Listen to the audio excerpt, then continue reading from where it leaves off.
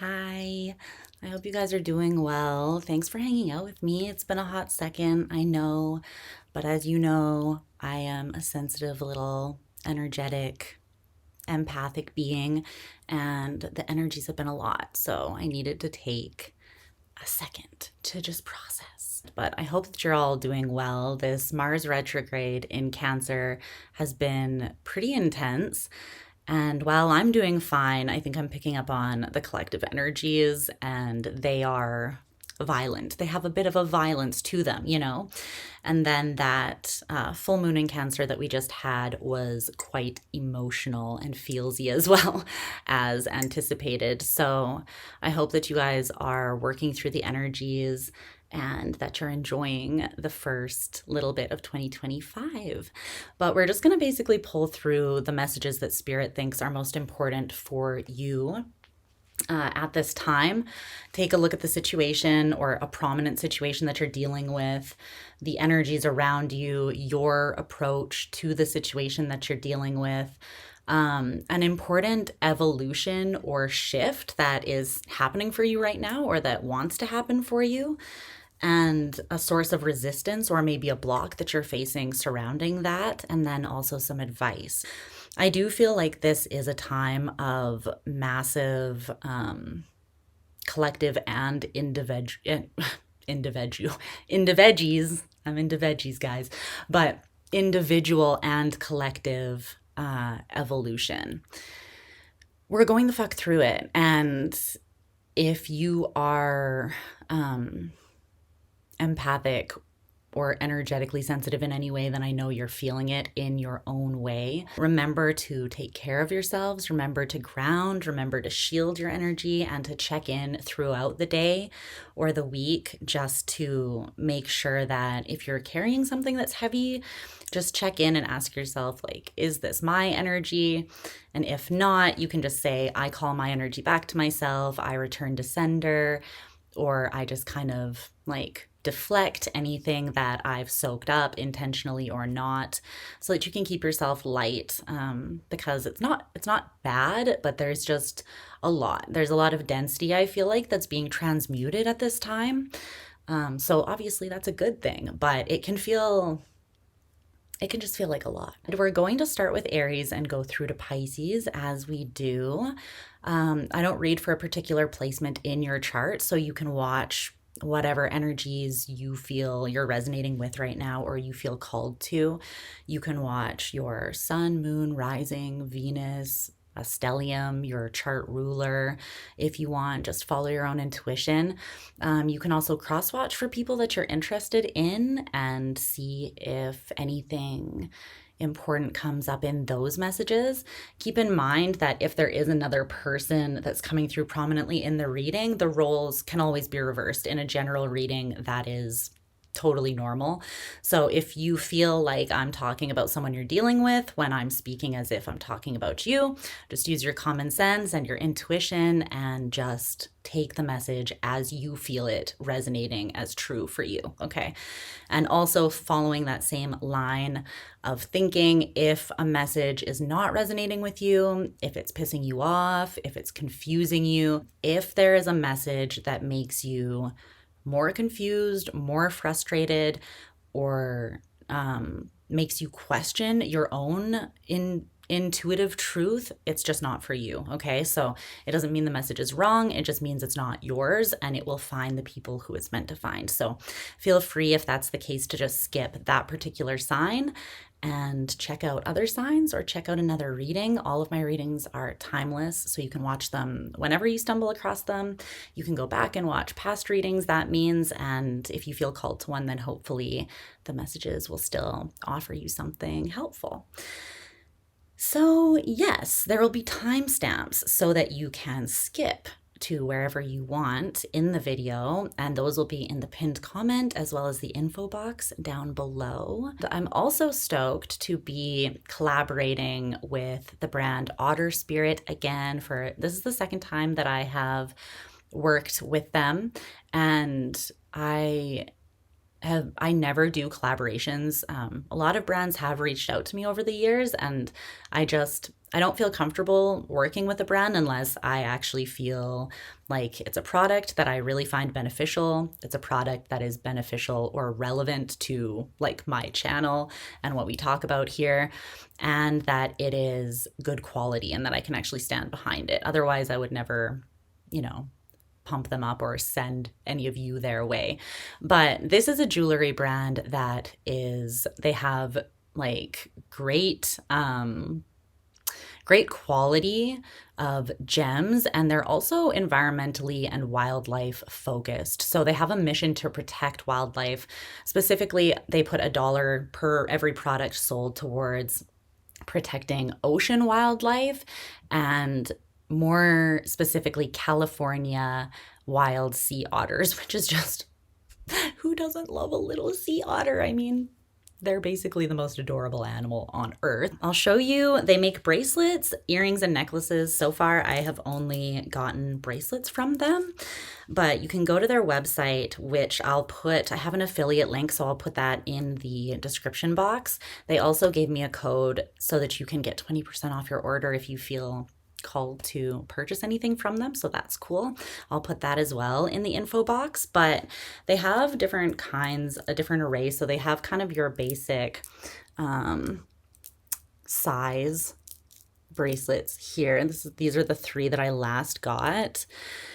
I got like a lapis, malachite, and aquamarine. But before that, I chose this smaller package, this mini bracelet package, which came with 3 together, and it was a Scorpio specifically package. So they have different gemstones that they pick specifically for each zodiac sign and put together in packages, which I love, to support you based on your needs if you are working prominently with that energy. This was the Scorpio strength pack, I believe, and it's little mini bracelets, which I love.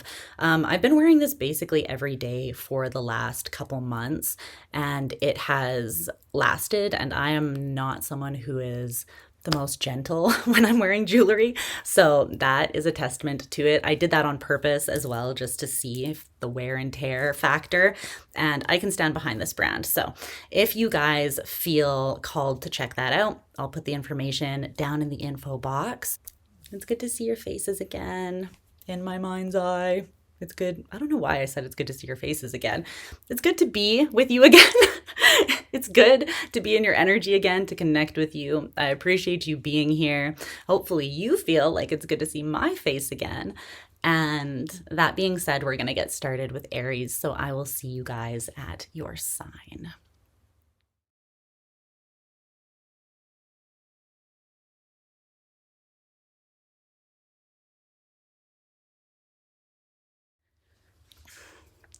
Hi, Aries. I hope you're doing well. It's going to be your birthday season in the blink of an eye and the start of a new astrological new year. Are you excited? Okay. Let me get your cards down. I'm going to mix Oracle and Tarot cards to dive deeper into things here. So just give me a second.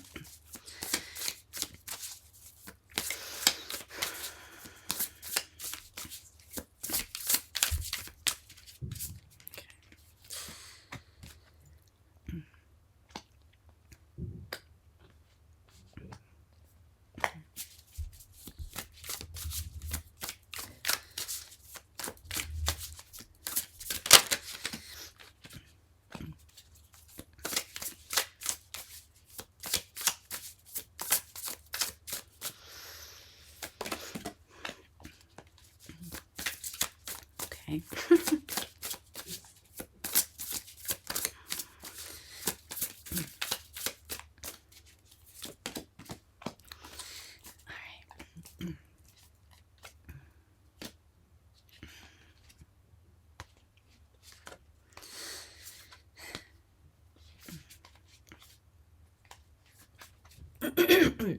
Excuse me.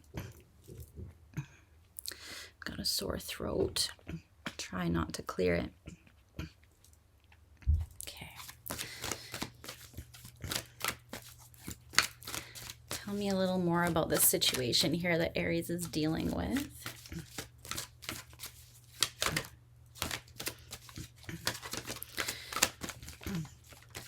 Whoa. So there is Neptunian energy here, as well as Uranus energy, which is quite the combination. You might be feeling some confusion surrounding the beginning of something new, not just like something small either. It's kind of coming through with the Fool is here. That's the Uranus energy. It's coming through as like a new cycle in your life, a whole new, it's almost like the Fool is like the first step after you've been reborn, after rising, being resorted to ash and then rising as the phoenix. It's like a whole new chapter of your life.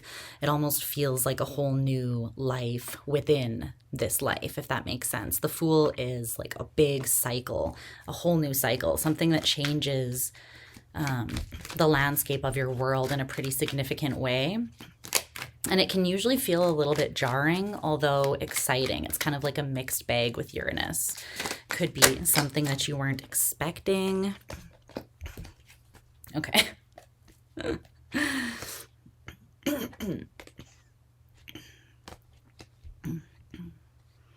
Okay.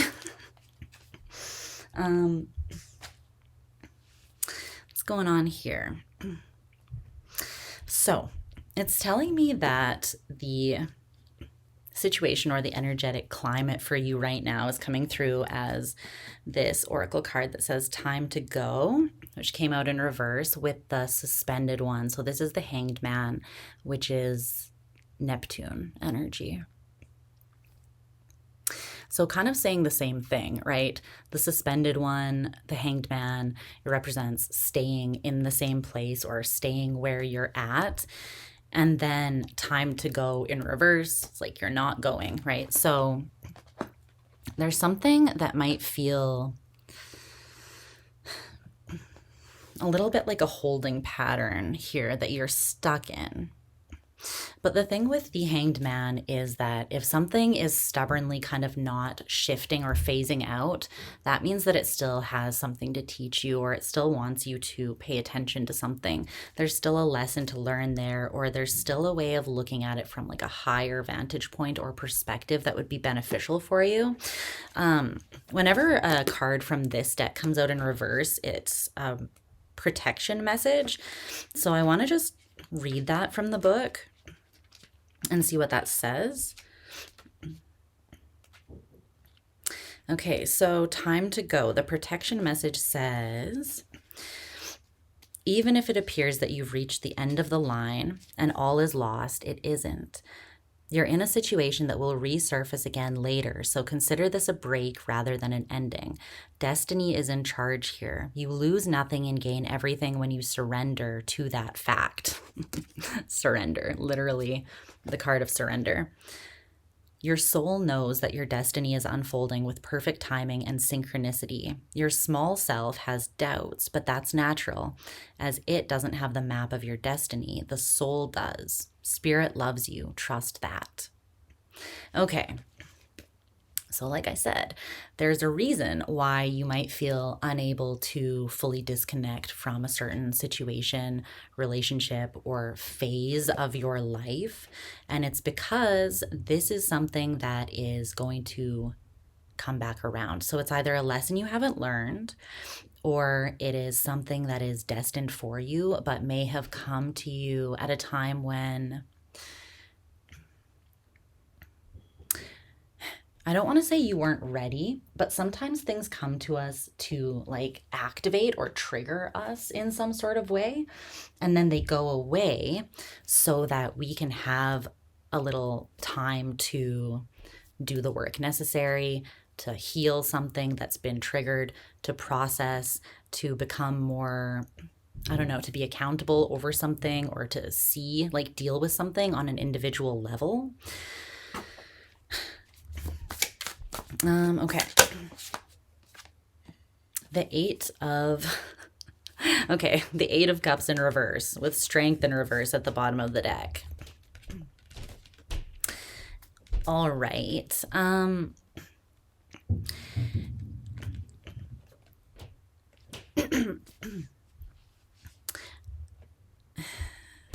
This is something that in some way you don't feel like you have the strength to disconnect from or walk away from. And as we already spoke about, it's because you're not actually meant to. This is something that still, it's not done with you. You're not done with it, whatever it may be.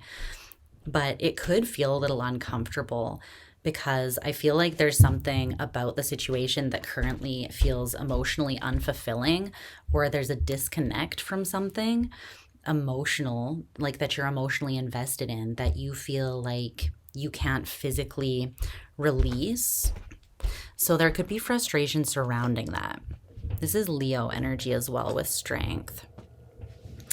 So your energy, or the way that you are approaching this situation, is coming out as the Ten of Swords in reverse with this card, which is Venus in Taurus, romance, and it came out in reverse as well. Every card came out in reverse except for the two major arcanas, the Hanged Man and the Fool. That's pretty significant. It's kind of telling me that the universe is poking you, prompting you, pushing you, trying to push you off of a cliff here. And all of your energy, or the energy, like the minor arcana represents energies that are within our control, things that we can shift and change through taking action, things that are within our control. And then the major arcana is more like cosmic energies, destiny, karma, things that we don't have a choice whether or not they happen necessarily, but we have a choice how we respond to them. You know what I mean? So yeah, there's something that Spirit's coming through really strongly that is necessary for you to kind of take your hands off the wheel and surrender to the process. There's something that is unfolding here that you may or may not be fully aware of, but let's dive more into this because this is interesting. I don't know quite what to say about that just yet. You're trying to, I feel like, release something that has been quite painful, and you may have been ruminating on this thing mentally for a while, and you're just like, I can't think about this anymore, you know? I'm ready to take these swords out of my back. Now, with the Ten of Swords, it could be something that you did that caused pain in a situation, something that someone else did, or just a situation where everyone involved was hurt or more than one person was hurt. And this could have something to do with a romantic partner. Tell me more about this energy or approach that Aries is taking. I feel like you're trying to drop the weight of something painful that's happened, but you might also be disconnected from your heart, or you're just really trying to take romance out of the equation completely so that you can deal with whatever this is. It's like taking your heart off the table while you try to flush out some pain. But it's interesting because I feel like it's your heart that would help you process through the pain. But let's see. Can you tell me about this romance in reverse?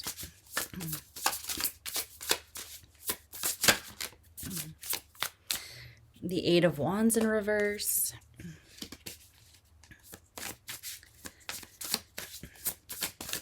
Maybe you feel like there's a lost opportunity or something that there's been too much pain to heal something or to come back from something. It's coming through as like something painful happened, and maybe there was a breakup, or maybe there's just been a division between you and someone, and you might still have this person in your life or be connected to them or be in a relationship with them, but you could feel like there's a wedge between the two of you that you feel like you in some way can't come back from or heal.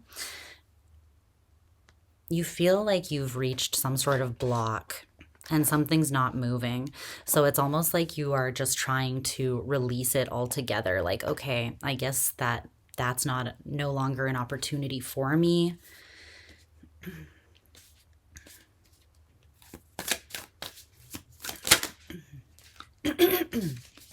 Excuse me.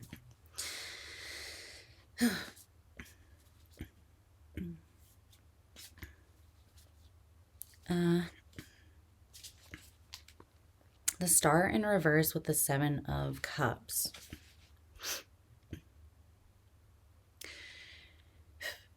So, yeah, I kind of get the sense that, again, there's something you're trying to move on from, and you could be frustrated and feeling confused because this thing is prominently in your emotions, in your mind. You're kind of like trying to push it away or release it. But then the surrounding energy is one that is saying you're not supposed to fully release it. Like, even if there's a separation now, even if you were to distance yourself from something, it's meant to come back around. So whether that's just in energetic form, like it's going to keep on popping up within you because you're not finished learning the lesson here,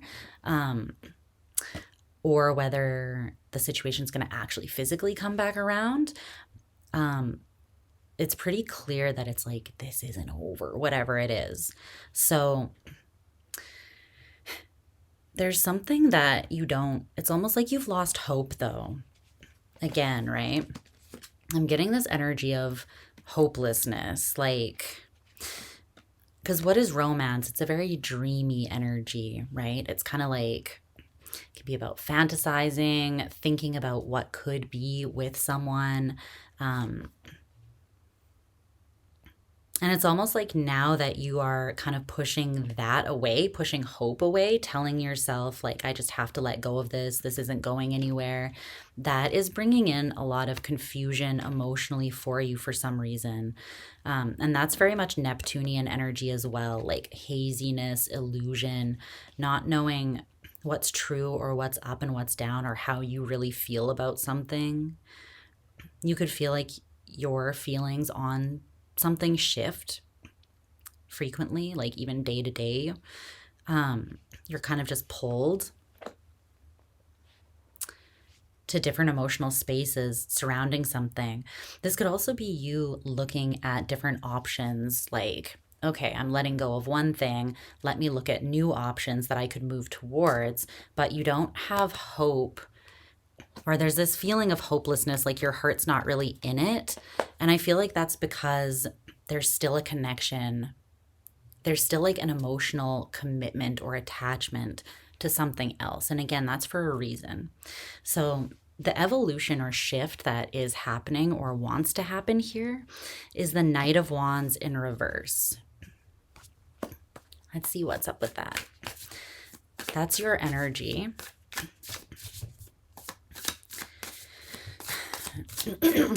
Excuse me. It's coming through as like a stabilization. There wants to be a stabilization and a maturing or an evolving of your energy. But it's interesting because it wants to happen like through a total shakeup. So it's almost saying you've been in an unstable space. That could have been because you have been really anxious about the future. A lot of anxiety and overthinking surrounding looking forwards and what you do or don't see there. Again, it could be due to a lack of hope overall in your life, maybe not just surrounding this, but that is influencing something. It's destabilizing you a little bit here.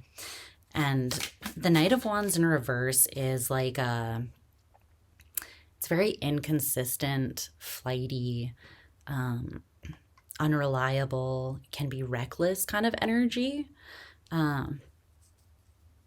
So I feel like that's been somewhere in your life, even if it's just internally, right? Like back and forth about how you feel about something.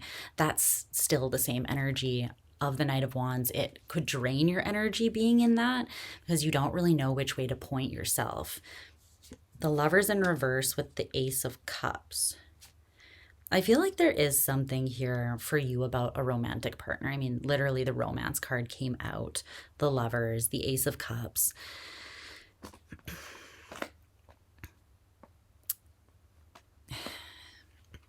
There's been a disconnection here, Six of Cups in reverse, between you and someone or something that you have an undeniable, deep, soul level connection to. And there is love here still, the thing with the Lovers is that despite time and distance, like nothing mortal can touch the energy of the Lovers. The Lovers is a kind of connection that spans lifetimes. It spans distance. It spans time. It's like none of that ceases to exist. This thing or this connection it stays present, and it's because it is there to help you evolve, to show you something about yourself, or to support you in some sort of significant way. I'm still seeing love. Yeah. The King of Cups. I asked like for more clarity surrounding the Ace of Cups, and the King of Cups came out.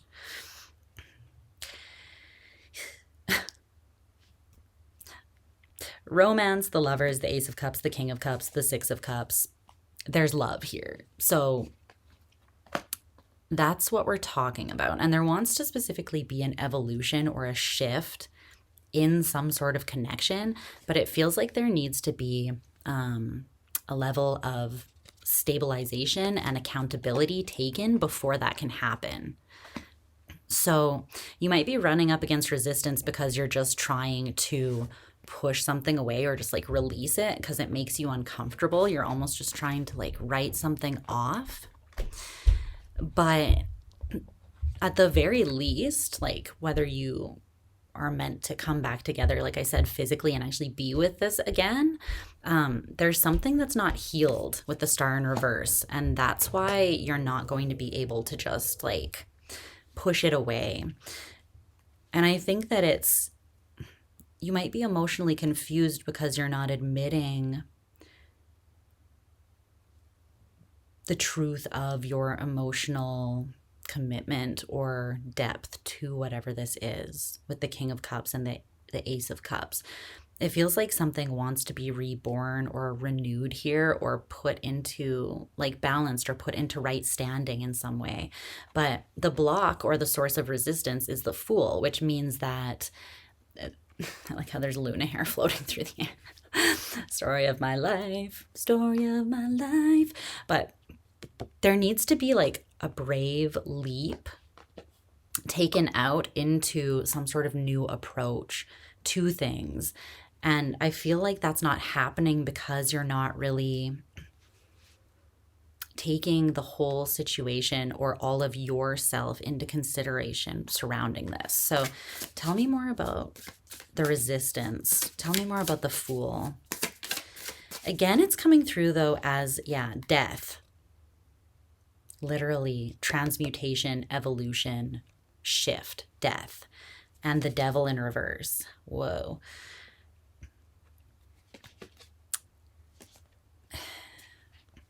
There's something here about you repeating an old narrative or an unhelpful or anxious narrative in your head about something, and it's not true. It's just something you're telling yourself to like pacify yourself, but I feel like it's actually having the opposite. It's not doing what you want. It's actually doing the opposite of what you want. There's something that you're trying to push away or discount that is just being further aggravated within you, is what it seems like. And that's because you're very much being pushed into a new cycle. And whatever this is that you're trying to push away has to do with that. So whether it's just a lesson that you still need to look at from the situation so that then you can release it, and then seeing that lesson or being accountable will allow you to release some sort of old cycle with the Devil in reverse that wasn't working for you, and transmute and transform yourself so you can move forwards. Or whether this is actually a situation that's not hopeless. It's just that that's what you're focusing on. You're focusing on feelings of hopelessness. The Six of Wands in reverse is a self-fulfilling prophecy, though. And right from the beginning, Spirit made it super clear that it's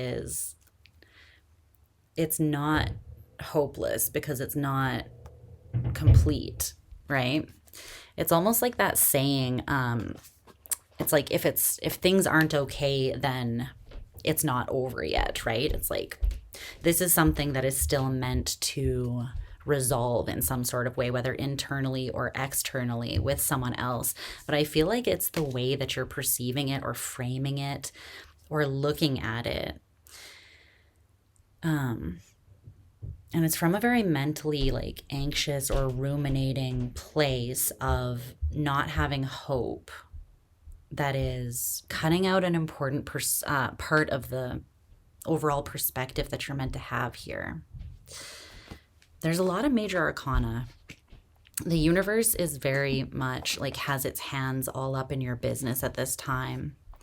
So you could feel angry, frustrated, or like there's a pent up energy that you are uncomfortable with, but still can't seem to release despite that.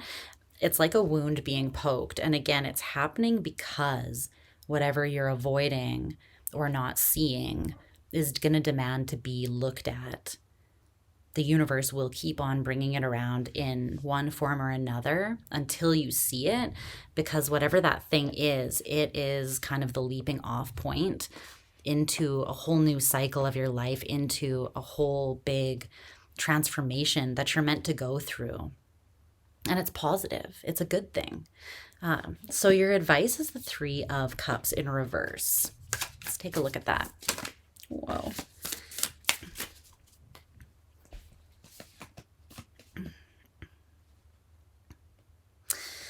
The Knight of Pentacles, the 7 of Wands in reverse, and the Sun in reverse came out to clarify that. There's a lot of Leo energy here with Strength and the Sun.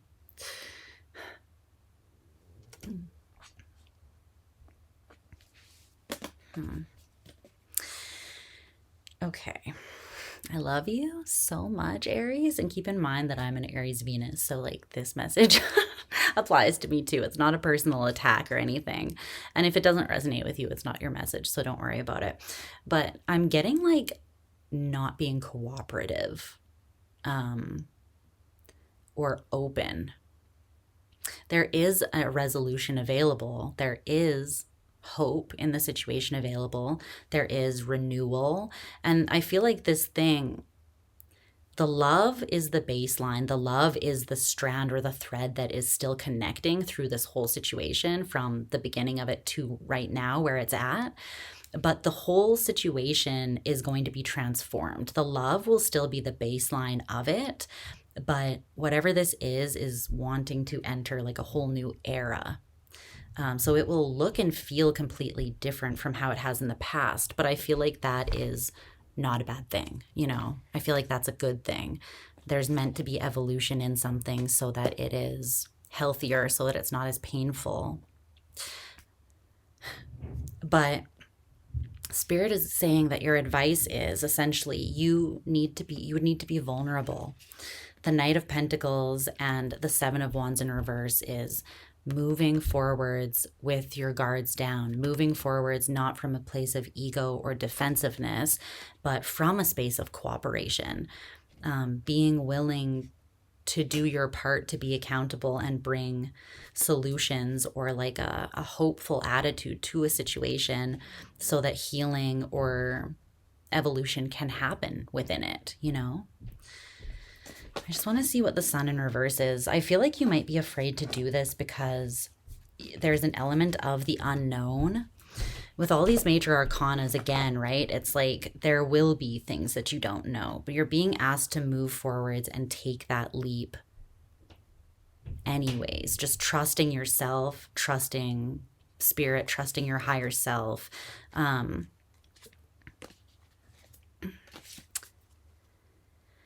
Because the Sun in reverse can be about not having complete clarity and therefore not having hope surrounding something. It's like because you can't see how something would unfold, you almost just take the pessimistic approach. Like, well, I don't understand how something could be better or come together or heal, so therefore I'm going to assume that it couldn't.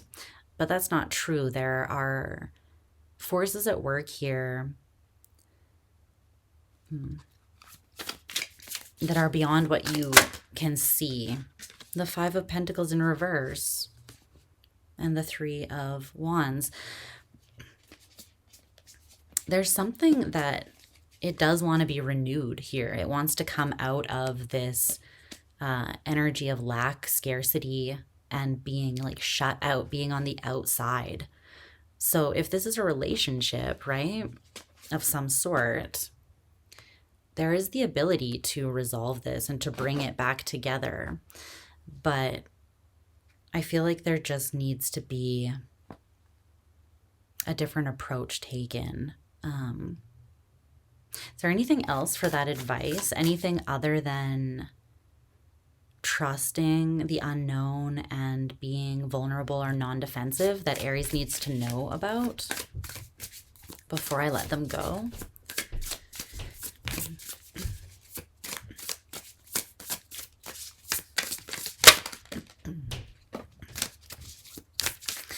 It's the Three of Wands again.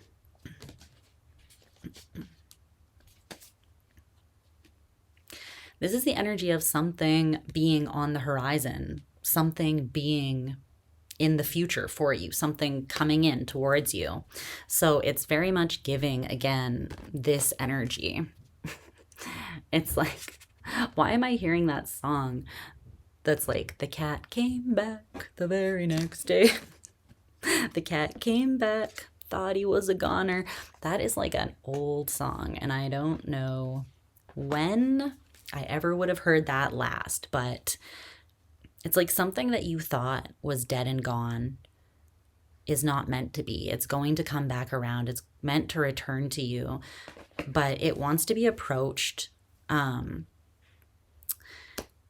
It's like only after something dies can it be reborn, can it be resurrected. So yes, there is an element of letting something die here, but it's more so the pain or the attachment you have to a certain perception of something that wants to end, not the situation itself. The situation itself wants to be rebuilt, reassembled, renewed, and made better.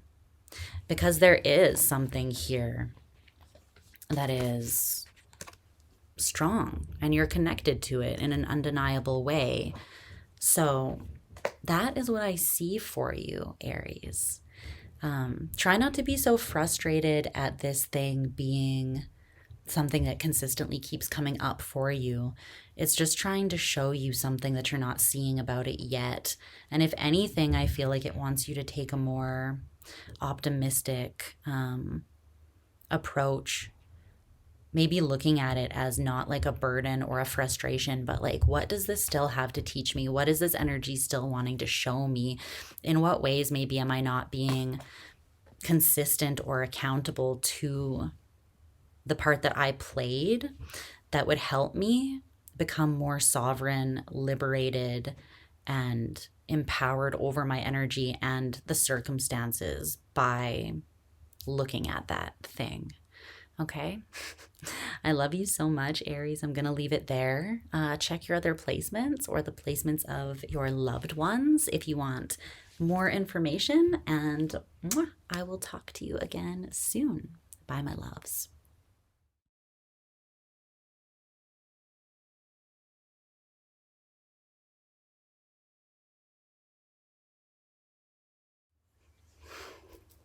Hi, Taurus. I hope you guys are well. Okay. Okay, it's not working. Let's see what's going on for you. What situation? Luna's so cute. What situation wants to be highlighted for Taurus at this time? Any sort of relevant situation or evolution that wants to take place for you. Let's see.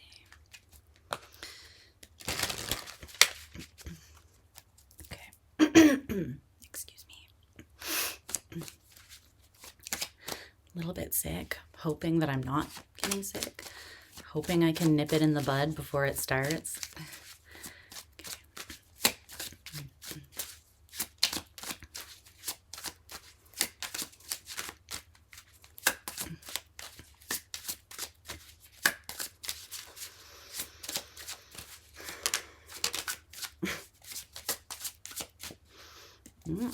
Okay.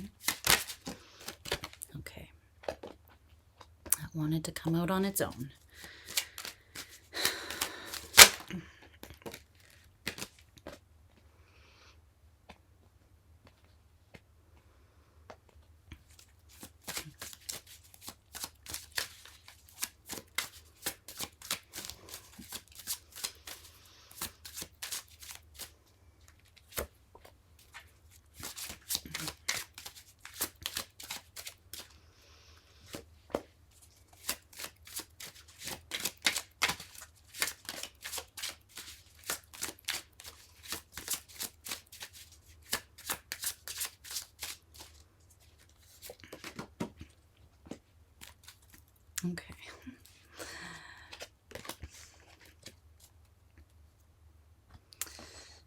see.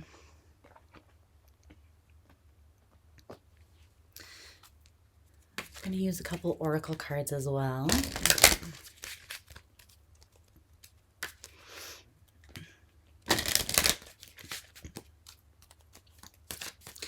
Looks like something's being revealed to you in some sort of dramatic fashion. This could be like an actual physical revelation, like someone sharing something with you or you witnessing something. But this could also be like a feeling or an emotional awareness or an expansion of your consciousness surrounding a certain situation. Like an intuitive hit or something, but let's see. Okay, that one.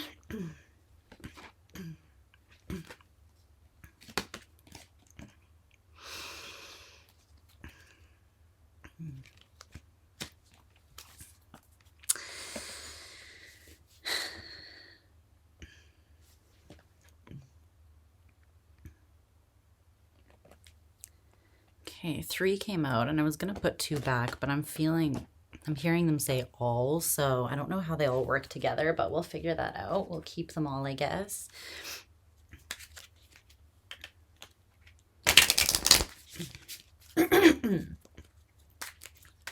There's something here about you maybe feeling like, I'm almost getting like solo dolo energy, and for the Taurians that I'm talking to, I feel like you may have been recently taking the approach, or maybe you've kind of always been like this, where you're like, I'll do it on my own.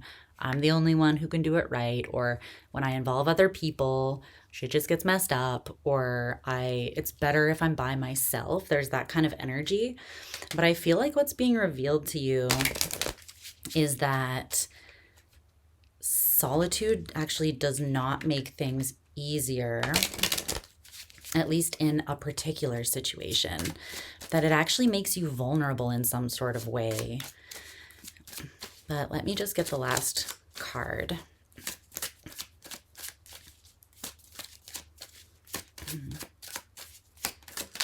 I think you're open to this revelation though, because I see you changing your mind. Yeah.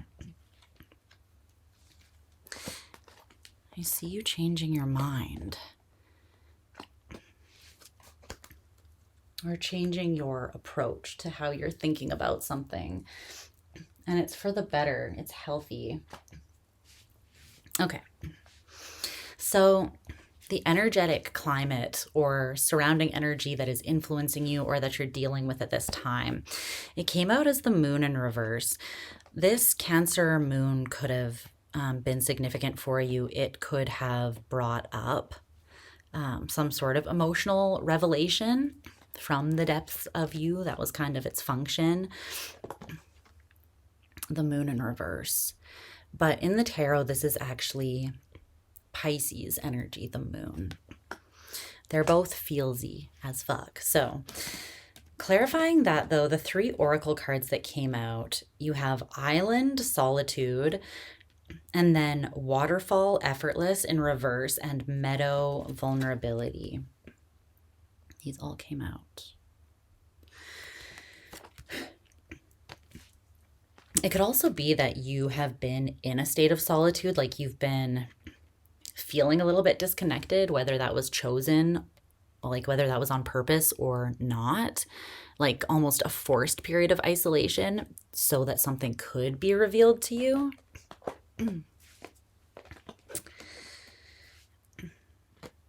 It could also be that there's an element of you not finding it easy to be vulnerable in some sort of way.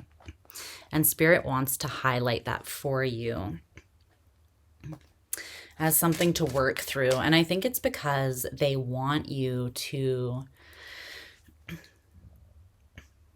feel more connected. They want you to feel more supported, more validated, more seen, you know, more understood. They want things to be easier for you in some sort of way. I think that that's why this is coming up. So tell me more about that. What is being revealed with the moon in reverse to Taurus? Death in reverse and the King of Swords in reverse.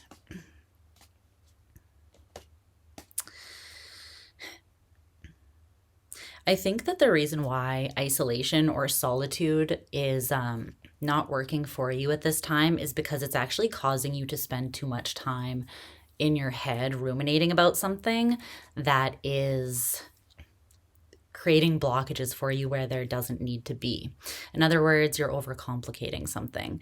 And that can be like when we spend too much time alone, then we almost get locked in this echo chamber of our own repeating narrative. And without outside perspective, it can become hard to break away from that, even if that narrative is not something that's actually serving us or helping the situation evolve, right? Because I see that there's something here, and it's either something you're not seeing or an old narrative that you are clinging stubbornly to that's not evolving.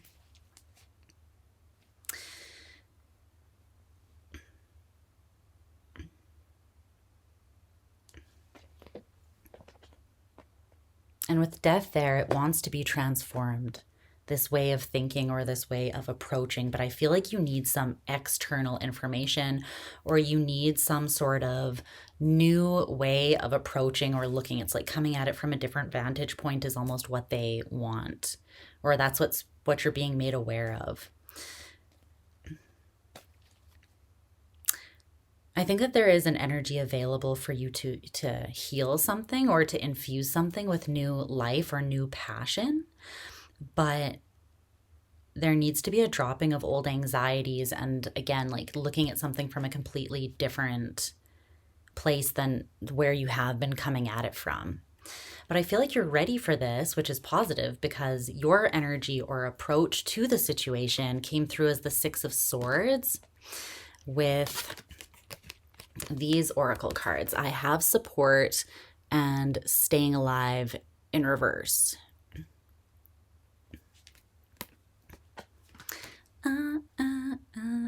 Staying alive, staying alive. I had to. Well, I didn't have to, but I did have to.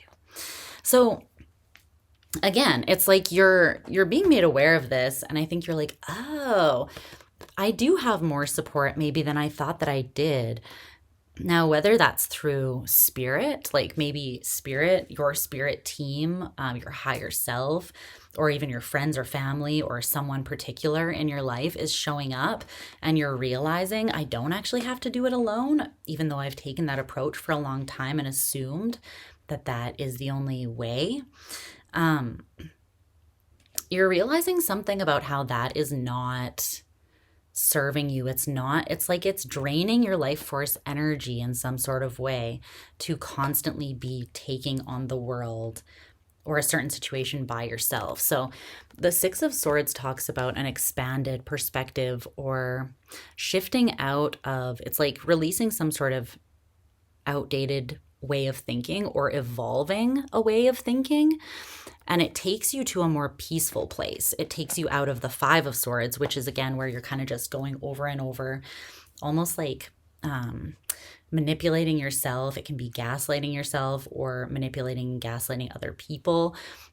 Just because it's not always even on purpose, but it's like because you are stuck on seeing something a certain way that doesn't actually benefit you or anyone else. So there is something that you seem to be allowing something new to bloom in your headspace. And you're seeing the value in it, in some sort of support that you're receiving or that's available to you. Can you tell me more about that staying alive in reverse?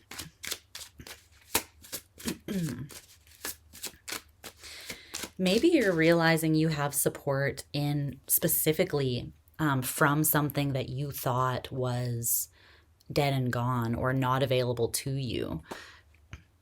Like a source that wasn't alive anymore to tap into for validation or support, you might be finding that that thing actually, or that person actually is still available to you. But tell me more about that.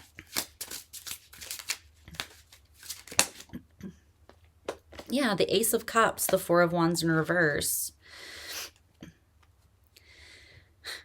Something that you once felt a lot of support from. You once maybe had sort of a balanced give and take connection with something here with the Four of Wands. And there's still love there. So even maybe if there's been a disconnect, like this could be like a best friend that, like, let's say they moved away to go to school in another country or another place, another city. And maybe you felt like you lost their support because you don't connect with them as much. This is just an example. It could be anything, right? Or a family member that always seemed to just get you, that you haven't connected with in a while, and you kind of just assumed that they weren't available to you anymore or didn't care. Maybe they've just been busy. But whatever this is, there is still love and care, and the ability to connect in the kind of way that makes you feel really seen and cared for. Not just like surface level, superficial support, like, oh, yeah, I totally know what you mean. Like, you know, when you tell someone something and you're like, yeah, you're not really even like listening or empathizing truly. You're just kind of being like, yeah, I totally get it. But you don't, right? Because you're not even really listening. I feel like you can tell when someone is genuinely able to empathize and offer support to you in some sort of way.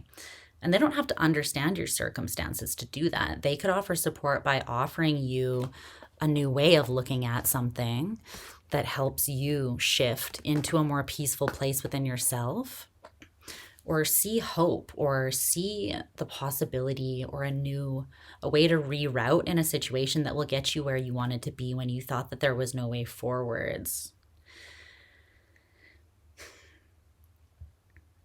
There's someone here or something, this could be a community too, but it is a structure, it has been a supportive structure in your life, and there's still love there available to you and support available to you. So the evolution or transmutation or shift in your life that wants to take place right now is the Six of Cups in reverse. Let's clarify that a little bit more. I think that there's something that you've done habitually in the past. Yeah, a way that you have invested into things. This could be a way that you invest into relationships. It could even be a way you invest into yourself, like habits and routines sort of that are part of your self-care method, right? There's something that wants to be evolved or changed. A new approach wants to be taken from the way that you've always done something. And this could be something that you've approached a certain way since you were even a child. The Six of Cups can talk about like a long time ago, your childhood, or the way that your family or your upbringing taught you to do something. Let's see. Tell me more about that.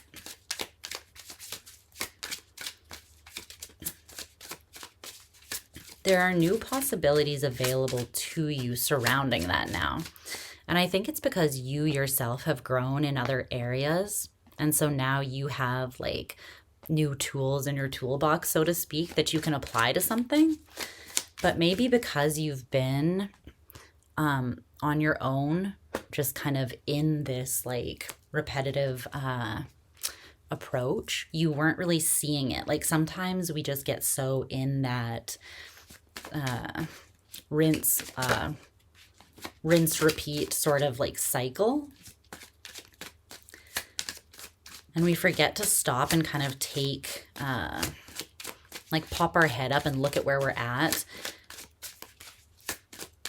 and see if the way that we're doing things is still the best way, or if there's something that can be shifted to make things easier for us. Tell me more about that Six of Cups in reverse. The Nine of Swords in reverse, the High Priestess in reverse. Okay. Yeah, this is a pretty deep shift. This is the Judgment card. It's Plutonian energy, and that it talks about like so you have death and Judgment. So that's Scorpionic Pluto energy, very strong. And that talks about the kind of transformation or transmutation that takes place in a very, very deep part of yourself. So again, it's something you've been doing for a really long time, or a way that you've been feeling about something for a long time that wants to shift.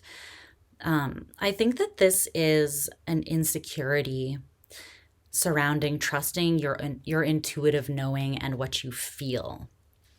Not necessarily what you know with the Nine of Swords. That's not even really what you know. It's more like ruminating, needing to have the answers, worrying and being anxious when you don't. But the High Priestess is like, you do have the answer, but you're not going to find it here. You're going to find it here or here, right? It's like you've evolved spiritually and emotionally, but there's still an insecurity here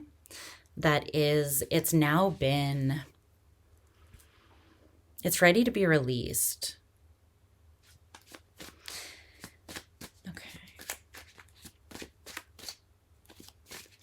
The block or source of resistance is the Ten of Pentacles in reverse. Tell me more about that. I'm getting, for some reason, there's like a family influence here for some of you. I don't always get that. It could be your mother. There's the Queen of Pentacles in reverse.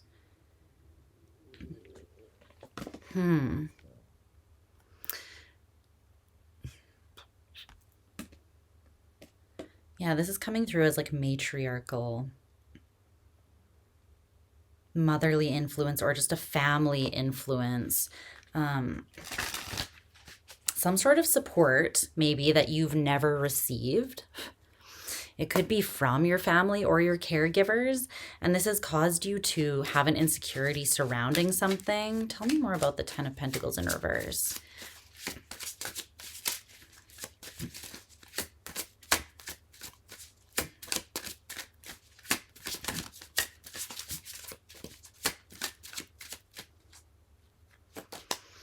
Judgment again. This wants to be changed, that's for sure. Yeah, the Knight of Pentacles in reverse, the Ace of Wands in reverse, and the Magician. This is not serving you, whatever this is. It's actually blocking your ability to manifest and move forwards. But it's not that you don't have the power and all of the tools in your toolbox to manifest exactly what you want. That's not the issue.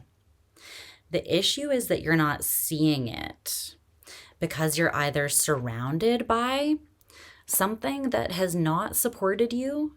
And this could just be a traditional way of doing things. It could be like even like a religion, or it's coming through as like a structure in your life that has been it's been around for a long time. So it's either something that like a way of doing something, or something needing to be or look like a certain way that your parents taught you, your family taught you, or your culture or religion taught you from a young age. But this has become a block. If it wasn't always a block, it's a block now, because there's no movement happening until this is transformed. And that's very much Plutonian energy. It's very much like, here are your options. Change or stay stuck until you change, and things will get progressively more uncomfortable until you finally give in to the change. Like, Pluto doesn't fuck around. So it's not something to be afraid of. It's an energy that the best way to handle it is to lean into it, not to fight it. And again, they're saying that what you want to bring into you can very much be yours, but there's like a lack of inspiration. And again, I feel like that's because there's some sort of influence around you that it's kind of coming through as like oppressive. Like, this is the way things are always done. This is the way things have to be done. And we don't deviate from that, you know? Because even your advice is quite interesting. It's the Hierophant. Now, this is your energy, but the Hierophant also talks about those core values, belief systems, the things that your life is built on, like the structures that create the foundation that you build your life on. And this is, as your advice, it's telling me that, yeah, the 10 of Swords, whatever this is, it's actually been hurting you and keeping you small, and you're ready to be in a much more empowered place, but it's going to require you to kind of break free from something which could feel super uncomfortable for you and could even cause like a little bit of a ripple of conflict in your life, but it's like necessary conflict. And I don't mean that everyone in your life is going to disown you, but there could be internal conflict because you're shifting something that's kind of fundamental.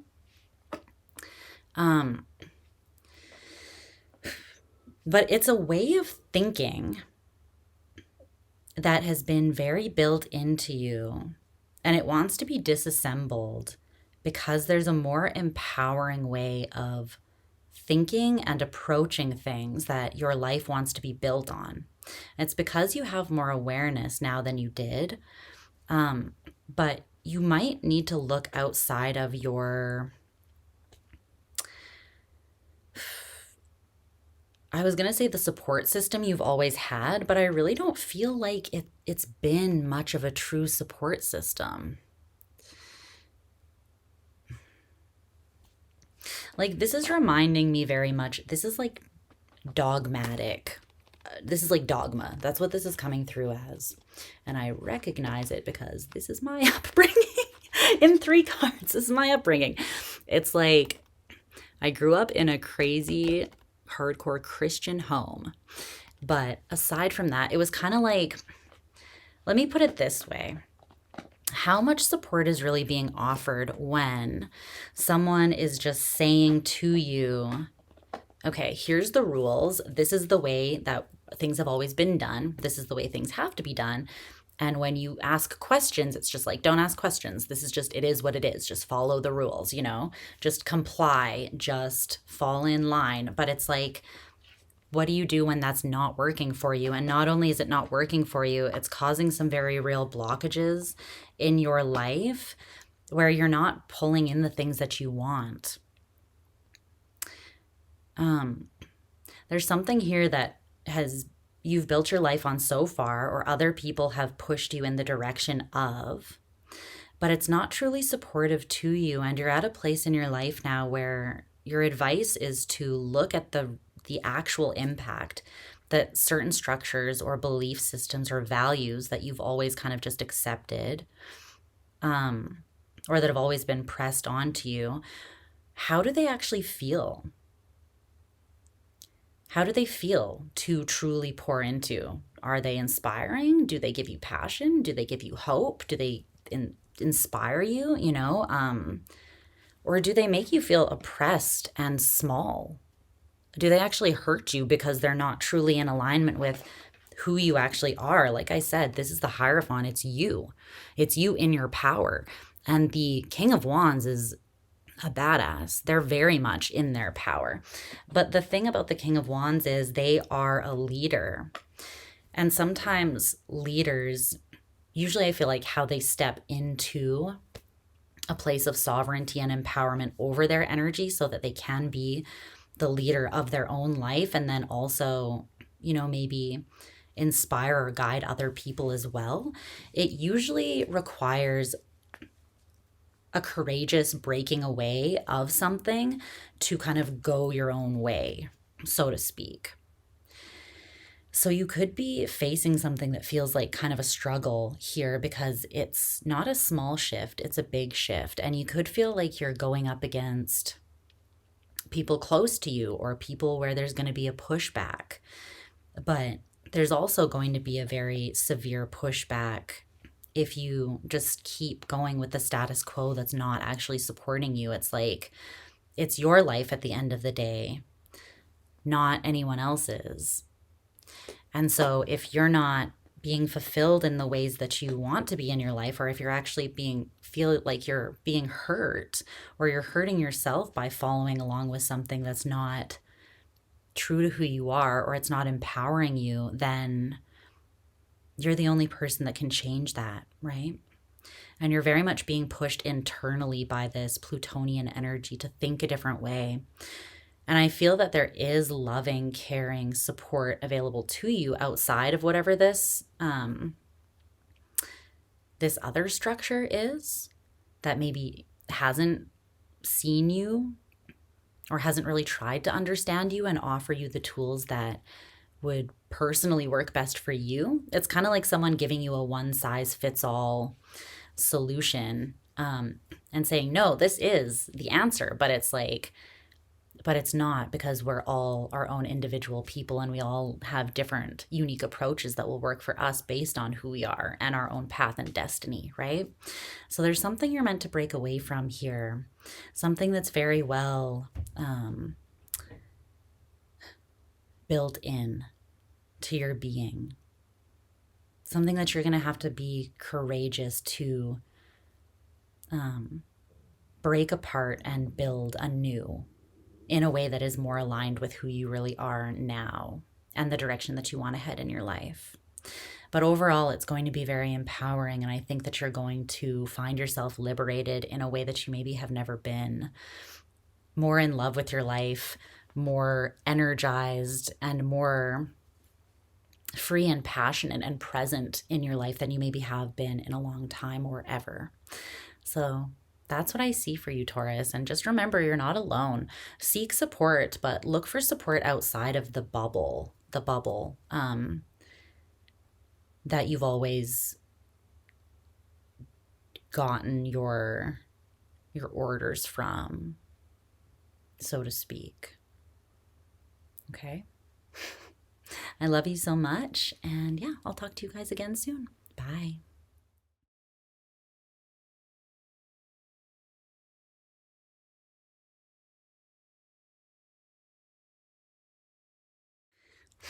Hi, Gemini.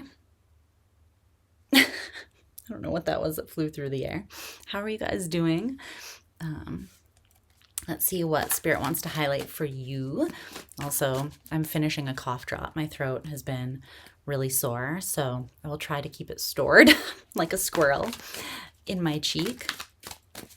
But that's what that is, if you notice something. Okay. What wants to be highlighted about Gemini's current situation or circumstances?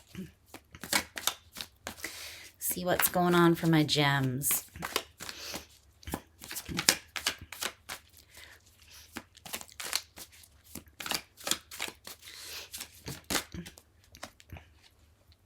All right.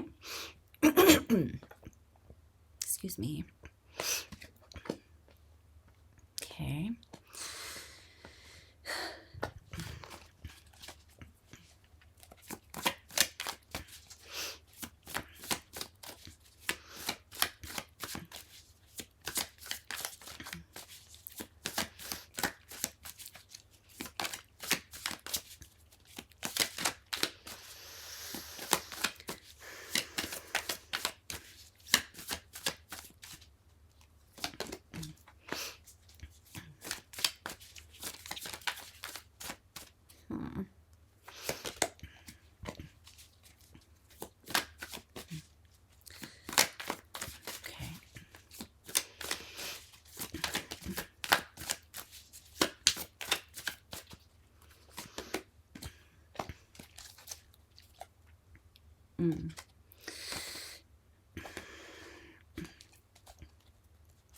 That's interesting. Excuse me. I'm sorry. What my throat is doing right now. What keeps flying through the air?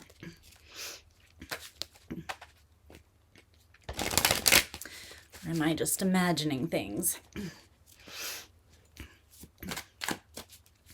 Let's just get a couple oracle cards.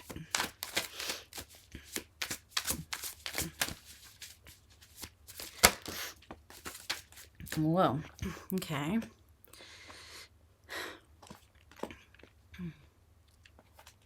It's a lot.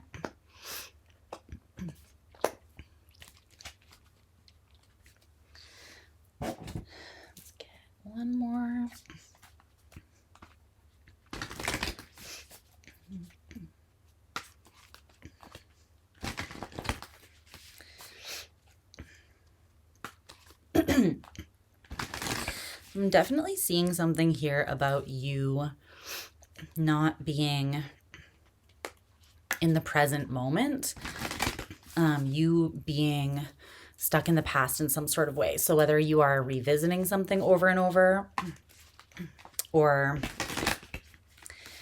there's something that you don't feel like you can let go of or release. Let's figure this out. I feel like it's causing you pain, so you could be reliving something that hurt you.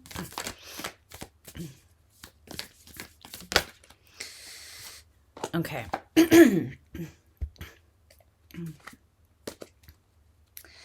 Let's see. What's going on here?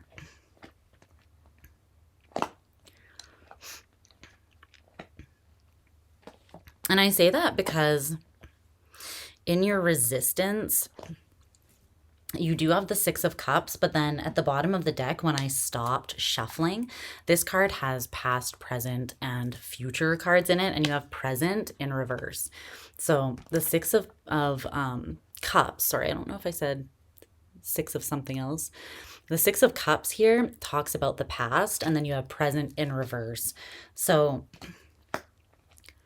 yeah.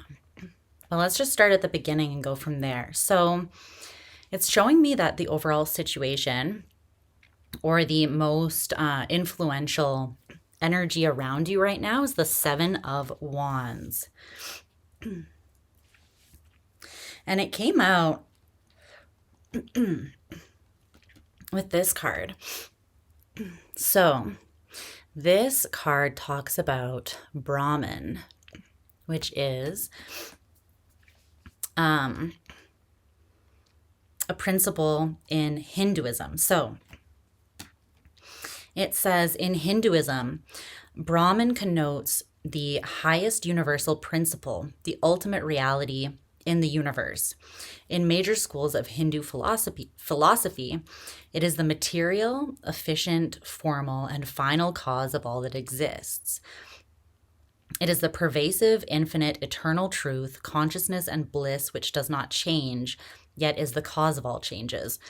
Brahman, as a metaphysical concept, refers to the single binding unity behind diversity in all that exists in the universe. And then it has the symbol for Om, and it says Om signifies the essence of Brahman, the ultimate reality. With the Seven of Wands,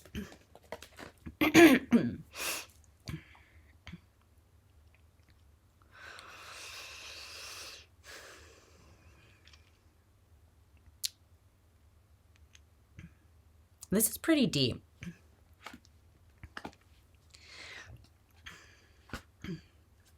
I think there's something here that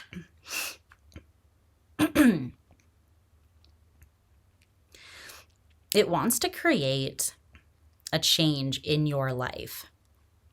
And it is this energy of infinite, eternal truth and consciousness.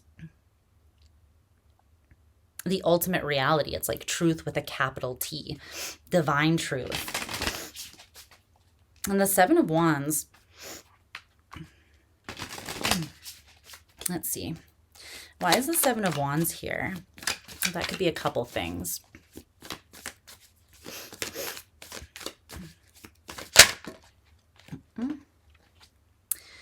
The Devil in reverse. Whoa. The Ace of Vessels, the Ace of Cups, and the Apprentice or Page of Swords. Yeah, there's definitely a truth that wants to be communicated, but it's almost coming through as the universe wants to communicate a truth to you that is going to create change, a deep change within your life. And the change that I see it primarily having, or the influence I see it wanting to have, is giving you the energy to release yourself from something that's been heavy, dark, and oppressive and restrictive in some sort of way.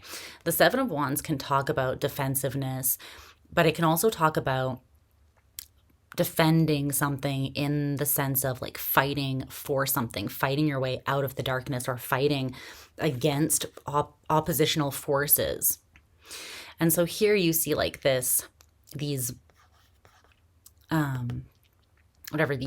wands burning and lighting this fire that's kind of like warding off the other wands that are coming in to kind of breach that light. And with the devil in reverse here, it's talking about cutting a cord with something that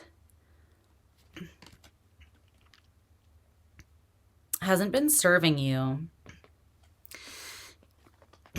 I feel like it's been keeping you somewhere where you don't want to be anymore, or where you're meant to move out of. And it feels like it's been a heavy or darker kind of energy. So you could be learning or meant to learn about some sort of actual principle. You might want to look into Hinduism or look into specifically the principle of Brahman, because that might reveal something specific to you. But here the Page of Swords talks about having an open mind, almost like beginner's brain. And with all these books and the little butterfly, it's like being open to slicing through something and expanding your consciousness through learning something, and then that creating a transformation that's positive in your life. And even with the Ace of Cups there, it's like a message in a bottle, right? So there's something that is being sent out, I want to say, on the waves of consciousness to you.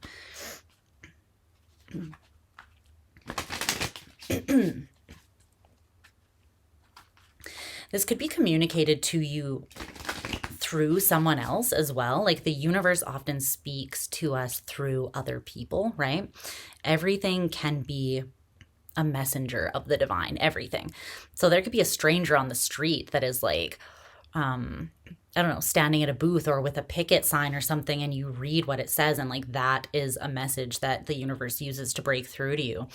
Or a message that an old friend sends you a text and says something, and it like sparks something that really awakens a new idea that's going to be quite revolutionary in your life, I feel like. And it's deep. It's coming from a deep place. It's coming from source. It's coming from the divine. And it's to assist you in breaking out of some sort of restrictive or dark space that you've been in, I feel like. So that makes sense, because the energy or approach that it's coming through as you being in right now is the Three of Swords with the archetype of the animal. Cat here. It's interesting because see the little butterfly? Then there's the butterfly with the swords, the 3 swords in it. I feel like the dark space that you're needing to kind of fight yourself or fight your way out of, that spirit wants to give you like a puzzle piece or a nugget of truth that's going to help you navigate out of this.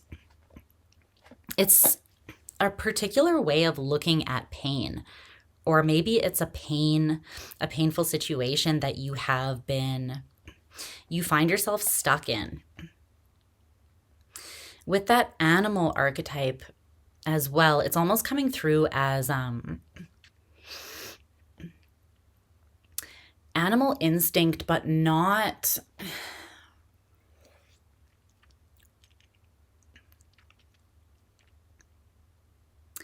like following your instincts, but more so the sense of feeling like you're in fight or flight, feeling like you have to revert back to your very core, like animal self of like almost survival mode is what it's coming through as. So there could be something that triggered you, something painful that you keep on returning to or going back to or thinking about a specific way. But I feel like it's become like this cyclical thing for you that is keeping you stuck in that trigger, in that triggered space, in a darkness that you're finding it hard to navigate out of. And it's almost like your that survival animal part of you that is just reacting like we do when we're triggered. Can you tell me more about this energy or approach that Gemini is in? The Five of Cups in reverse. Oh, there's another card under that. The Eight of Wands in reverse. Yeah, and the Nine of Swords at the bottom of the deck.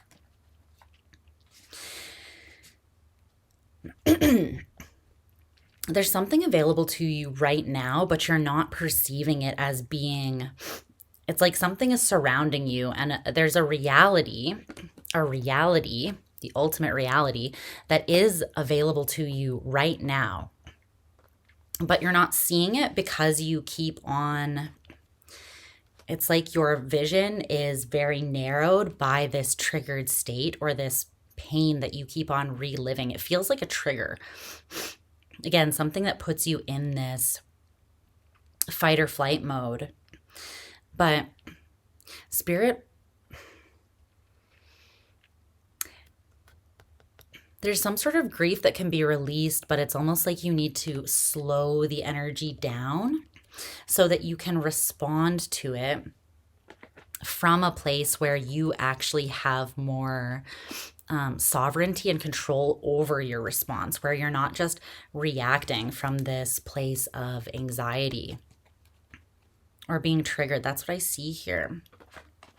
There's something that has caused you pain, and it's the wound. The initial wound was inflicted, I feel like, a while ago, but you haven't been living in the present. You've been reliving this situation or continuously being pulled back into it because of something poking it, or because of something that keeps on coming up in your own mind that pushes you back into that place. And it doesn't allow you to, it's not allowing you to move beyond it.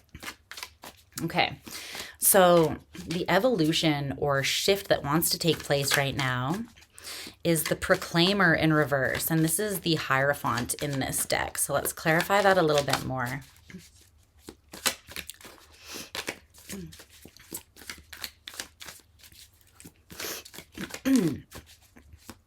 This is coming through as like an established truth that is ready to be, like, to not be proclaimed anymore, to not be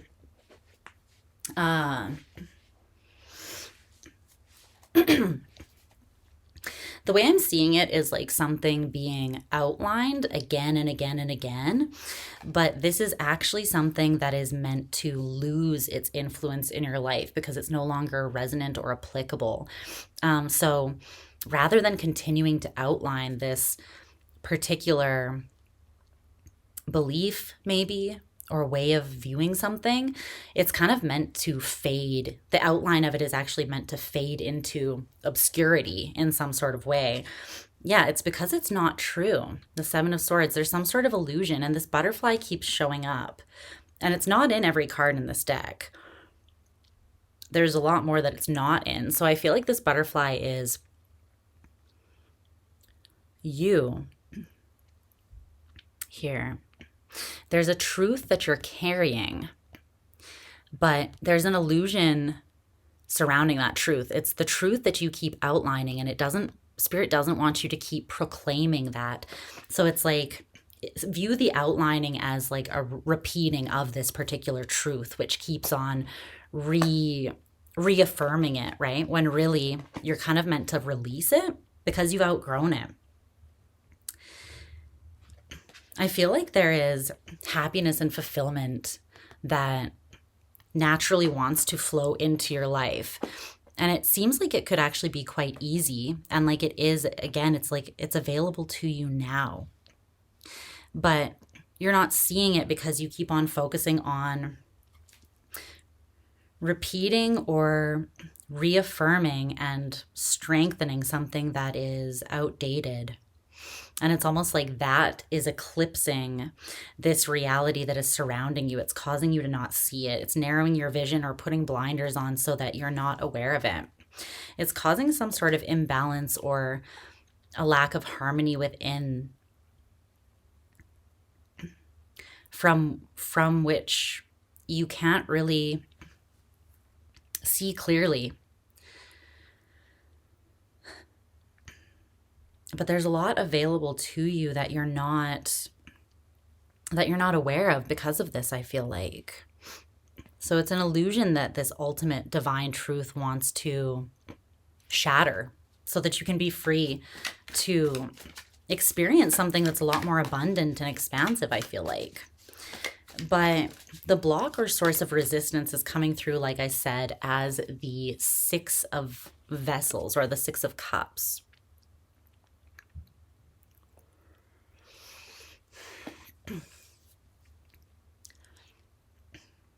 So there's this box that keeps on opening, right?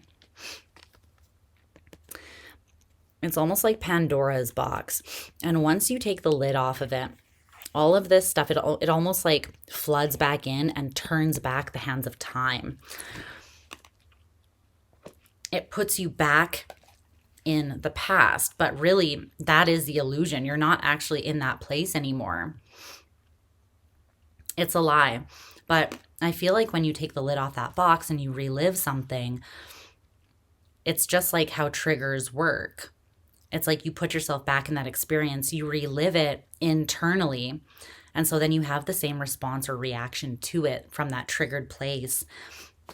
And it makes you feel very much like you are still in that trauma or in that past situation that really is dead and gone. What's this Six of Cups causing this block? Tell me more about that.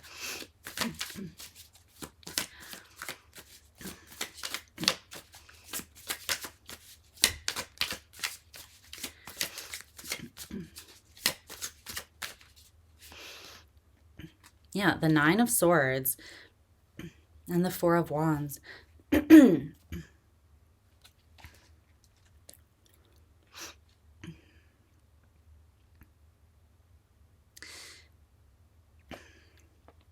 It's some sort of anxiety surrounding security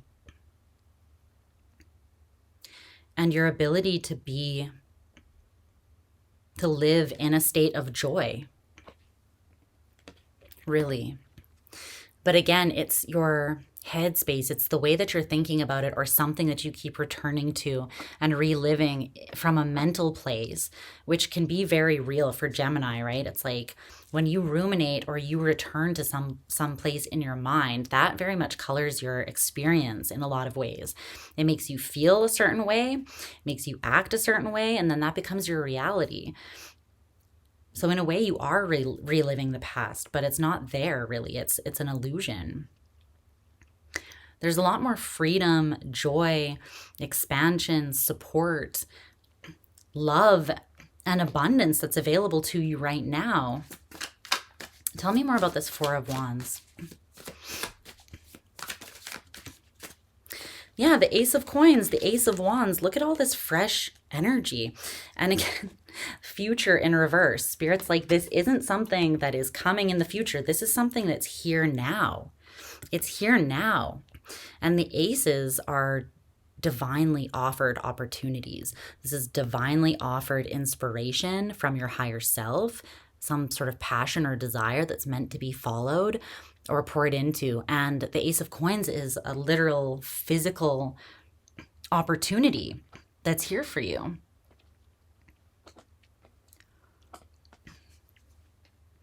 It's not somewhere far off in the distance. It's here now, but you kind of have to have eyes to see it.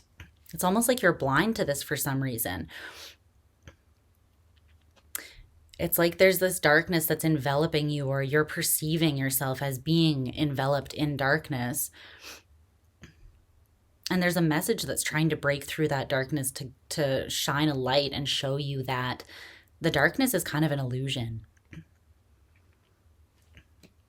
The Six of Wands is your advice. So they want you to move from the Six of Cups to the Six of Wands. Waving some sort of white flag here. There's some sort of peace and harmony that wants to come in. Some sort of success. The recognition of success. I feel like there's something that you have overcome. Yeah, the Chariot. This is powerful movement forwards. And the Chariot is also a card of success and accomplishment. Having accomplished something quite difficult, actually. You've already moved through something that you're still perceiving yourself as being in the thick of it. But really, it's like you're out of the woods. You've succeeded, but you need to kind of have that moment of recognition of where you are now. What is your new reality? Where are you truly standing now? And I think that that's going to require some sort of evolution of perspective here. Taking yourself out of a way of seeing things that is causing a lot of tension and conflict, that's keeping you stuck here a little bit. Can you tell me more about this? More advice for Gemini before I let them go?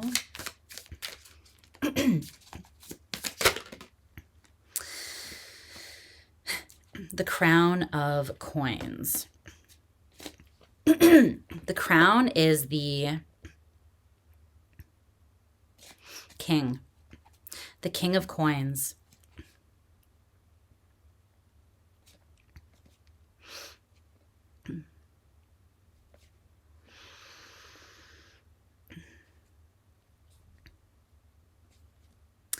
There's something that you've overcome. You have confidence now surrounding something. And I think that you keep on feeling like there's something that you still need to unpack, or there's something you're not seeing clearly. But I do feel like you have the answer, and you've already moved through the most difficult part of a situation. You've already been successful in a certain situation. You've moved through specifically the most emotionally trying part of something. And you've grown a lot as a person as a result of this. And now there's a certain reality that the King of Coins lives in, and it's a lush, abundant, stable, and secure reality where they know who they are and they've got the receipts to prove it. It's like, these are the experiences I've gone through in life, and this is what's been built as a result. I have evolved and grown as a person. I have these lessons under my belt.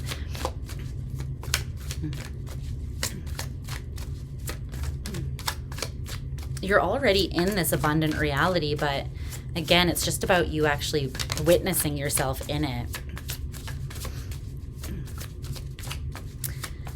It's interesting. I'm seeing, this truth that you are this confident person, the Queen of Wands. You have succeeded or overcome something. You don't have to fear it anymore. If you ever did, you don't have to be intimidated by something.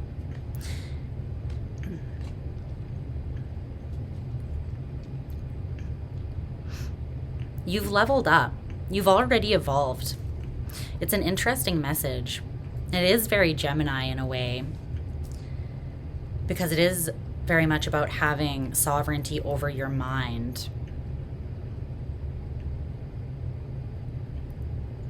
Understanding that your thoughts do create your reality, and you have power over them. You don't have to keep on getting sucked back into this cycle of pain and anxiety and grief that makes you feel like you're stuck in the past, when really you've already come through some sort of challenge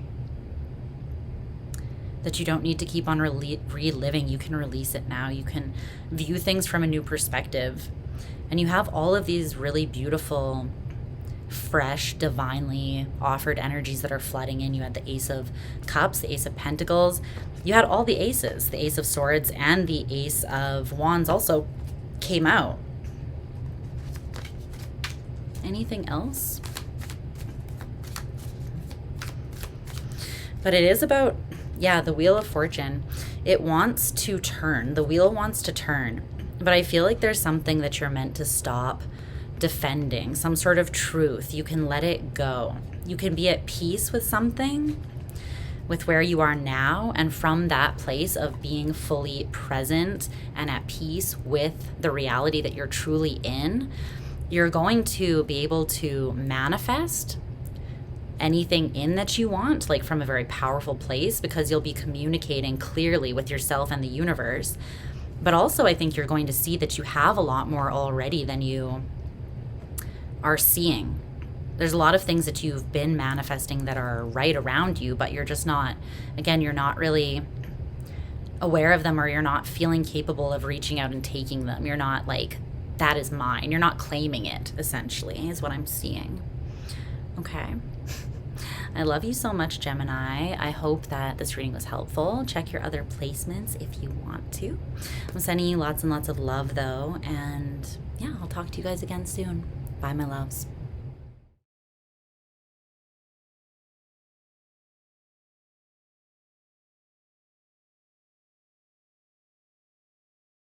Hi, Cancer.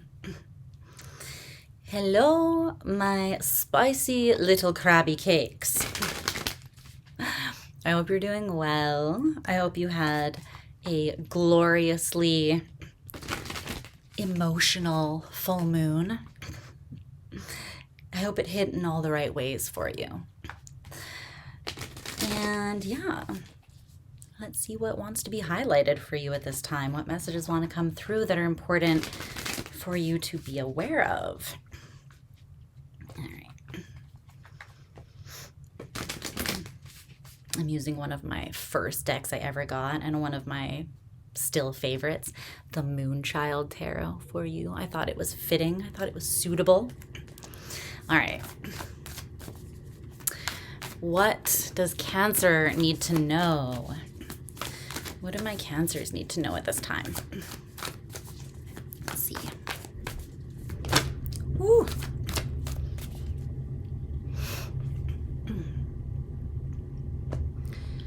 Okay.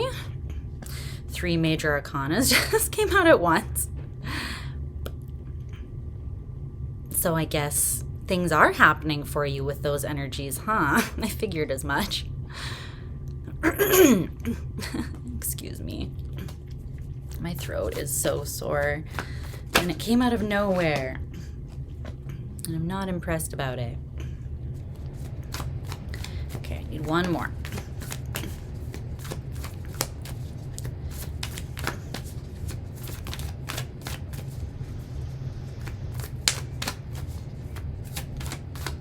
This deck is so beautiful.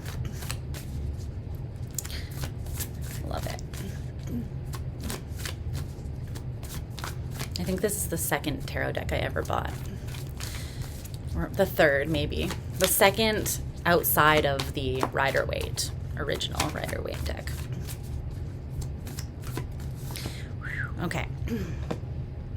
Okay. Okay, well, your message is coming through as pretty clear-cut, actually. But we'll see what comes through when we clarify and dig deeper into things.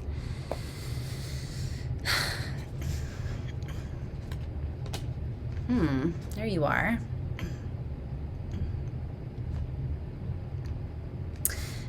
Three of Pentacles and the Chariot is at the bottom of the deck, though, so that's you.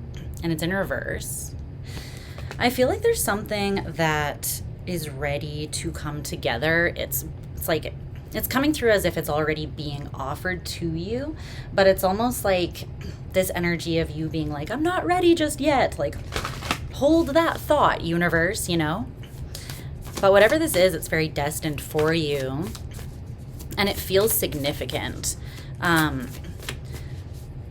It's almost coming through, though, as if you're feeling like you need more time to process something that caused you pain, or to heal from something, or prepare. But let's get a couple oracle cards, and then we'll dive in.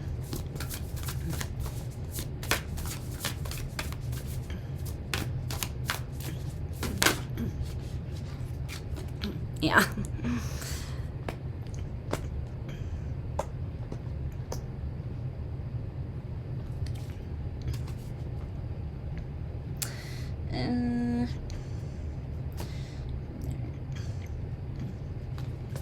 Let's see. One more card.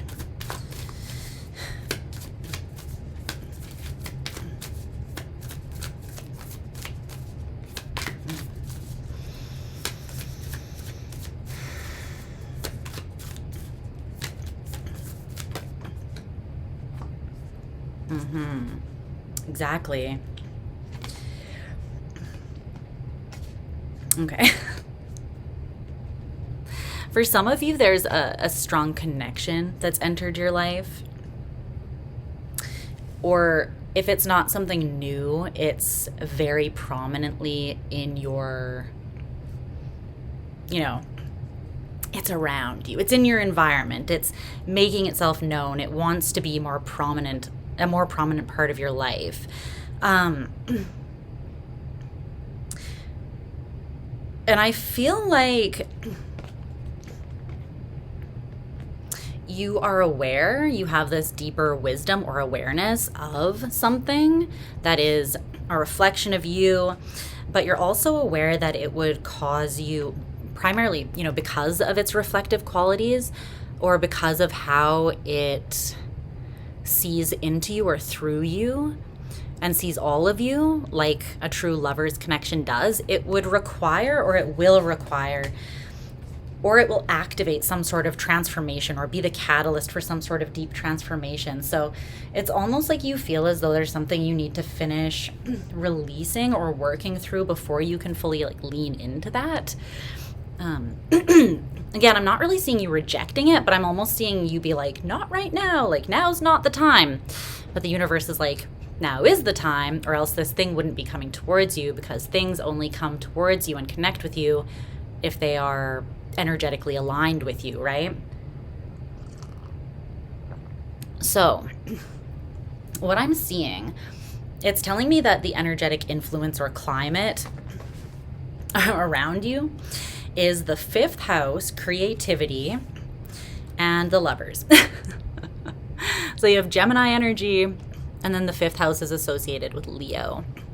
But the 5th house is not only associated with creativity, it's also about dating, fun, desire, inspiration. I'm getting dating though.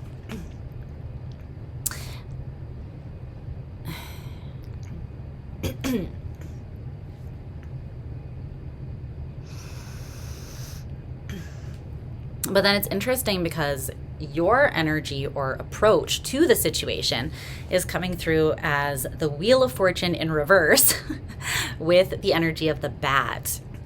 And the Bat talks all about releasing, letting go of something heavy, something maybe that had an element of shadow or darkness to it, but is ready to be shed. It's like you have an awareness that you're ready to release or move on or heal from something.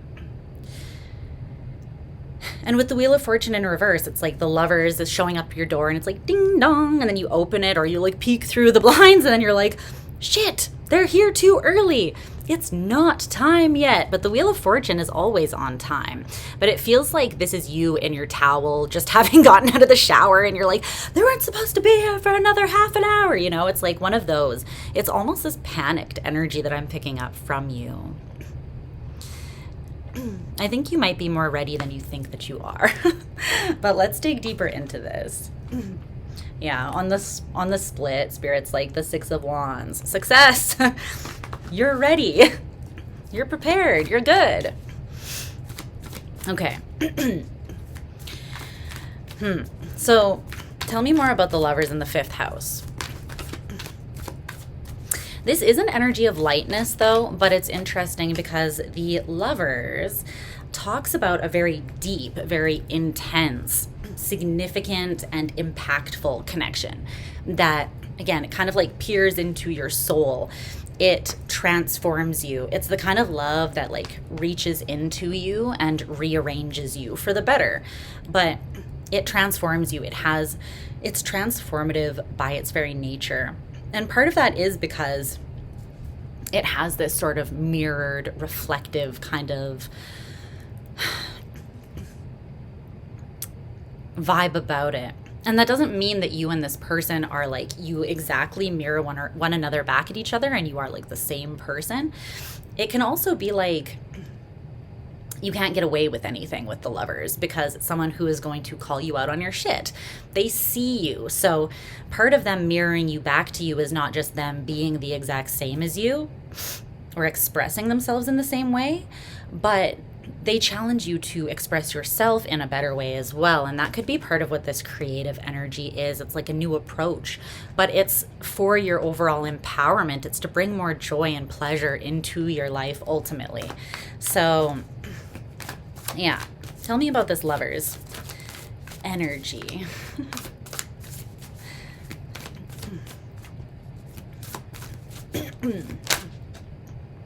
The Seven of Swords.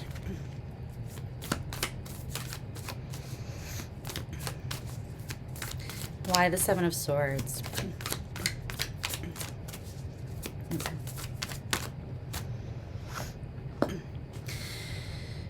The Three of Pentacles.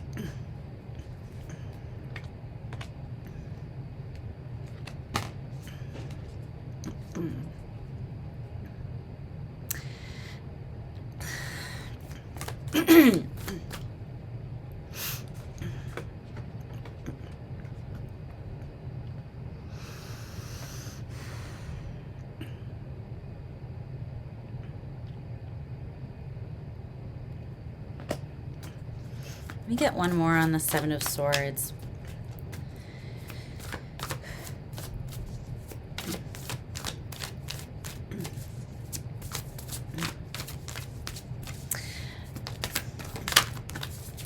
I'm getting like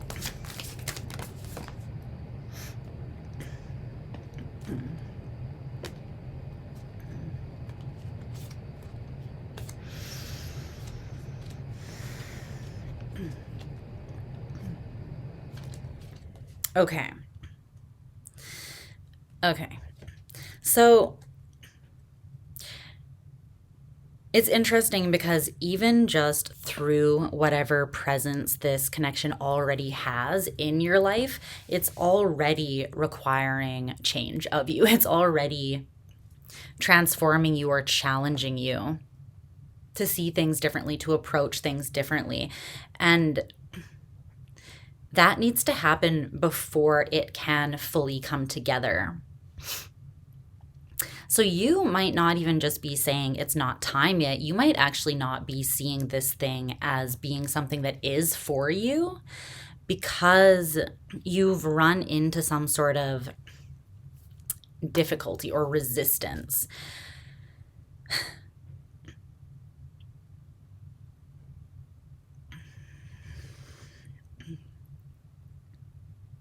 Because the other card that came out to clarify is the Two of Cups in reverse. So it's like, at first glance, it's like this is something, it came through as this is something that is obviously meant for you and something that would be easy to build with and could really go somewhere. But then it's almost like more details have been revealed. Something you didn't initially see that shows you that things aren't, it's not just going to effortlessly flow together. And that doesn't mean that it's not for you. It still came into your life because you're overall aligned with it. However, there's something I feel like that's not totally integrated yet, because at the bottom of the deck is the shadow work card. So there could be something about the way that you are looking at this, like maybe you're looking at it suspiciously or you're not trusting it, or there's something you're missing, I feel like, but it's because there needs to be more of a focus inwards on you right now in some sort of way.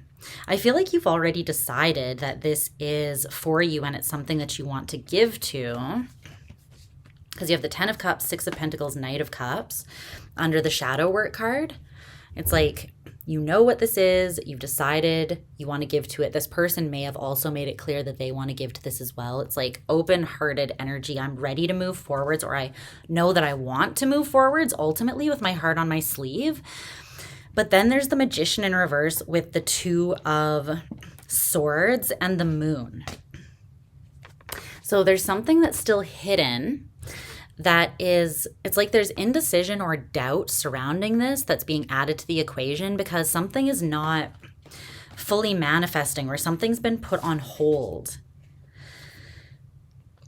So maybe initially it was like, I'm all in, this is something that is meant for me, and you did want to leap in, but then now you're realizing that there's some progress that you maybe need to make individually or independently before you actually are ready for this.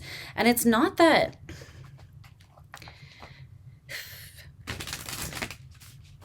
I feel like it's just that you need to see yourself or see something in a different light or from a different perspective in order to see that you actually are ready.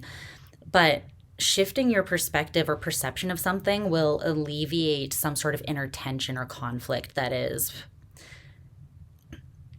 causing some sort of complication.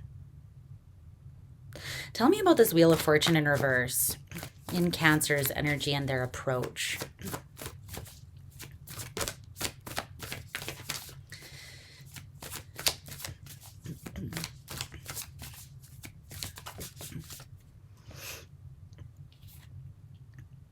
The Page of Wands and the Four of Wands in reverse.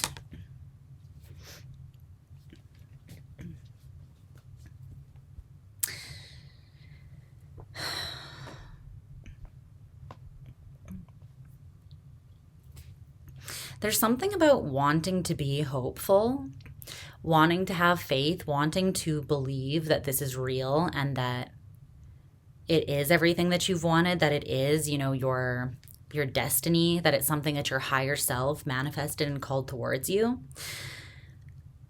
But there's been, I feel like, a lack of stability. Like this could come through so many different ways, but maybe you feel like you've let your guard down, or you haven't had healthy boundaries in the past. For instance, you haven't trusted your intuition maybe, or known your own self-worth. And so you've let people or situations in that ended up taking advantage of you. So this could come through as like situations in the past where you think that you're like, I've had hope in the past surrounding things that came in that felt like this though, or felt like they were going to be good, but then it ended up just being kind of naivety. And it's almost like you really want to take your time to make sure that you're connected with divine wisdom and that you're not reading something wrong before you fully get your hopes up, is kind of what this is coming through as. And I feel like there's some darkness that you feel you need to go back and like wade through in order to clear your vision with that bat energy. That's interesting. Yeah, it's kind of coming through like the past is impacting the present. So it's not that this isn't for you, and it's not even that you're not ready for it. It's just, again, that you're kind of, because of the past, you're wanting to, I don't feel like you're defensive. I feel like, again, you and this person are already certain that this is an opportunity you do want to take, but you feel like you need to almost justify your desire or make sure that your head and your heart are on the same page, if that makes sense. That's how it's coming through. So the evolution or shift that wants to take place is the Hierophant. Why the Hierophant? This is Taurian energy. I feel like there's a new level of commitment and stability and structure that your energy wants to shift into, or this is like the next phase that you're moving into. The Hierophant. So maybe if you have had a pattern of choosing people that were not right for you, or that were non-committal, or ended up being like situationships when really what you were looking for was to be like a lover girl, a lover boy, right? Have like a solid, committed, romantic relationship with someone that could actually go somewhere, stand the test of time, someone that you could build with or have a family with. It's almost like you feel like you're wrapping up the loose ends of that old pattern or cycle, or just really cementing within yourself that you have grown, gained wisdom, and closed out that cycle so that you can trust that this is not part of that. You know what I mean? The Eight of Wands. Yeah, it feels like it's moving quite quickly. the King of Cups and the Six of Cups in reverse. See, it's not part of the past. You have evolved. This is your energy, the King of Cups. I feel like you've gained emotional intelligence, but the weight that you're dealing with is coming as a result of you still thinking about or revisiting the pain of the past. It's almost like it's adding an element of doubt that doesn't need to be there. But I think that ultimately it will be helpful to you to investigate this doubt, as long as you don't get stuck in it or give too much energy to it so that it amplifies something that isn't really necessary. But it could be helpful in just you looking at it and realizing how far you have come, how you're not the same person that you were, and therefore you don't need to be afraid of the same things. You've really moved beyond some sort of old, you're not the same person you were, and therefore you're not really at risk because you've healed something. You're not at risk of slipping into the same illusions or being taken advantage of in the same ways that you used to be. So that's really powerful. But it's almost like you are questioning yourself now because something is here. You feel that it has the potential of being something that you would really invest your whole heart and soul into and really want to build with. You want to be confident. You want to leap confidently fully into this and give your whole heart to it. It's just like you're making extra sure or feeling like you have to before you do that because of the past. So the block or source of resistance that's coming up is the King of Pentacles in reverse here.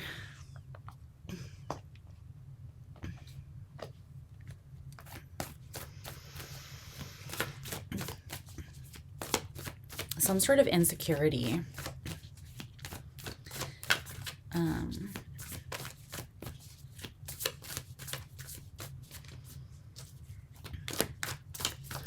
It's almost coming through as like you questioning whether you're where you want to be in life to have enough to offer, to bring to the table, to build something with someone. With the Three of Pentacles, right? It's like people coming together. They each bring their what they have to offer, their tool, their supplies, and then they build something together and they all bring, you know, what they have to offer to the table. And then this creates a masterpiece through cooperation and culmination of things.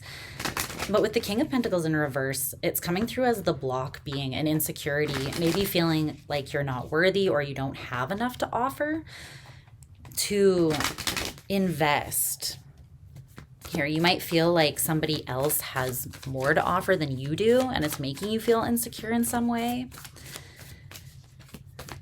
Or maybe there is an actual element of current instability in your life. Like maybe you don't have a job, or something happened that was unexpected that caused you to dig into your savings and you haven't quite built that up yet. Something like that, you know, like a practical level of instability in some way. The Eight of Swords and shadow work in reverse. Okay. Spirit's so loud and clear with you, which we love. But they're saying that this is fear and it's unwarranted, but that fear is coming up because of some sort of shadow work that hasn't been done yet. So that's why it's being highlighted, so that you can do that shadow work. In other words, you can work through that fear, realize that, not that it's not valid, but that it's not necessary. It's stemming from somewhere, but the place where it's stemming from has been exceeded. You've already moved past that.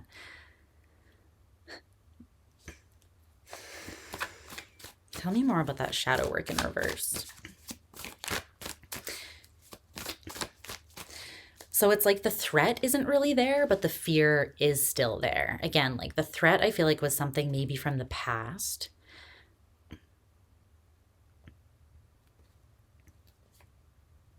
Death in reverse and the Ace of Swords. This shadow work or looking at a deeper part of yourself, looking at this fearful part of yourself is going to show you the truth about something that is ready to transform within you, but has not yet transformed within you. And this could just be your perspective of yourself. Like, again, the Six of Cups in reverse to the King of Cups. I feel like you've grown, evolved, and established yourself in a lot of ways that you've come a long way from who you were and where you were. But maybe you haven't really fully integrated that way of seeing yourself. So you're still seeing yourself as a past version. You might still be looking at yourself as having not transformed. And in that case, the transformation has happened. It's just the remnants of fear. You kind of need to piece two and two together and be like, okay, the transformation has taken place. Therefore, the vulnerability is not still there. And there is no need for the fear to be present still. I've overcome that. So sometimes the shadow work is not about the actual transformation, but just your perspective needing to shift.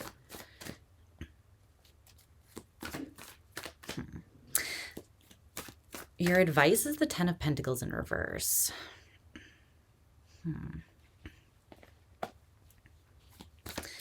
What is the source of this instability? The Two of Cups in reverse came out again. I feel like it's fear, again, surrounding something not being what it seems at first. The Eight of Pentacles in reverse.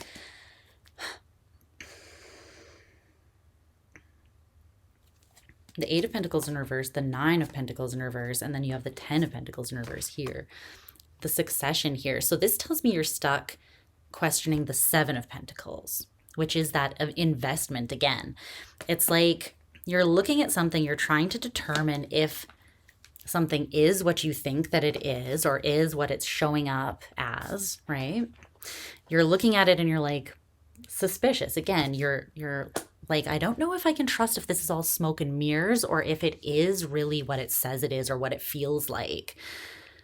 Because I think that in the past, you wanted something maybe so badly that you saw it in things that either knew how to present themselves that way, like with a mask to get what they wanted, like manipulate you essentially, or take advantage, or you just misread things yourself because you wanted it badly or you had certain insecurities. And now the real thing, it seems like, is here, but you're a little bit scared to put in that initial investment because you're skipping ahead in your mind with fear. You're like, but what if I put the investment in and then it doesn't work out? And then I'm pushed into a state of insecurity and instability. And then I don't get what I really want with the Ten of Pentacles in reverse. But I think that this is what you want. It is what it claims to be.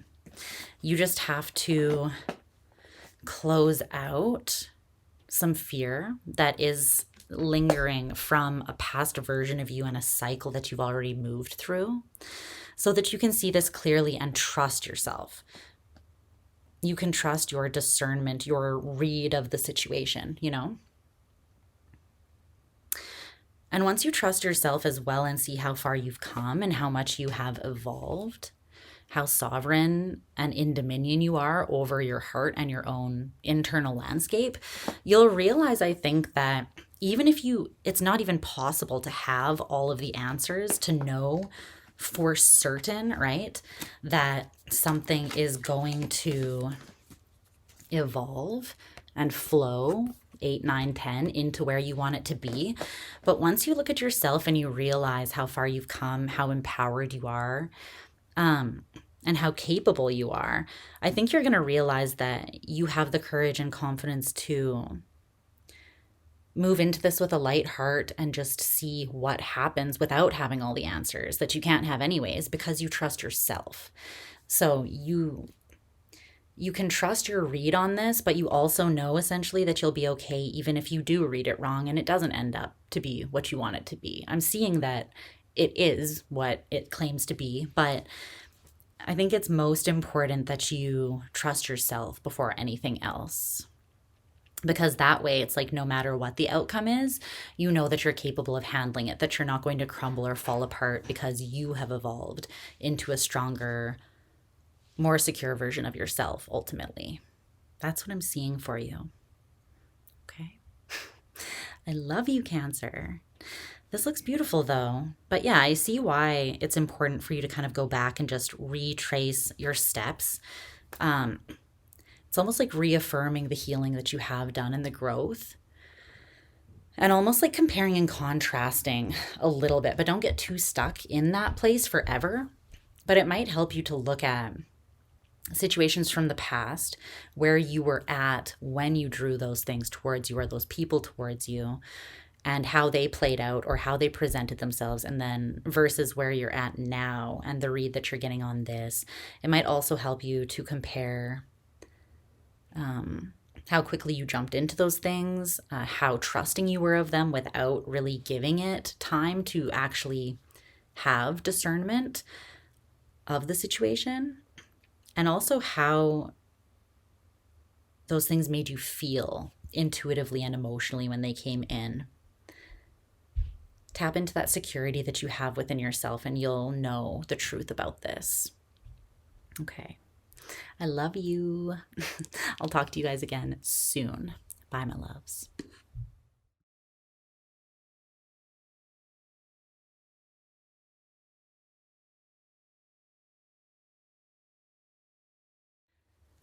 Hi, Leo. How are you doing? My brave-hearted beauties. All right. Let me see what's going on for you. I don't know if I'm going to get through. I may have underestimated or overestimated my abilities to get through all of the signs tonight because I'm already waning. It's only 9:30 p.m., but like I'm exhausted. I meditated. I took a break and meditated. And I felt like I regained some energy. So let's see what wants to come through for you.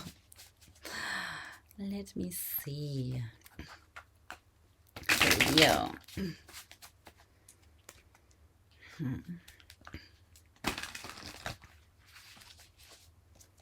I think it's just the way it's coming through is like it's not even my energy. It's just like, if you picture me constantly swimming in an ocean of energy, it's like normally I'm treading water, but with the current energies, it's like treading in molasses instead. So it's more exhausting to work through the collective energies for some reason. But let's see what's going on for you. Enough about me. Oh, okay. Oh. Okay.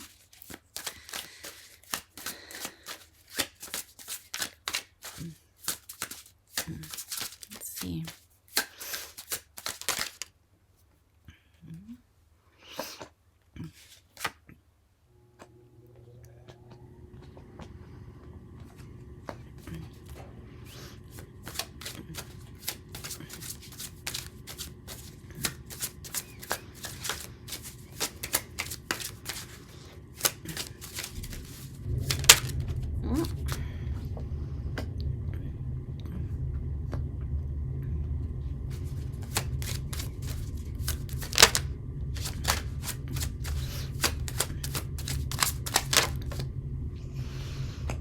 Go.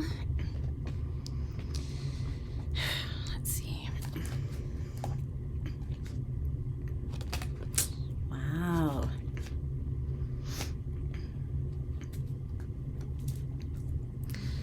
I feel like you're closing out some sort of major cycle to step into an energy of more,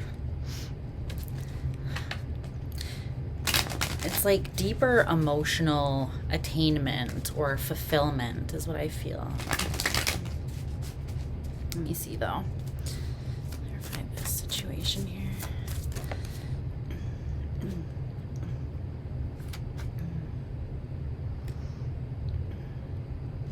Okay.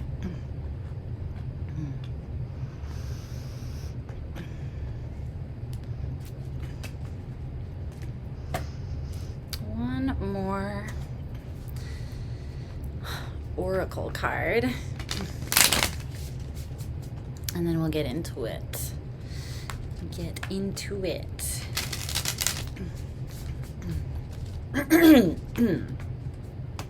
I see Virgo energy and Neptunian energy here showing up.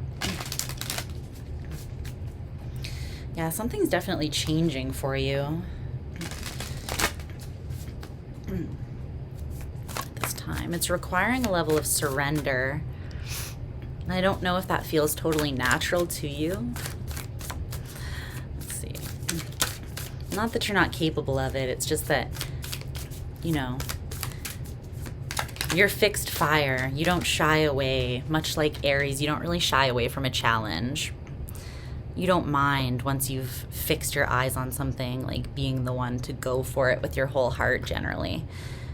But sometimes the most effective way to go for something is to let it go and let it come to you. So, yeah. The bottom of the deck, patience. Hi, Luna. You coming to show up for Leo's reading? Come here. Say hi. It's Luna. It's Loons. She's so cute. She's like, get away from me. Hi. Hey, sweetie. Okay. So, what I'm seeing here for you, it's coming up as the situation that wants to be highlighted, or the most like influential situation that you, excuse me, that you're currently involved in, is coming through as the Five of Cups, disappointment.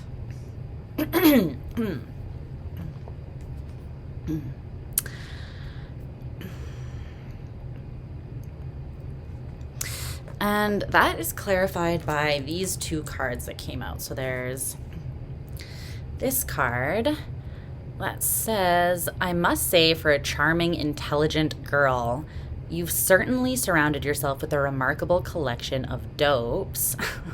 And then there's this lyric card that says, wrap your hand around the back of my neck, or wrap your hand around the back of my head. I'm a liar, I'm whatever you said. That's a song by Amy Shark. I think it's just called I'm a Liar. You might want to read that. You might want to read the lyrics or listen to that song.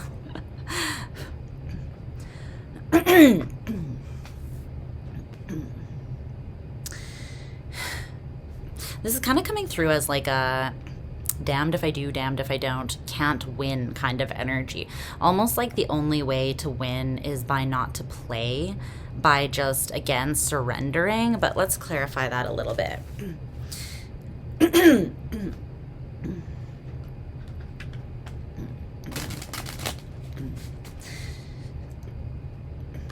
Yeah, there's the devil. It's funny because I was going to quote, there's a quote that says the only way to win against the devil is not to play, or not to engage, essentially. And here you can see that in this particular deck, he's got this web with all of these people kind of in bondage above him. And behind that is the Page of Wands in reverse. It's almost like not giving your energy to something that isn't going to give you the answer that you want, no matter what approach you take to it. Almost like it's not accepting defeat. It's more so just seeing something for what it is, I think. Being like, well, that's disappointing, or that's unfortunate. That didn't pan out exactly the way I wanted. Or I can't convince this person of who I am, and honestly, it's not my job to prove anything to them. People are going to choose. Sometimes you're going to be the villain in someone's story, but there is a level of grief here with the Five of Cups. So, or just disappointment, but The Four of Pentacles in reverse, power. Excuse me. The frick?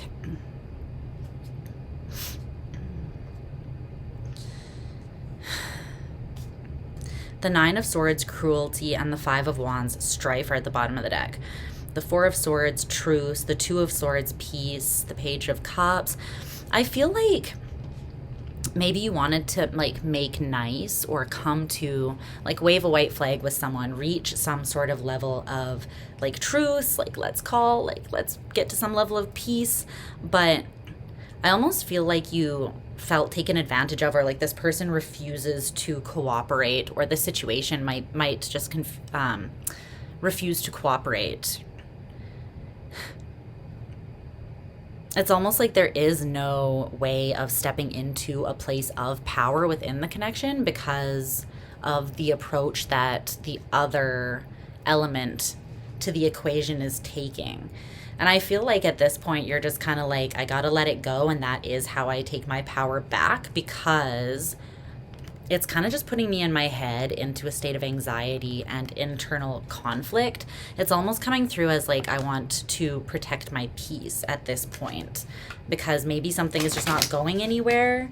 And in that stagnant space, you may have been fighting for something, but it's almost coming through as pouring your energy into a bottomless cup or something like that, a void. The energy that you are showing up in, or the approach that you're taking in the situation, is coming up as this Seven of Wands, valor, and the unknown. So I see you wanting to fight for something here. Again, it's like not like you gave up easily, but this person is outnumbered and surrounded. And that doesn't mean that they can't still win, but I feel like it's almost like fighting an invisible enemy, or an enemy that you can't see. It's coming through as very 12th housey, like a hidden enemy. It could even be, there could even be an element of yourself that you're fighting here.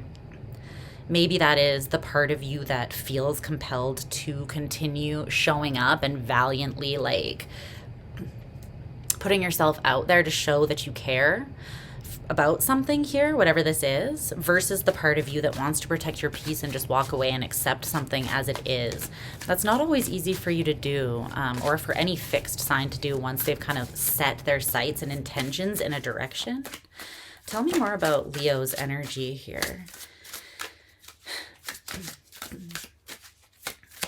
It's not even like you're necessarily needing to give up on something forever, but it's kind of like it is what it is for now. You're not pleased with it. The Two of Cups, love. The Three of Cups, abundance, and the Sun. But then there's the Seven of Swords, uncertainty underneath that. You don't know if you should build something or walk away. You don't know if you can make peace or call a truce with something here. I feel like you really want to. This could be someone that you have a very close relationship with. There is love. With the Two of Cups, it can be a romantic partner, but the Three of Cups is also here. So it could be a friendship.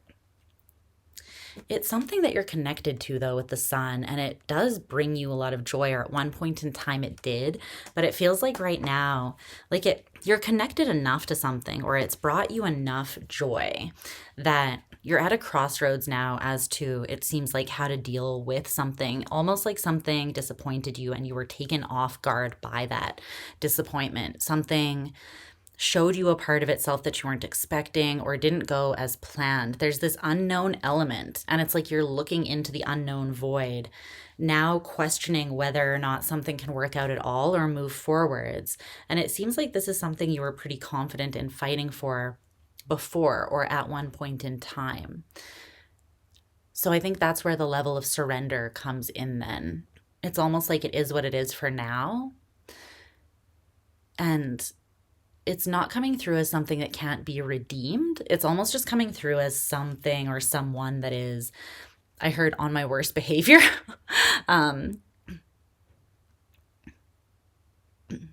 This could have to do with the Mars retrograde in Cancer right now. I posted about this on the community tab. You might want to go check that out.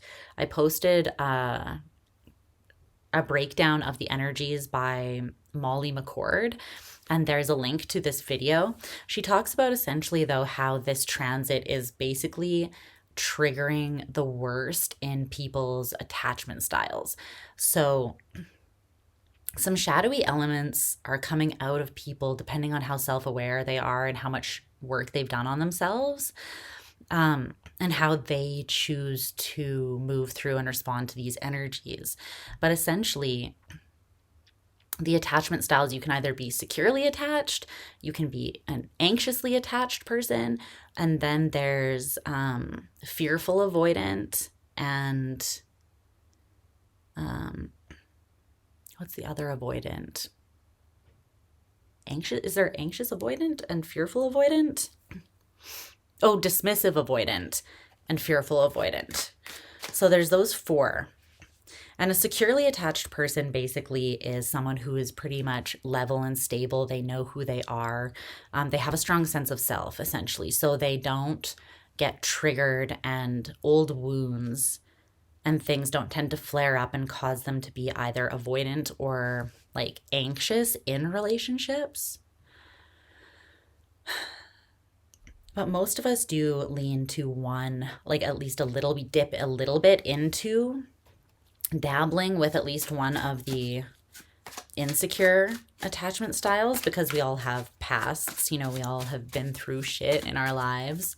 So keep that in mind. You might want to check that video out. But the evolution or shift that is wanting to take place at this time is the hanged one. So the hanged man. So that's the Neptunian energy. And then the blockage or resistance to that is coming through as the Hermit, which is the Virgo energy.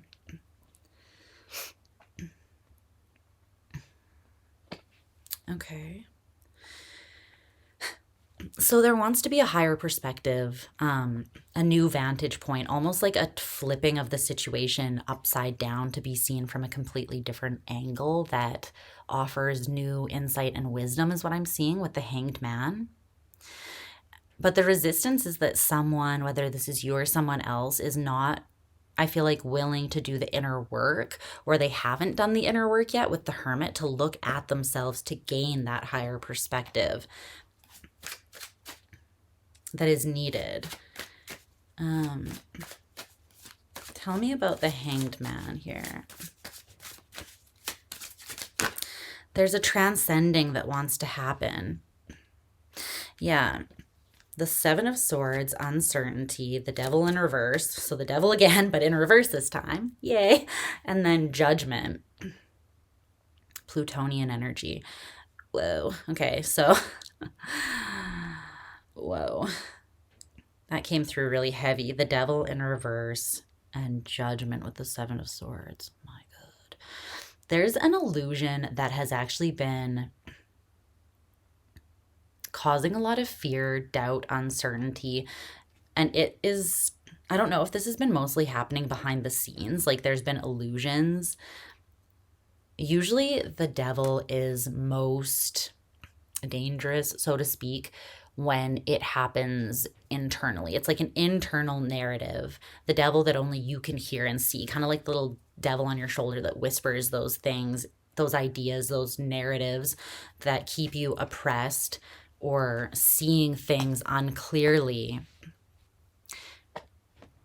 in your head. But then usually once you shine light on that, it flees, or you realize the truth of it, like that you've given it more power than it actually needed or was warranted. It feels like it's meant to be Judgment Day on this devil energy so that the illusion can be transcended and there can be an expansion of consciousness and something seen from a clearer perspective here. Yeah, the Ace of Swords, truth, really wants to break through. And this is that Plutonian energy coming in head to head to take down the devil, which is really intense.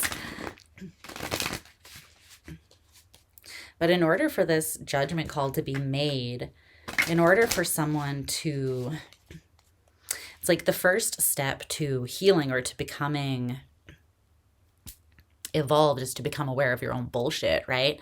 And it almost seems like with the hermit energy here, there needs to be a good hard look in the mirror for someone or something involved in the situation and some accountability taken.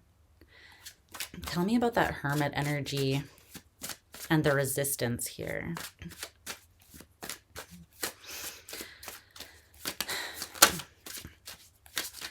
Or maybe the situation has shifted and the hermit energy is needing to be applied not just to one person's experience, but to the overall situation, because like something has evolved in a way that wasn't expected and now it needs to almost be reevaluated.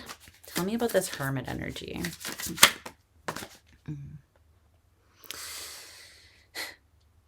The Page of Swords kind of came out like this.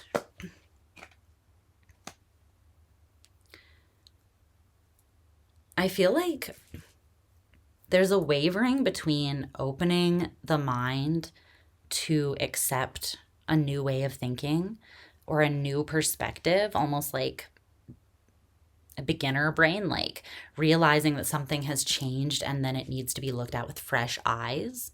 Again, reevaluated, reassessed. You can lean towards that and be open to it, or you can lean towards like assumptions and making assumptions based on what is no longer applicable or maybe what you don't know anymore because things have changed. Tell me about this Page of Swords. I feel like there needs to be clear communication in some sort of situation to clear things up. The Five of Swords, defeat.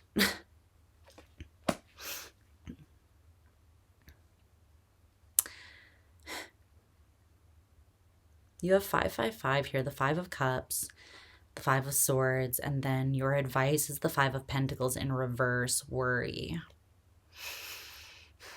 You also have two sevens, Seven of Wands and Swords. Fives are about change, and change doesn't have to be dramatic or it doesn't have to be like conflict and chaos, but anytime that there is an evolution, obviously, it really depends how you approach change, whether or not that is present within the change or not, right? Because change, it will shake things up, obviously. And if you're not approaching that with self-awareness and accountability for the shift that's taking place, that's when there can be tension and conflict internally that is projected onto the situation. And then sevens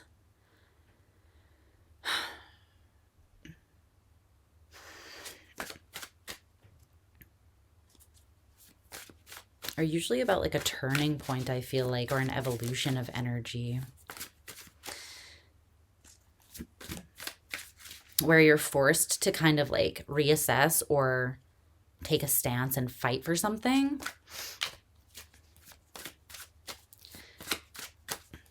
The Seven of Wands, decide if you want to defend something. The Seven of Swords, slice through illusion or uncertainty to see the truth of something so you can move forwards. What's this Five of Swords defeat, though? There's another seven, the Seven of Pentacles, stagnation. Someone is stagnated in an old way of thinking about something, perceiving something, or even expressing themselves. There's like a higher part of this person. It's almost like their higher self wants to join the conversation, but someone here is stuck in a self-defeatist place. I feel like what they're ultimately investing most of their energy into is a mindset or an energy that keeps them stuck. And there wants to be this huge transformative evolution and the breaking away of something that is not healthy here, or something that has been repressed or kept a situation where a person's small. But I feel as though they are not at peace within themselves. And that lack of peace is it's almost like this person, and I feel like this is someone that you're dealing with, and you're more on top of the energy than they are, but take it how it resonates. It's like they're lacking some self-awareness and they're not doing the work. They're more so just defaulting to their old approach, which is not working and is causing a lot of internal disappointment, chaos, and conflict. And then they are projecting that outwards onto the situation. I think this is someone who maybe is uncomfortable with the level of emotion that they have, the feelings that they have. And it's like they are faced with an opportunity, or they're offered an opportunity, but in order to take it and be fulfilled, they would have to address their emotions. They would have to address their fears surrounding their emotions. There's loons. And it seems like right now they're giving their energy to something that is a lot less productive. Okay. So again, this might not be forever. This could just be something that right now you are just like, okay, you go your way, you know?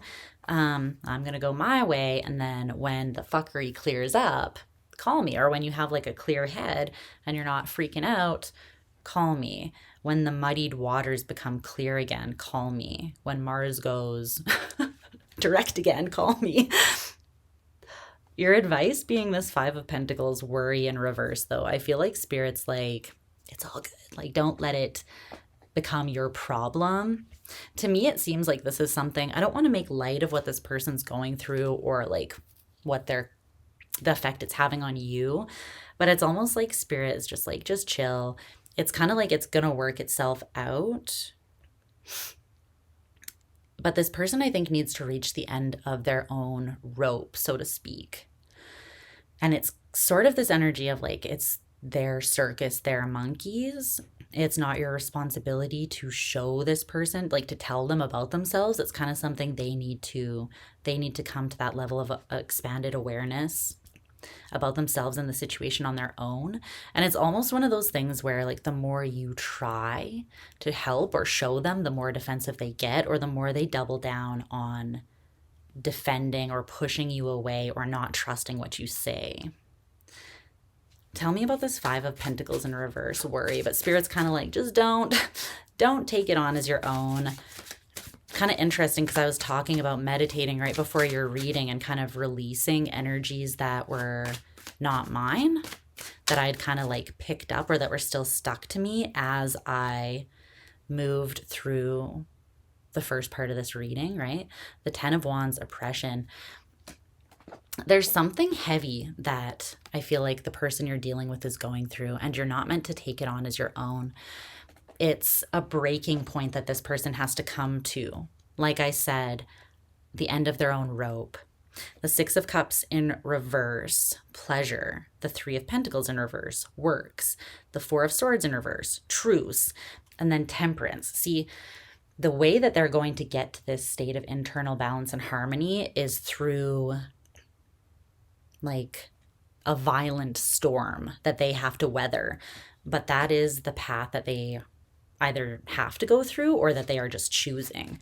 But it's almost like in order to break away from their past way of doing things, they have to get to this point where they have nowhere to run, where they're like unhappy. They see and they cannot avoid the fact that it's not working. What they're doing is no longer working. And they almost need to come to this place of unease within their own mind that will then, it's like, well, you're either going to go crazy and go to a mental asylum, or you're going to level yourself out and find that internal state of harmony and balance. You're going to finally take a chill pill, take a moment, breathe, and look within yourself, decompress, and then see things clearly and start moving in a new way that actually works. That's kind of what I'm seeing. Is there anything else that Leo needs to know at this time? The Page of Wands in reverse. The Two of Swords in reverse, peace. I feel like right now this person is shut down to their heart space. The Page of Cups in reverse. They've almost decided, it's like they've chosen violence. They've chosen war. They woke up this morning and they chose violence. But I feel like this person is waging war ultimately with themselves and just projecting it onto you, and it's not yours to take on. So that's why surrendering and actually backing up, I think, is the most effective way of actually dealing with the situation. Because once you remove themselves, they're going to realize that they're not, like, once you remove yourself, I think at this point they've convinced themselves that they're battling you, but really they're battling themselves. And it might take you removing yourself from the situation for them to look themselves in the mirror and realize they've been fighting with themselves the whole time, and then they can come to a space of accountability. But there's a level of immaturity, and I think it's coming from fear. This person could also be being influenced by an external, some sort of external energy as well, whether it is the transit or whether it could be their mother, or some feminine energy that holds a lot of weight in their life. But it's not really a positive influence. It's something that is causing them to doubt or assume the worst. There's some sort of fear, very uncomfortable fear that's being triggered in this person right now, and they do need to face it to move through it. But that is their journey. And I think that they'll get there, but they need to be pushed into a state where they're forced to be vulnerable and where they have nowhere else to deflect this onto, so that they're forced to face themselves. Okay? So protect your own peace, Leo, and know which battles are worth fighting. And it's almost like removing yourself or stepping back is how to fight this battle. But I think it's a different approach than you're used to taking. So, yeah, that's what I see for you. I love you so much. I hope that you're doing well. Check your other placements if you feel called to do so. And yeah, I'll talk to you guys again very soon.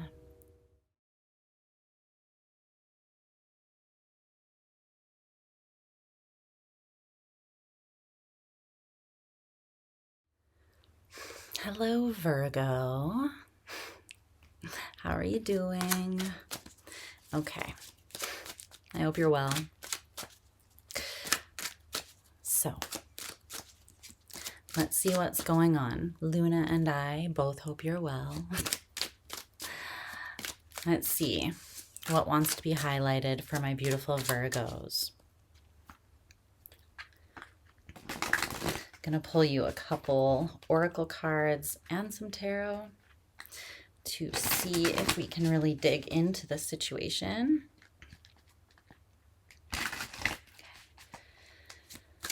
All right. Virgo. What's happening? What's shaking, baby? Okay.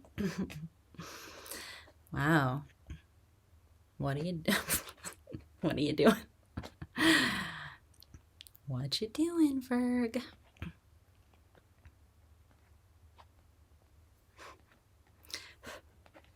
Okay. Well, let's see.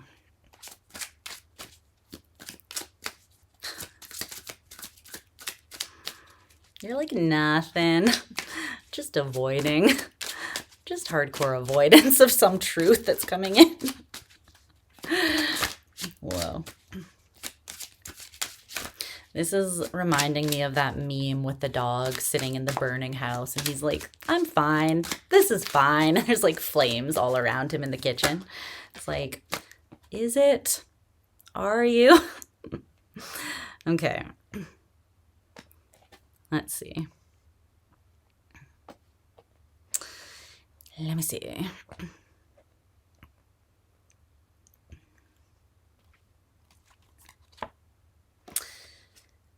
What?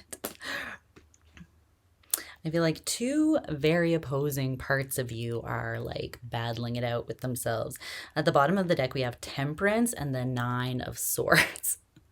It's like the part of you that likes to overanalyze to the point of like wearing yourself out or being like so self-critical or critical of situations around you that you are just like exhausted and in the blues and you just have no idea what's happening anymore. And then the side of you that is very self-aware, accountable for your energy, sees the culmination of your past experiences as a clear and complete whole and can find their internal state of harmony and balance within that. Vision. But these are like opposite energies. So let's see what's happening with that. Let me just pull your oracle cards.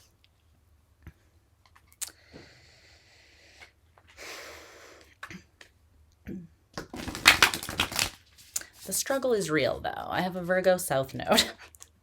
So it's like, I've been there, done that.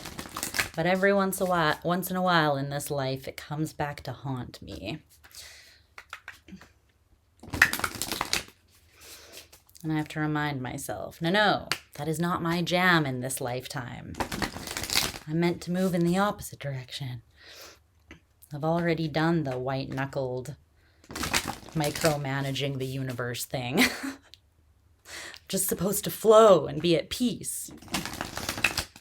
Let's see. But that is the shadow side of Virgo. There's lots of beautiful things about Virgo. But yeah, let's see what's going on.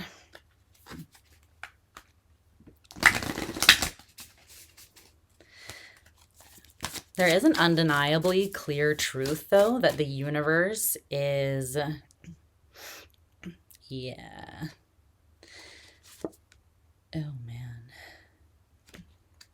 That the universe is trying to come in with. This is the energetic climate or the influencing energy, the Ace of Swords. It's literally like a loudspeaker parting the clouds and being like, Virgo, this is what is up. But then your energy is coming through, or your approach to the situation is coming out as the Tower in reverse. You're like, no, I can't hear you. But it's because of the implications of this truth. It's like once you hear it, once you know it, and you like acknowledge that you know it, you know that there are implications of that. There's no unknowing that then because of that increased clarity, there will need to be accelerated advancement or something that needs to change. And I don't know why you're unwilling to go there right now, but it seems like you're kind of digging your heels in. Okay. The universe ain't gonna let you off the hook that easy. Okay. Oh, Lord. Well,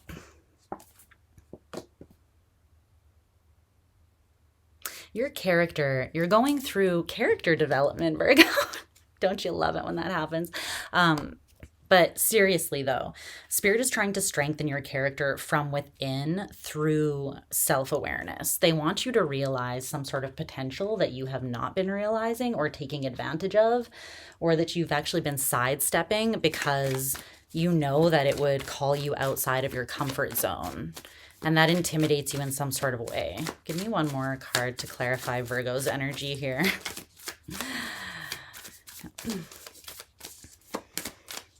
The universe always seems to call Virgo energy out, like, with a certain level of harshness. But the thing is, it's because it's as if the universe or spirit or your own higher self is like, you're too smart to be this stupid. You know what I mean? The plight of being a Virgo. And you know that it's true. Like, when you don't know something, it's usually because you don't want to know something, because you guys are incredibly intelligent.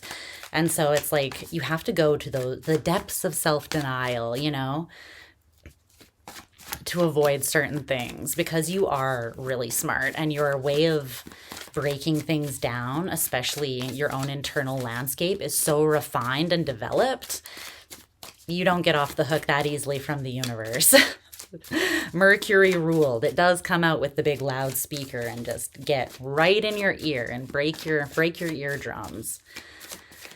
But it's because I feel like that's how you need to be spoken to when you get into these states. Okay.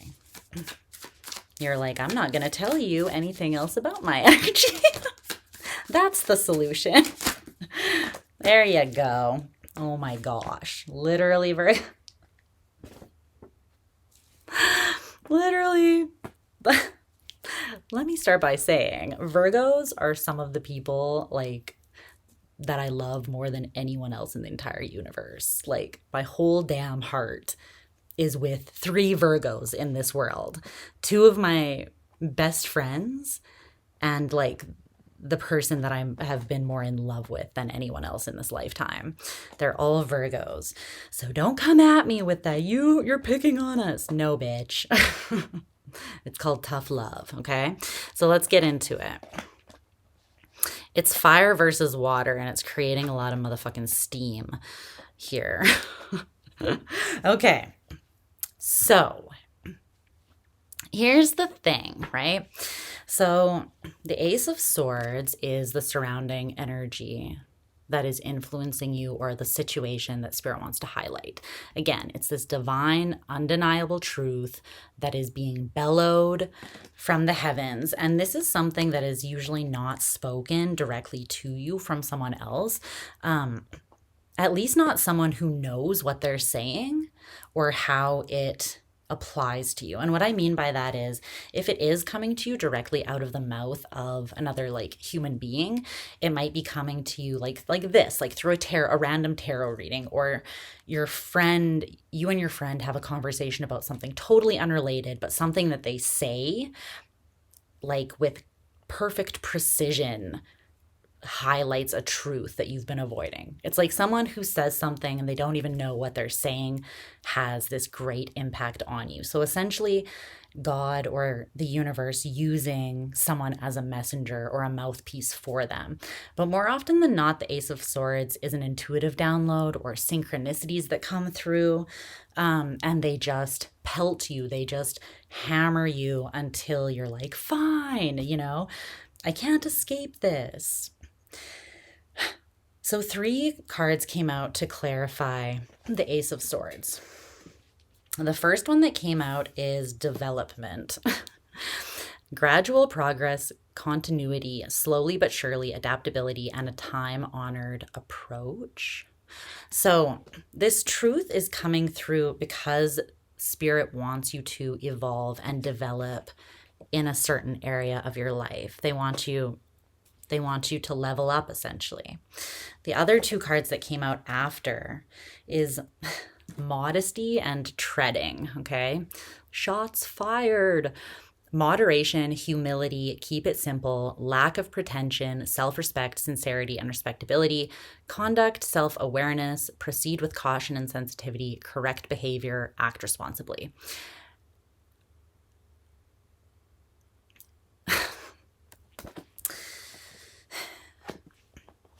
I'm hearing Kendrick Lamar. Bitch, be humble. Bitch, sit down. But Spirit wants you to be humble and stand up. Here. There's something, I feel like there's a very all or nothing approach that you are taking to something here. I feel that there's a lack of moderation, and I feel that it's coming from your ego for some reason. And this isn't usually an energy that you're in. So you may have been triggered by something that caused you to kind of double down on an assumption that you made or some sort of pretense. I feel like you're wrong about something, and Spirit is showing you the truth about it. But it's requiring a little bit of an ego death and you humbling yourself, simplifying or stripping away the assumptions, the fear, the pretense, the things that you're holding on to, and looking at something with clear sincerity from almost a place of healthy detachment or stoicism, almost like objectivity, almost removing yourself and your own personal feelings about it and just seeing it for what it is. But there is something here that you're having trouble looking at. And Spirit is highlighting that you need to handle this with a level of respect, sensitivity, responsibility. And there's something about you conducting yourself with character, honor, and correct behavior that can only come from self-awareness. So I don't know what that is. I feel like it could be different for all of you, but we'll see what else comes up about it. I love recording on the floor because it helps me stay grounded, but my legs are cramping like a motherfucker. So what is this truth? Let's see if Spirit will even tell me, because it might be different for all of you. What's this Ace of Swords? I feel like Spirit is telling you something about yourself. Whoa. Whoa. Virgo.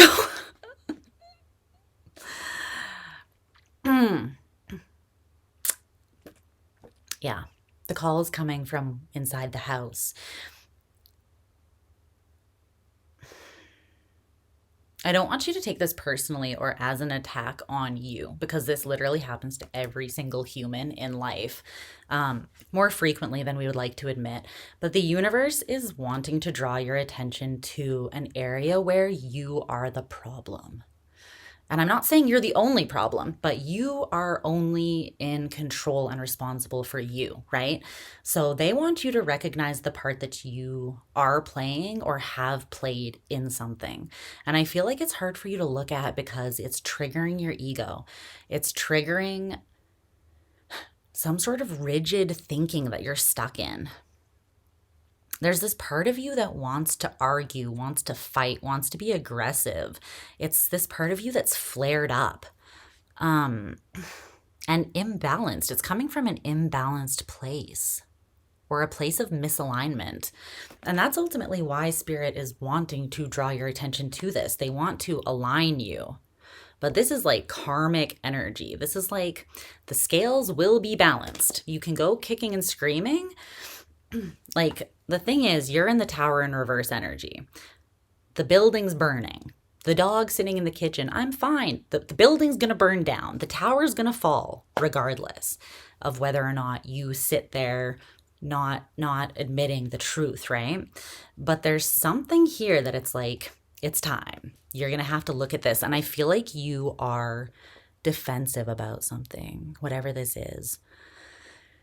You could be like ruminating or stewing over some sort of situation, and it's making things more agitated. It's almost creating more drama in the situation, but it's like internal. It's almost like you are agitating your own sensitivity. But the approach that needs to be taken is more of a thoughtful, disciplined, like I said, healthily removed situation where you're realizing that whatever this is, it's actually not personal. It might seem super personal because it's an area that you feel really defensive about. Or this could be something as well that you have... Okay, this won't be for everyone. So if it's not your message, just walk on by, just walk on. And don't shoot the messenger, because I love you so much. But there was just an incorrect judgment call that was made here, and it caused either some drama or a breakage in a situation, either drama in like a group setting or a community or a family unit. That is, the scales are wanting to be balanced, or else this is just a relationship. Like, it could be a romantic relationship. It could be a relationship with you and anyone. But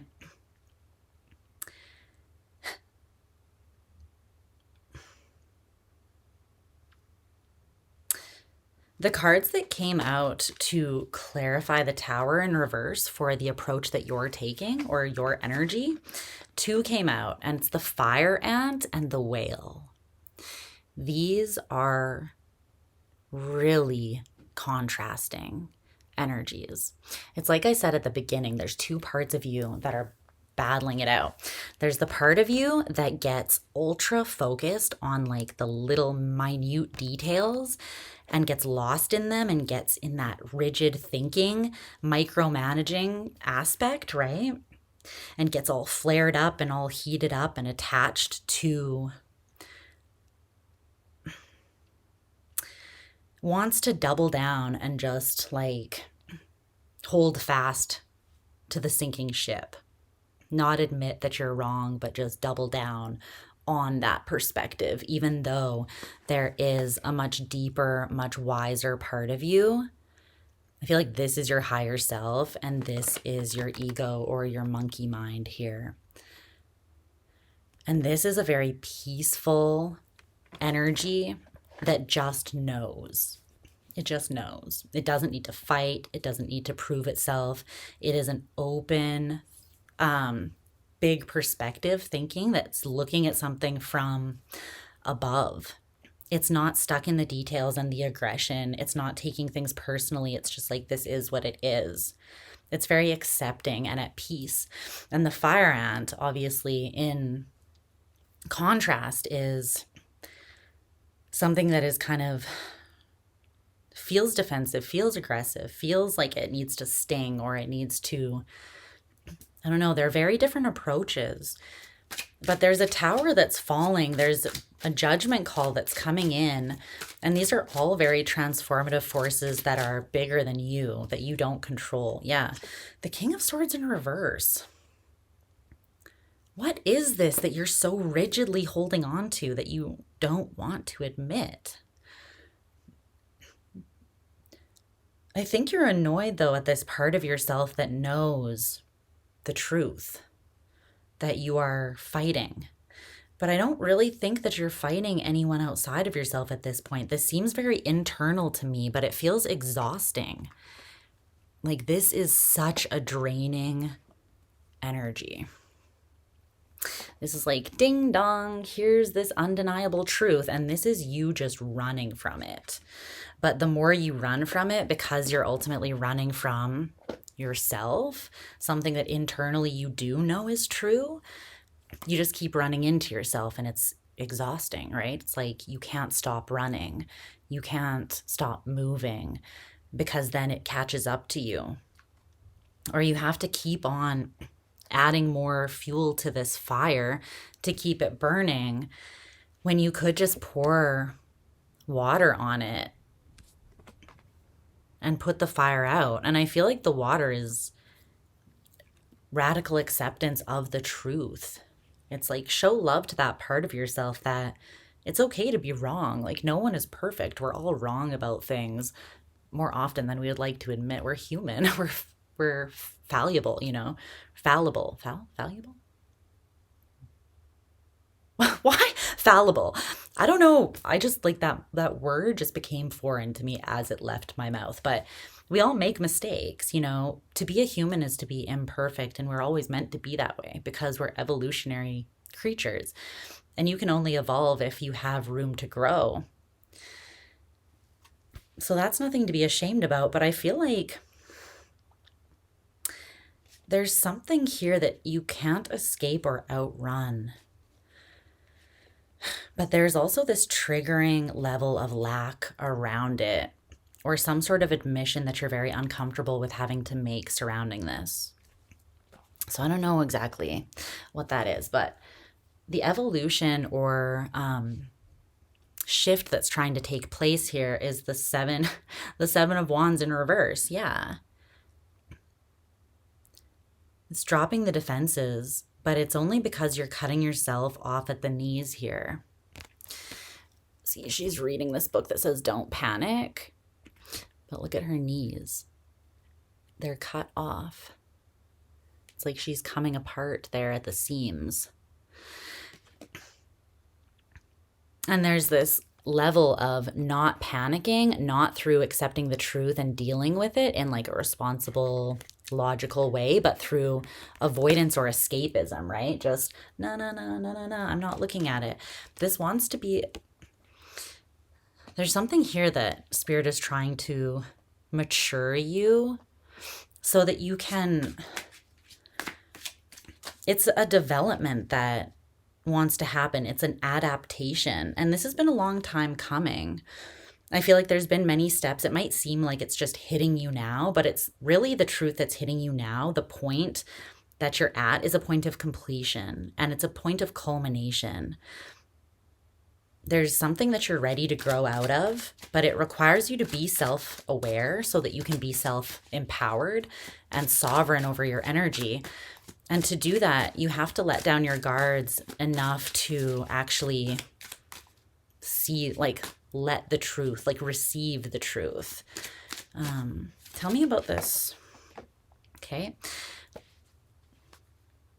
The Seven of Swords.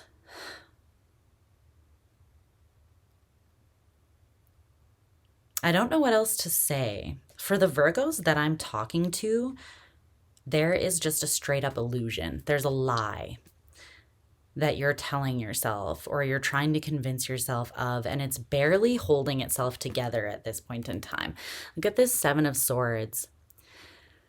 She's got this smile and this eye taped over her face, so you can't really see the true expression underneath. It's like an illusion. You don't know what's really happening under the mask. But the thing is, the person wearing that mask, they do know, obviously, what their true face is, but they're not showing it or they're not comfortable with admitting it. This is what Spirit is trying to evolve you out of. And it's because they want you to be in your power. But there's a level of taking responsibility or being accountable for yourself that comes with, obviously, being fully empowered.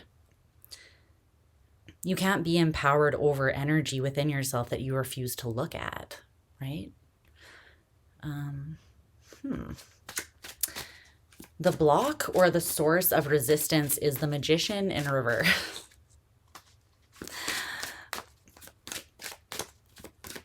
I'm not laughing at you. It's just Spirit is just like hammering the same message in over and over again. They're like, you need to be balanced now. And to be balanced, you need to get out of your head, because in your head, you're not listening to your intuition. You're not learning a lesson that really wants to be learned. The Magician is Mercury energy. Your energy is all over this reading, but the interesting thing is I see you pushing away you in your most empowered, leveled up, sovereign energy. Because with the Magician in reverse, it's like it's almost like you're hiding from your own power. Or you're seeing the path to your own empowerment as having to become vulnerable or admit a weakness, something that you're really uncomfortable with. But that is the unavoidable path to empowerment. Like I said, it's admitting and being responsible for all of yourself, even the imperfect, quote unquote, parts, so that you can grow into your strongest element. But it's almost like your power intimidates you, or there's something here that's bigger under the surface. It's not just you not wanting to be mature or not wanting to level up. That's not it. There's something deeper being triggered here. But with the Magician in reverse as the blockage, it's like Mercury, your ruler, something trying to communicate to you, to tell you that you're more capable than you are giving yourself credit for. You have all of the tools to have everything that you want, to be everything that you innately are, to be the full expression of that, and to have the life or the outcome with something that you want and that you deserve. It's just you getting in your own way. And I don't know, the Five of Pentacles, I think that part of the reason why you're getting so agitated and triggered is because you are facing very real blockages in the form of scarcity, loss, lack, feeling very lonely or on the outs with something not manifesting. But it's a direct reflection of you not integrating whatever this truth is and developing. Because if you made progress here in the way that the universe is trying to push you in the direction of, then this would naturally balance you out and realign you with your power. You would come in from out of the cold and things would start flowing again. For some reason, you're fighting that, even though I don't think you're happy in the space that you're in.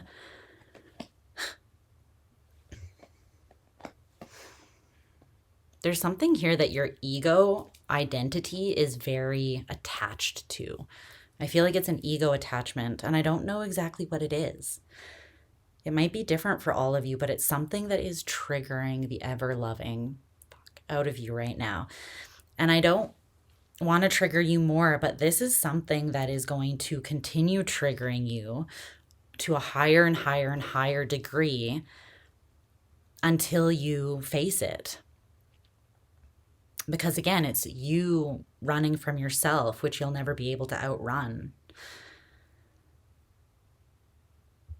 Your advice is the Seven of Cups. So you have 3 sevens: 7 of Wands, 7 of Swords, and the 7 of Cups. The 7 of Cups is a fantasy, emotional confusion. It can talk about just not knowing how you feel or not knowing what decision to make. Or having put yourself in a situation where everything is unclear and you kind of feel backed into the corner, like any step that you take. You know what I'm channeling is that scene from The Princess Bride where they're playing that game and he puts poison in one of the cups and then he's like switching the goblets, and it's like one of the, you have to choose which one to drink and one of them is going to die, right? It's like you have these cups in front of you and you're aware that some of them contain poison and you are confused because of the head fuckery, the Sun in reverse, and the 5 of Swords. What is this, Virgo? This is such a deep level of denial of something that it's like you feel like in the dark about something, or you've convinced yourself that you are, but you're not really. You actually know the truth. It's just that this truth, the implications of it, or what it would require of you, you're almost looking at that as like, that's not even an option. When really it's like, that's the only option.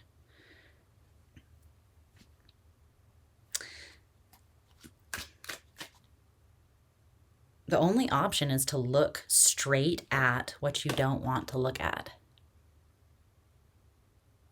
The only way out is through. The only way to integrate or come back around to this clear, direct truth, the Ace of Swords, is to invest your energy, there's the last 7, into looking at the 10 of Swords, the 10 swords that are in your back, whether those were sort of self-inflicted or you played a part in putting them there. Whatever the case may be, the Lovers in reverse with the 10 of Cups and the 10 of Pentacles.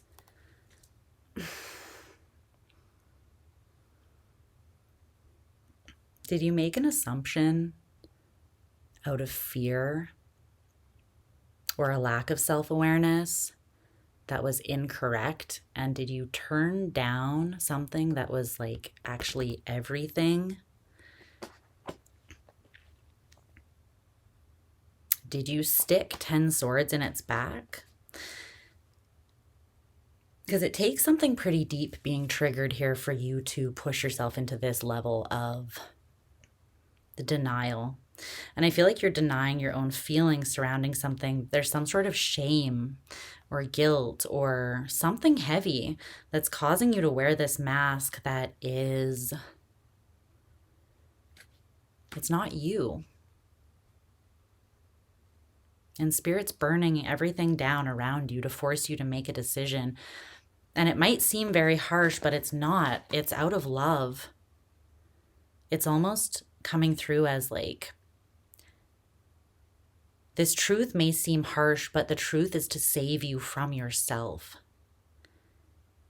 This truth that they're forcing you to look at is to cut away everything that you've projected onto a situation or onto yourself to bring you out of this space that you've somehow gotten yourself into. And I don't know the whole scenario. I think it's different for all of you, but that's what I'm seeing. For some of you, it has to do with, yeah, Two of Cups, Lovers in reverse. Something you were defensive against or turned down. Wheel of Fortune in reverse, Queen of Cups in reverse, Six of Wands in reverse. I don't know. I feel like you were very shut down to something, but the way that you acted was ultimately out of fear. And there's a level of self-awareness and moderating your energy through humility, through dropping the pretenses, that needs to happen so that you can correct your behavior if you want to get back into a space of balance. But you have this within you. You already know. You just have to choose this over this, is what I'm seeing. Okay? This could be very agitated during this Mars retrograde for you. I love you so much, Virgo. I hope you're doing well. Again, if that was not your message or your story, or if it was reversed, then just take it how it resonates, or don't take it at all. Just watch your other placements. But somebody out there needed to hear that. And yeah, I'm sending you so much love. There's no judgment here. Oftentimes, the way that we evolve is through discomfort. Literally, expansion requires you to push beyond the boundaries of where you've been before, and that's uncomfortable. But don't be afraid to look at yourself. Every part of you is just you. There's nothing to be scared of or ashamed there. And the best apology to yourself, your own character, and others is changed behavior. But you have to look at yourself and become accountable before you can do that. So that is what's being required of you now. Your reading was long as fuck. I love you so much. And yeah, I'll talk to you guys again soon. Bye, babes.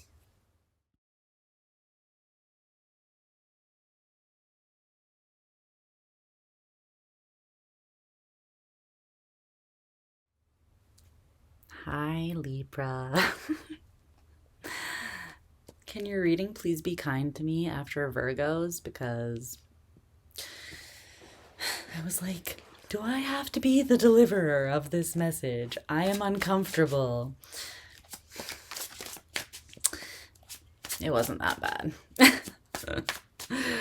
Okay. But I hope you guys are doing well. And let me get your cards down. I'm going to pull a couple oracle cards and your tarot cards to get a more clear picture of what is going on for you that Spirit wants to shed some light on or bring some awareness to, okay? Luna is in the background, gracing you with her adorable presence. Okay. Why? All right, so Libra. What does Libra need to know? Okay, that was a terrible shuffle. It's more like it. All right, what does Libra need to know, Spirit?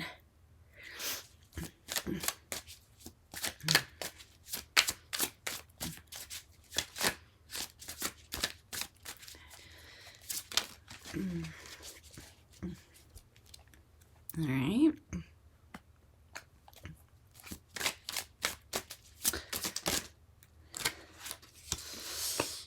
What?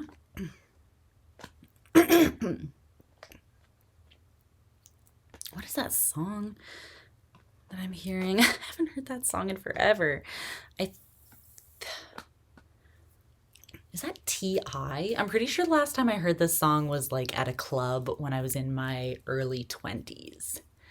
It's that song that's like, but baby, you can have whatever you like. You can have whatever you like. I don't know why I'm singing it in that voice, but dreams on me. Gas up the jet for you tonight, and honey, you can have whatever you like. Don't ask me where these lyrics come from. I swear there's like 90% of my mind is just like obscure lyric bank. And I'm like, could we clear some of that out for, something more useful? Spirit's like, no, this is important for moments like these. Okay, whoa. You can have whatever you like. Okay, we'll see how that...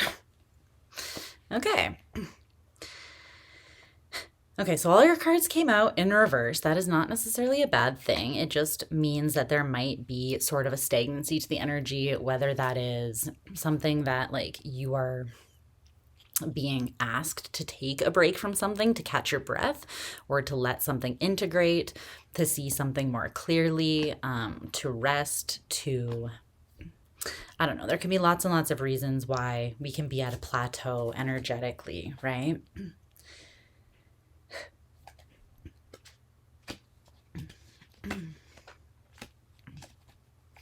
I feel like there's an energy of self-defeatism here. Libra, don't make me have the conversation that I had with the Virgo. The you're too smart to be this stupid conversation. And trust me, although that doesn't sound like it, it is a compliment. There's an element of that to this as well. You are selling yourself short in some sort of way, but I do feel like with you, it's hidden to you, whereas Virgo was more like outright choosing it out of stubbornness or aggression. I don't know. They just were choosing violence. But with you, it's like there's something a little more subtle that might be hidden here, like a power that you forgot that you had. So let me get the oracle cards out and then we'll dive deeper into that. But okay.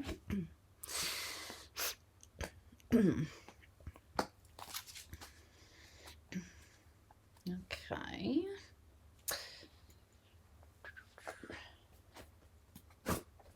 One more.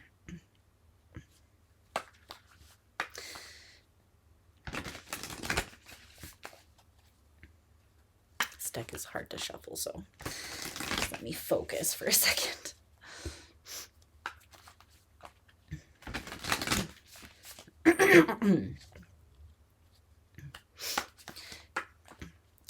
Some of you are going through some sort of sexual awakening, and it's not just outright, like it's not, yeah, arrows.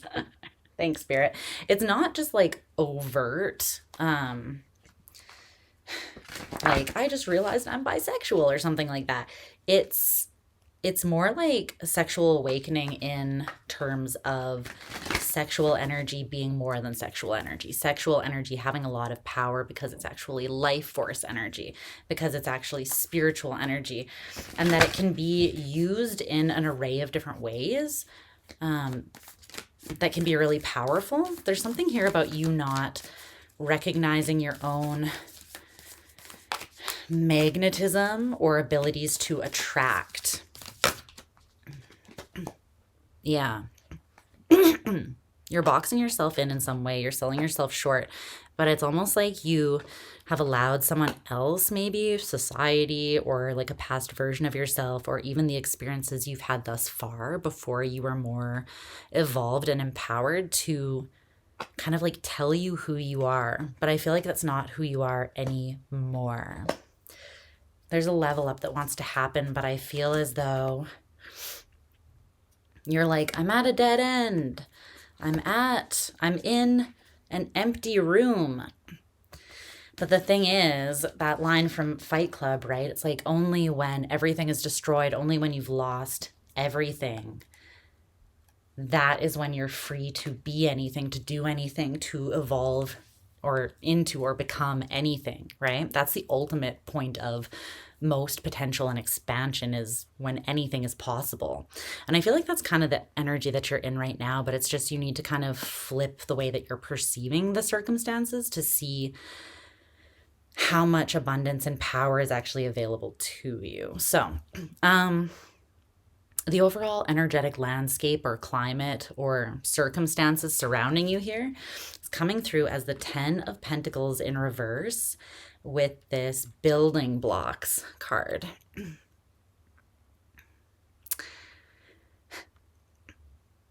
This is super interesting. There's something like 28 is a 10, then you have the 10 of Pentacles here. There's something that wants to be built. You're being pushed into a culmination point, but it's not coming through as an ending. It's more like a fulfillment. A fulfillment of something. Like completion, but not something closing out. Completion in the sense that you get what you want to a new degree that you didn't think possible. But it's almost like there's something falling into place that's happening around you. You're sort of standing in the middle and you might be witnessing or observing some pieces, but this is kind of something like crystallizing. It's an energy bigger than you at play here. But it hasn't yet fully fallen into place with that 10 of Pentacles in reverse, or you have not opened your arms to receive it, or you haven't been able to actually recognize it in order to receive it. But at the bottom of the tarot deck is the 9 of Pentacles. So you're already here. And this is the natural next step of progression. So these building blocks are being added on to a foundation that you already are standing in. But then there's the Moon and the 5 of Swords with Justice in reverse, which is you. Something that is hidden here is a way that you are... It's an energy of self-defeatism or self-sabotage, but it's like there's a level of unconsciousness to it.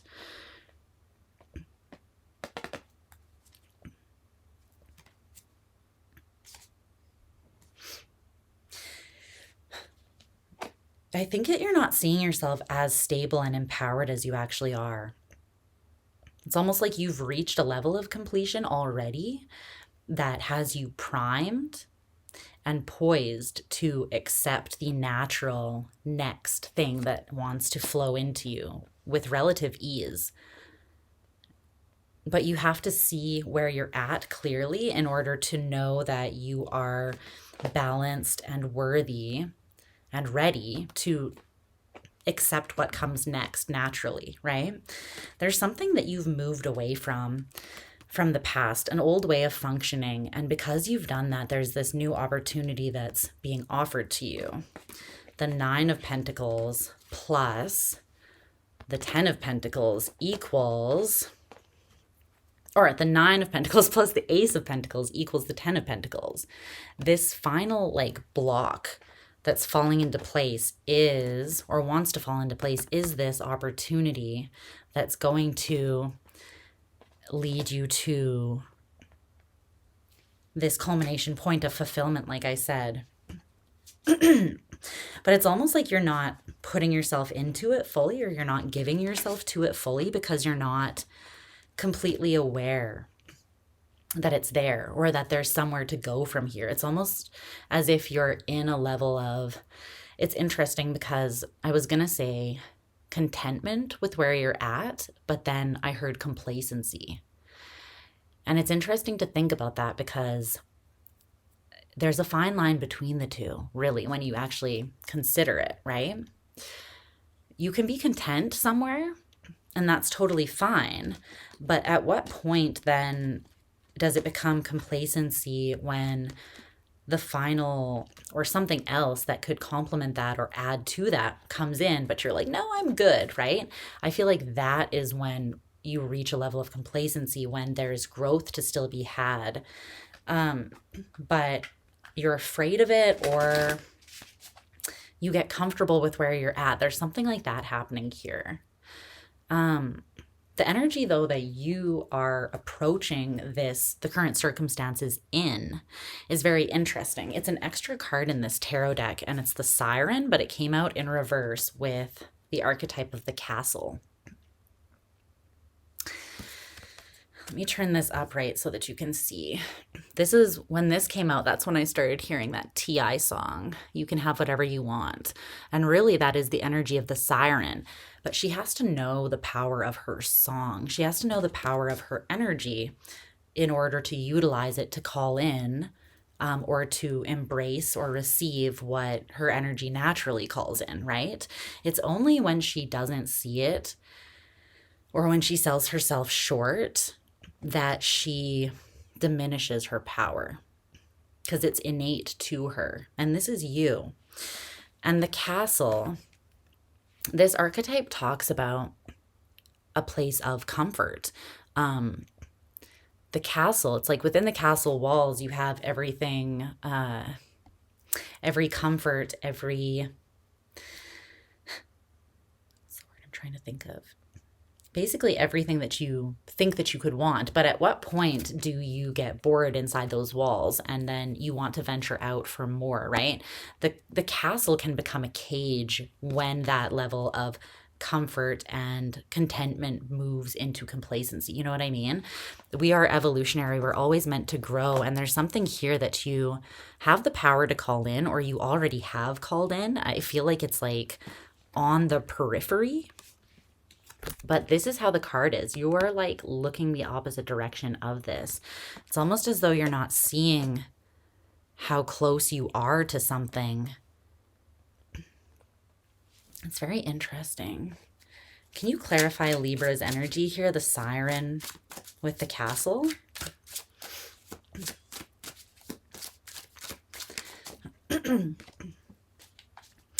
The Page of Cups in reverse with the Six of Wands in reverse and the universe. The universe is different than the world. This deck has both of them. And the universe is like one step. Yeah, see, here's the world. And the universe is like, obviously, the world is just part of the universe. So it's even beyond that. See, it's almost like you've reached the world and you're like, that's all there is. And Spirit's like, nuh-uh. There's more. Dream bigger. Think bigger.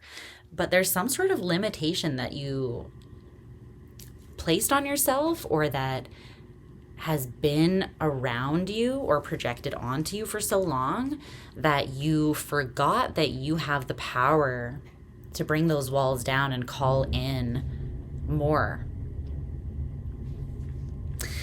For some of you, this has to do with like love or a romantic relationship. It's almost like you are comfortable in this castle, but you're in there all by yourself. You have like everything, all the creature comforts that you could ever want to live out your life, just in the lap of luxury, you know? But you've kind of convinced yourself, but I have to be in here alone. I can't, it's not safe to let down the drawbridge over the moat, because there's something about you feeling like your heart only misleads you, or you can't have success in love. You can have all the success in other areas, but not there, or something like that. That could be the 10th pentacle that wants to come in. Is you could have everything. You could be in a very secure and abundant space. And now Spirit wants you to have someone to share it with, to enjoy it with. But you're like, no, impossible. Impossible. A lot of things are meant for me, but not that. But I don't feel like you're right about that. There's something that is beyond your expectations. I heard beyond your wildest dreams. Almost to the point, though, that you're having a hard time even conceptualizing it. Yeah, seeing the truth of it. The evolution or shift that is happening or wants to happen is the Wheel of Fortune in reverse.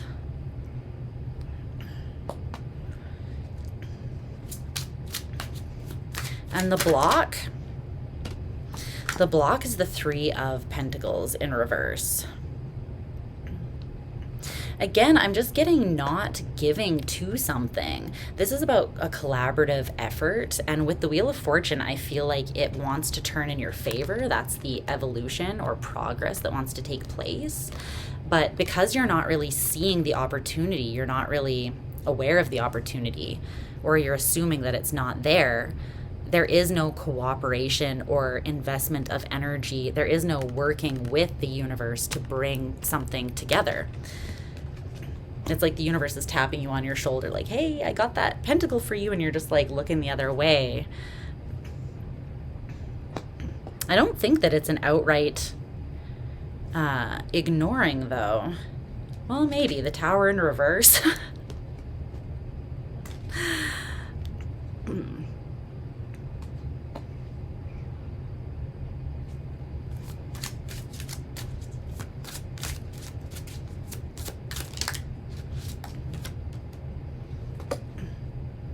There's something about being hopeful enough and confident enough to give to something.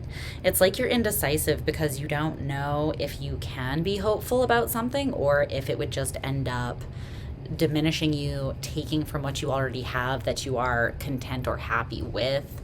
But I feel like this is meant to add to what you have.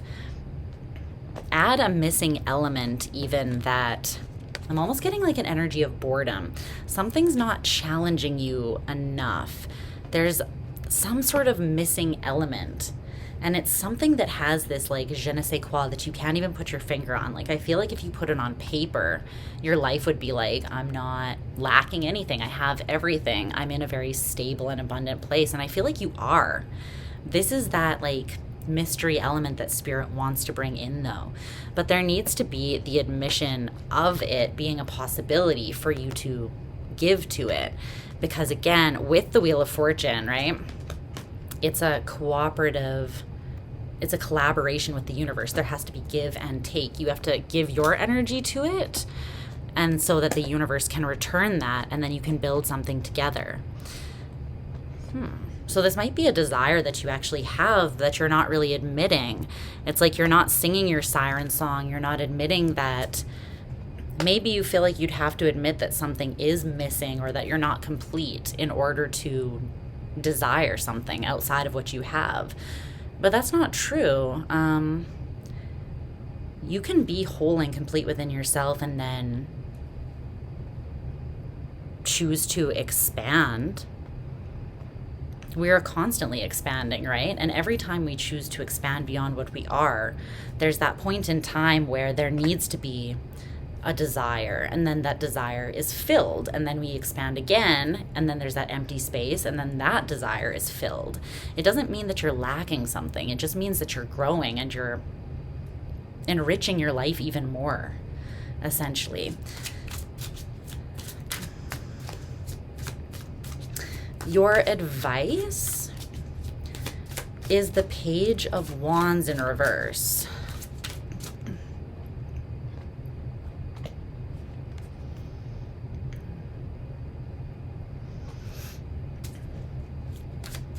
Tell me about that.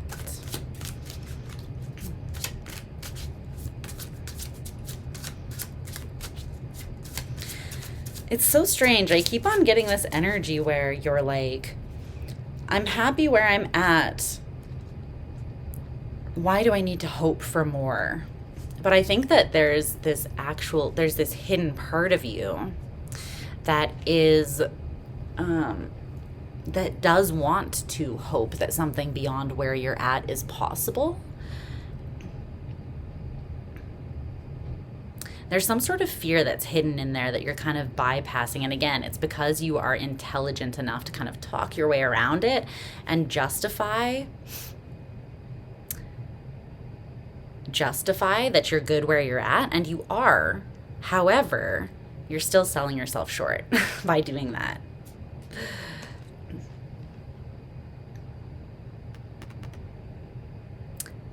There's a repression of the natural evolution of energy. The devil talks about something that oppresses you, holds you down. And Pluto energy is coming in like, no, no, no, no. We are not letting you off the hook. We see how big and bright and sexy you are. We see how much room you have in that castle. And why would you be in there all alone when you could have a big, sexy party? You know what I mean? When you could have a family, when you could have a lover within those walls, you know? You're being challenged to see where the castle walls are starting to feel more like a prison. And it's not because it's not comfortable. It's not because you're not happy. It's because you're capable of more and you know it. And we are evolutionary. We're not meant to stop growing. We're not meant to stop adding. We're meant to be infinitely abundant and powerful. It's not selfish to want more. It's not irresponsible to want more. It's, if anything, it's the recognition of your own divinity, your own innate worth, and your own power. You can have whatever you want, Libra. Whatever you want. Tell me more about this Page of Wands in reverse. Spirit's like, gas up the jet for you tonight, baby. You can have whatever you want. What do you want?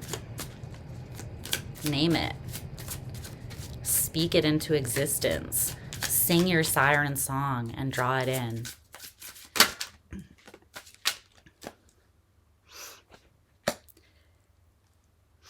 The King of Pentacles in reverse with the Hierophant in reverse.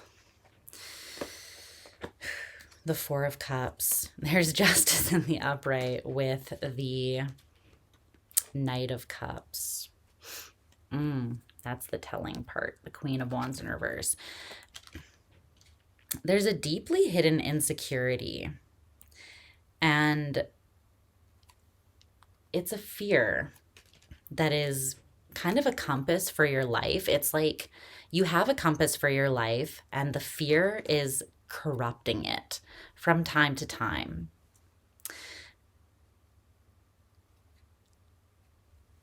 Not completely. You're not completely off the mark. Again, it's just there's somewhere that you are meant to go, something you're meant to commit to because it will enrich and expand your life in a really positive way. But it requires you to, from a balanced and complete place, be like, maybe I'm a little bored though, and that's okay. Maybe I've become a little emotionally ambivalent. Maybe what's missing is the excitement of romance. And the very nature of romance is the unknown, is not knowing what's going to happen, right? It's like that's what makes it exciting. What's going to happen next? Pitter patter in your heart. It doesn't add an element of insecurity or instability. And I feel like that's kind of what you're fearing. It's like, but if I let that in, it's going to throw me off balance. And that's fair because sometimes it takes Librans a long time to get to this really solid, established place of where they feel super secure. They know who they are and they know that they are good. But the thing is, once you get to that place, how boring is it? Or how boring would your life be if once you got to that place, you just spent the rest of your life like frozen in place, scared to even let the breeze sway you? Because you're like, now that I've reached this place, I have to stay here. It's like that position will then become cramped. You're not meant to stay there. Once you reach this place, you're meant to have that sense of security that allows you to then take risks, exciting risks that, again, open you up to bring beautiful things that you weren't even expecting into your life. risks like cracking your heart open and offering it or wearing it on your sleeve, because you know that nothing can throw off that internal state of balance. It's not something you have to hold and stay cemented in. It's something that you carry within you through this assuredness of who you are, how far you've come, and that you can handle anything. That you can dive into something that is unknown. You can throw your own scales off balance. You can, because you're not really, you know? It's from that state of balance that you can move with a little bit more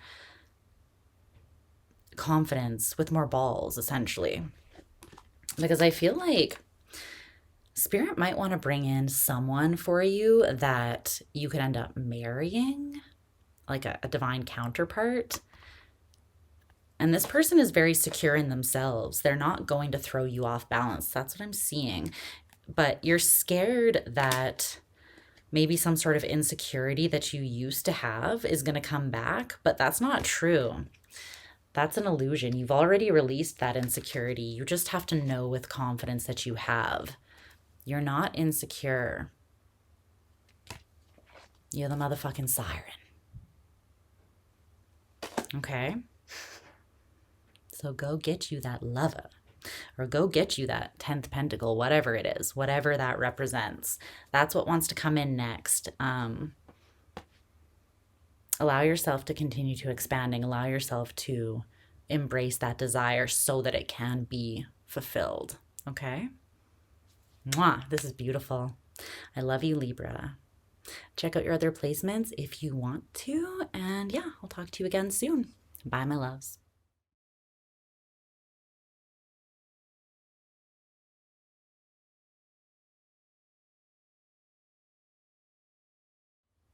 Oh, hello, Scorpio. My sexy little stingers. How are my fellow Plutonian baddies doing? I hope you're doing well. I have missed you very much. As you know, or you may not know, you are my people. And I have been swimming deep in our 8th house waters, processing some shit. So I've needed your solidarity, which you offer just simply through allowing me to connect to your energy. Makes me feel so seen. So I hope you guys have been doing well. Let's see what's going on or what wants to be highlighted for you at this time, okay?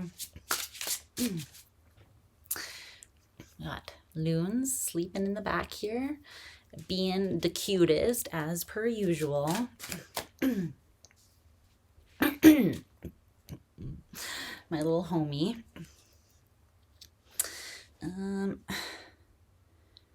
Where can I put my legs that is not crossed? Because the cramping is real at this point in time. Stretch. Hi, Bean. Hi, sweetie. Hi. Hi, cutie. Hi, squish face. Okay. I like how she just perked up out of a dead sleep. She wanted to witness you. And who does not? The very elusive scorpionic energy. Okay. Whoa. All right. All right. Tell me more. What was that? Okay. What the hell? Scorpio.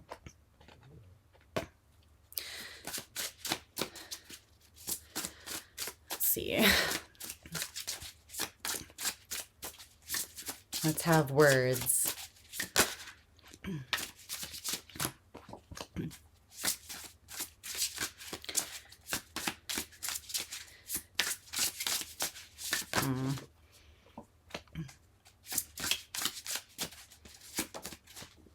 knew that was going to come out.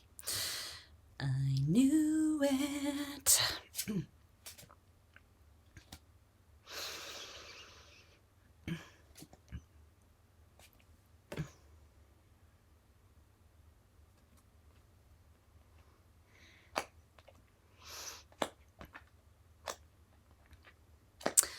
I knew it.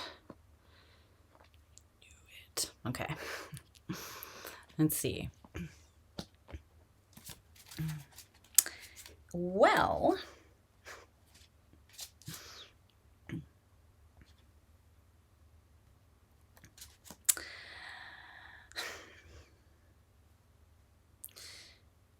there is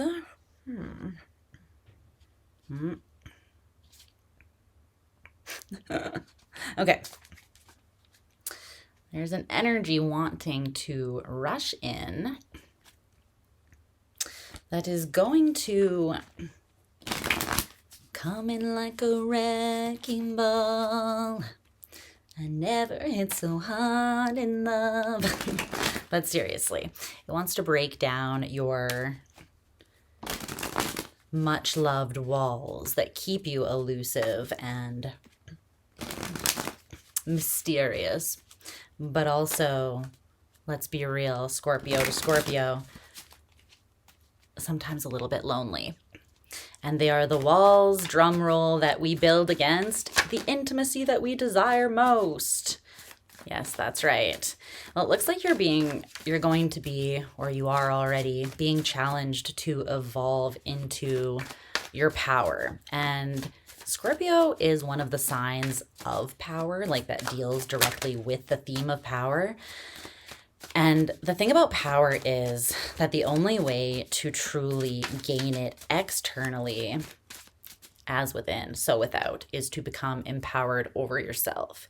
And that means acknowledging, cracking open, and, you know, essentially utilizing the wholeness of yourself, even the parts that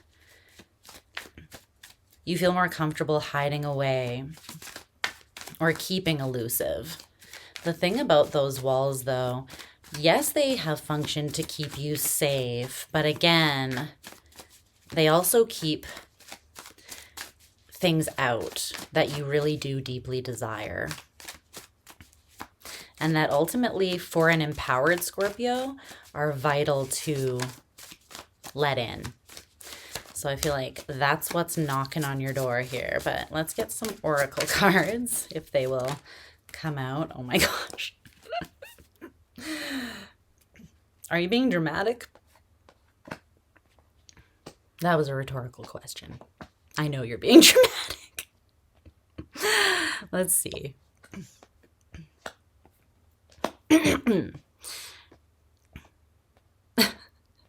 There's this thing that I posted on my Instagram story the other day, and this is making me think of that. Can I get one more of these for the surrounding situation? Whoa.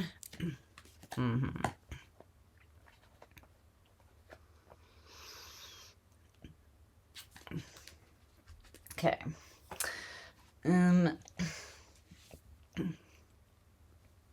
I'm gonna find it because this is so relevant.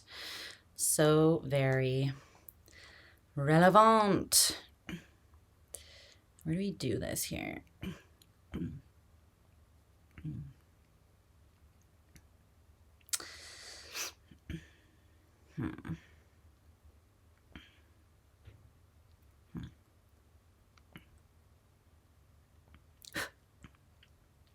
Not that. I don't know how we get there. I think we go like this. Archive. What?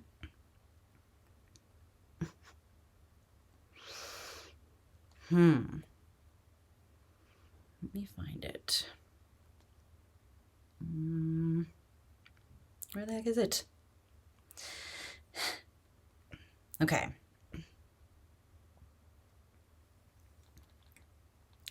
Let me just see here.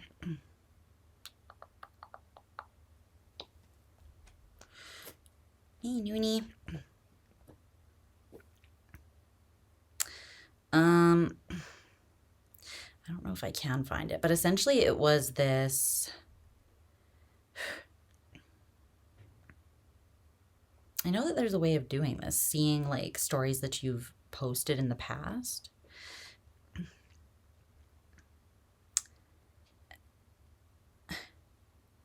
But I don't remember. Do you remember? Okay, here we go. I found it. All right, this is it. Okay, let me show you.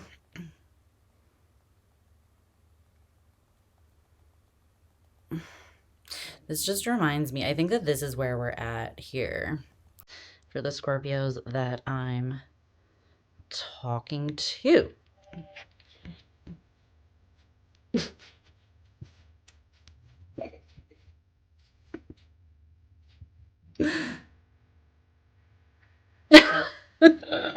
Scorpio's like, bitch, I said what I said. Yes, I was being dramatic. We're just gonna have to live with it forever because I am not going back. I'm digging my heels in, and that's where we're at with that. I am sticking to the drama. Fixed water vibes. Okay, give me one more oracle card to clarify. Oh my gosh. Okay. Scorpio.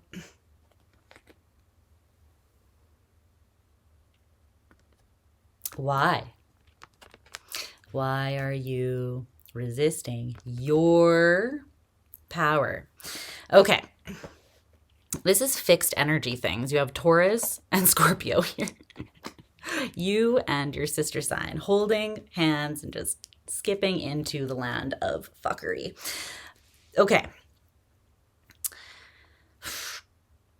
The energetic climate that is coming up here for you is the Four of Cups, which is an energy of being emotionally discontent, apathetic, bored, you know, kind of in that Eeyore spot where someone's like, how you doing? And you're like, I'm fine. I'm okay. You know, it's fine. It's the energy of fine. Fine is just, you know, boring. It's mediocre. It's like lukewarm. That's the energy. And the thing is, you're being offered something and you're looking at it like, I don't know. But the thing is, I feel like the source, and this I feel is like your higher self that is trying to point out this fourth cup that's coming to, or this new cup that's coming into you to shake things up and add a level of fulfillment or like spice or just excitement. Whatever you're in right now is a little bit bland. But it's like you don't really want to admit it. Again, it's like maybe you dramatically denied something and now you're like, I would rather petition for NASA to catapult me directly into the sun than admit or go back on the stand that I took, you know? Maybe next lifetime.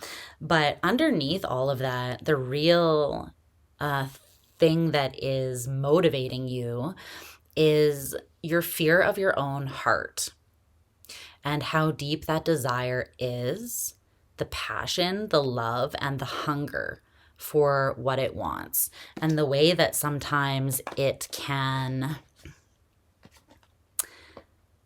you can question what it wants because even we sometimes fear the intensity of our own desire because it is that powerful.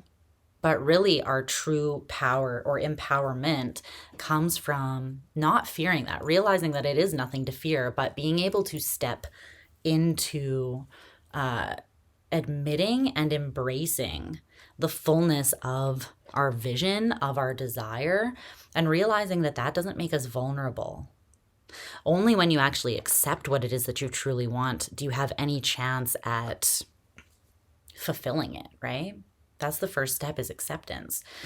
But so that's the surrounding energy. Something's being offered to you that would spice up your life, but you're looking at it like you're confused, or you're sending out mixed signals, or outright denying it, or you're putting yourself in a space of apathy. But really what I feel like is you're numbing out some sort of deep desire or hunger that is within you.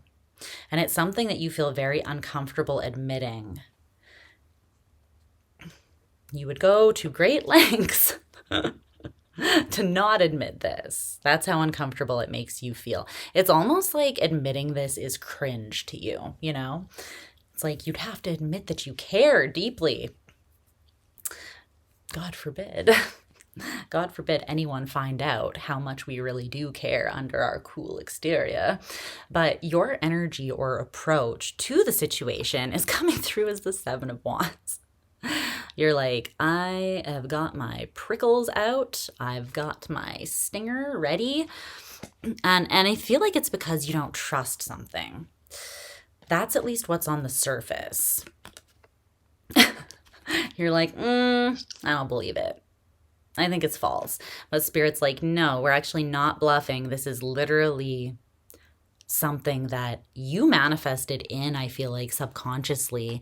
It is part of your greater vision or your greater purpose, and it's meant to propel you into a space of more power. But there is this resistance to your own power, and that is at the core of this. The thing about Scorpio is not much scares us. Sometimes I feel like the only thing that scares us is parts of ourself. And it's not the darkness, it's the power, ironically. We are a little bit ass backwards, you know? Sometimes I feel like we are the cosmic joke. But hey, at least we're sexy while we do it, while we fulfill this role. The evolution or shift that is wanting to take place for you at this time is the Nine of Wands in reverse. The wrecking ball coming down and bringing down those walls. Why? Because they are what's causing this resistance to your power. It's your own power coming in as the wrecking ball because it wants to be witnessed. It's like, no, it's time for you to step into the fullness of this. It is possible. It is part of your vision. It is part of you, and therefore something that you don't need to be defensive against. There's something where the walls that you put up, yes, while I said they've kept you safe, they've also created some sort of difficulty that doesn't need to be there. Almost like a fortress that's ready to come down now. And the challenge or block or source of resistance is the Lovers. Let me just cover up her beautiful tits there because YouTube sucks. So the Lovers.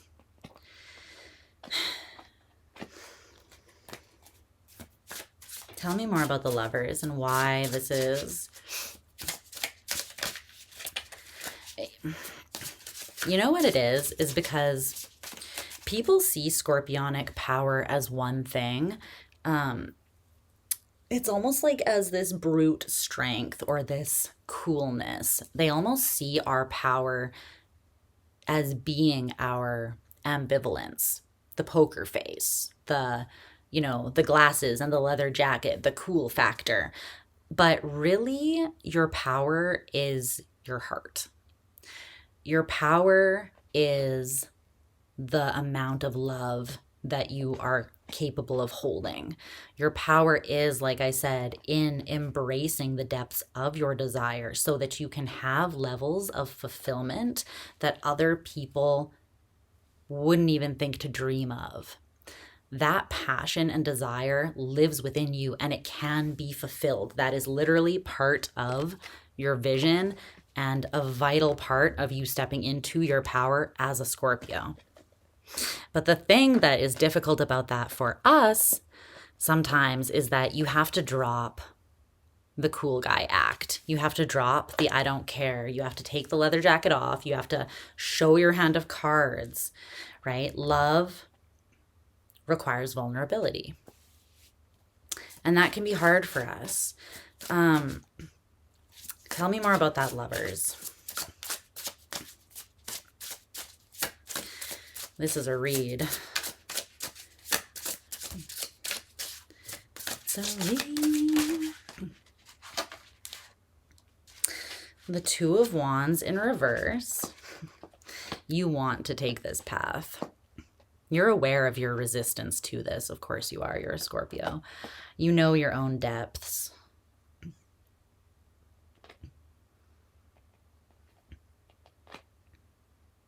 But sometimes it's easy for you to pretend like you don't, because things go so deep. It's sometimes easy for you to convince others that, yeah, there's some dark waters within me and I don't know what resides there. There's a desire that I have that I'm not even aware of. But you know damn well, you know every inch of those waters within you. You're just scared sometimes to express them, emote them, or let other people swim in them with you. It's one thing to be comfortable within that yourself. It's one thing when you go to bed at night to lay there and admit that you have that desire, but it's another thing to speak it out loud, to make it real, or to tell somebody else that you want them, or to, you know, say, I want that thing, that experience, that this other level of fulfillment. This is a path that you've already chosen internally. The Ace of Cups just forced its way out of the deck. The Hanged Man. You already have a higher perspective on something. I'm hearing that Florence and the Machine song where she says, you've got the love. You've got the love. You've got the love. I need to see me through. Something like that. Is that what she says? The Hanged Man is Neptunian energy. This is next level love, though. That's the thing. There's Venusian love, which is kind of like human, very human love. It can be about, you know, creature comforts, physical pleasures, sensual fulfillment, you know, very human level. Neptune is the higher octave. Neptune is unconditional love, sacrificial love. I would die for you love. Scorpio shit, Pisces shit. But that kind of love requires a transcendence into something higher, into your divine power, not just your human power. Your human power is your ability to win the chess game of life, to manipulate things, to be your way. And I don't even mean manipulate in a malicious way. I just mean like move the energy to make what you want happen because of the way you present yourself, because of the things you choose to keep mysterious, that gives you kind of a leg up in some situations, but that's not your highest expression. Like I said before, your highest expression is embodying and embracing this otherworldly level of love. And it takes real guts.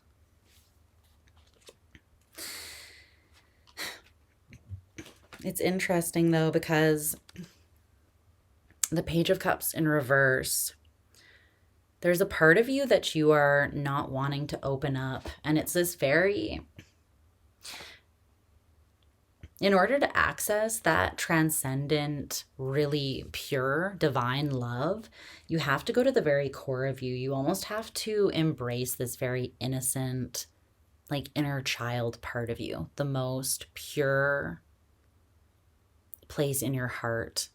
And I feel like you're like, I'll offer anything but that. The thing is, though, Temperance, You're balanced enough, you're evolved enough to offer this and keep it safe simultaneously. You're strong enough to take the armor off, to lay the armor down, to put your weapons on the ground and still not be destroyed. Nothing can destroy what is inside. It's an inner fortitude that nothing can take that or steal that from you unless you allow it to, right?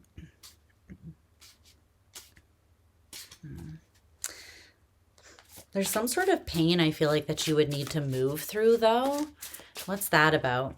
In order to, yeah, the Tower in reverse, the 8 of Cups, the Queen of Cups. Oh my. The Star in reverse, Judgment in reverse.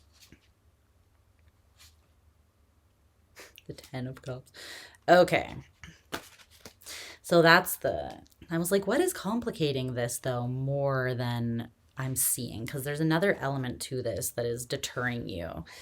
Because this enough is not, or this, what I'm seeing here so far is not enough to turn you away from,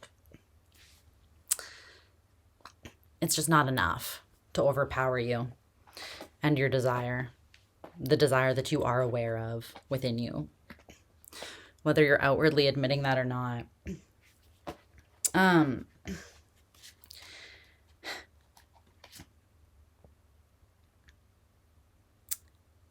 I feel like you walked away from something, or you allowed something to walk away from you. Maybe you acted like you didn't care, like, oh, yeah, fine, go on, whatever, I'm fine, I'm happy.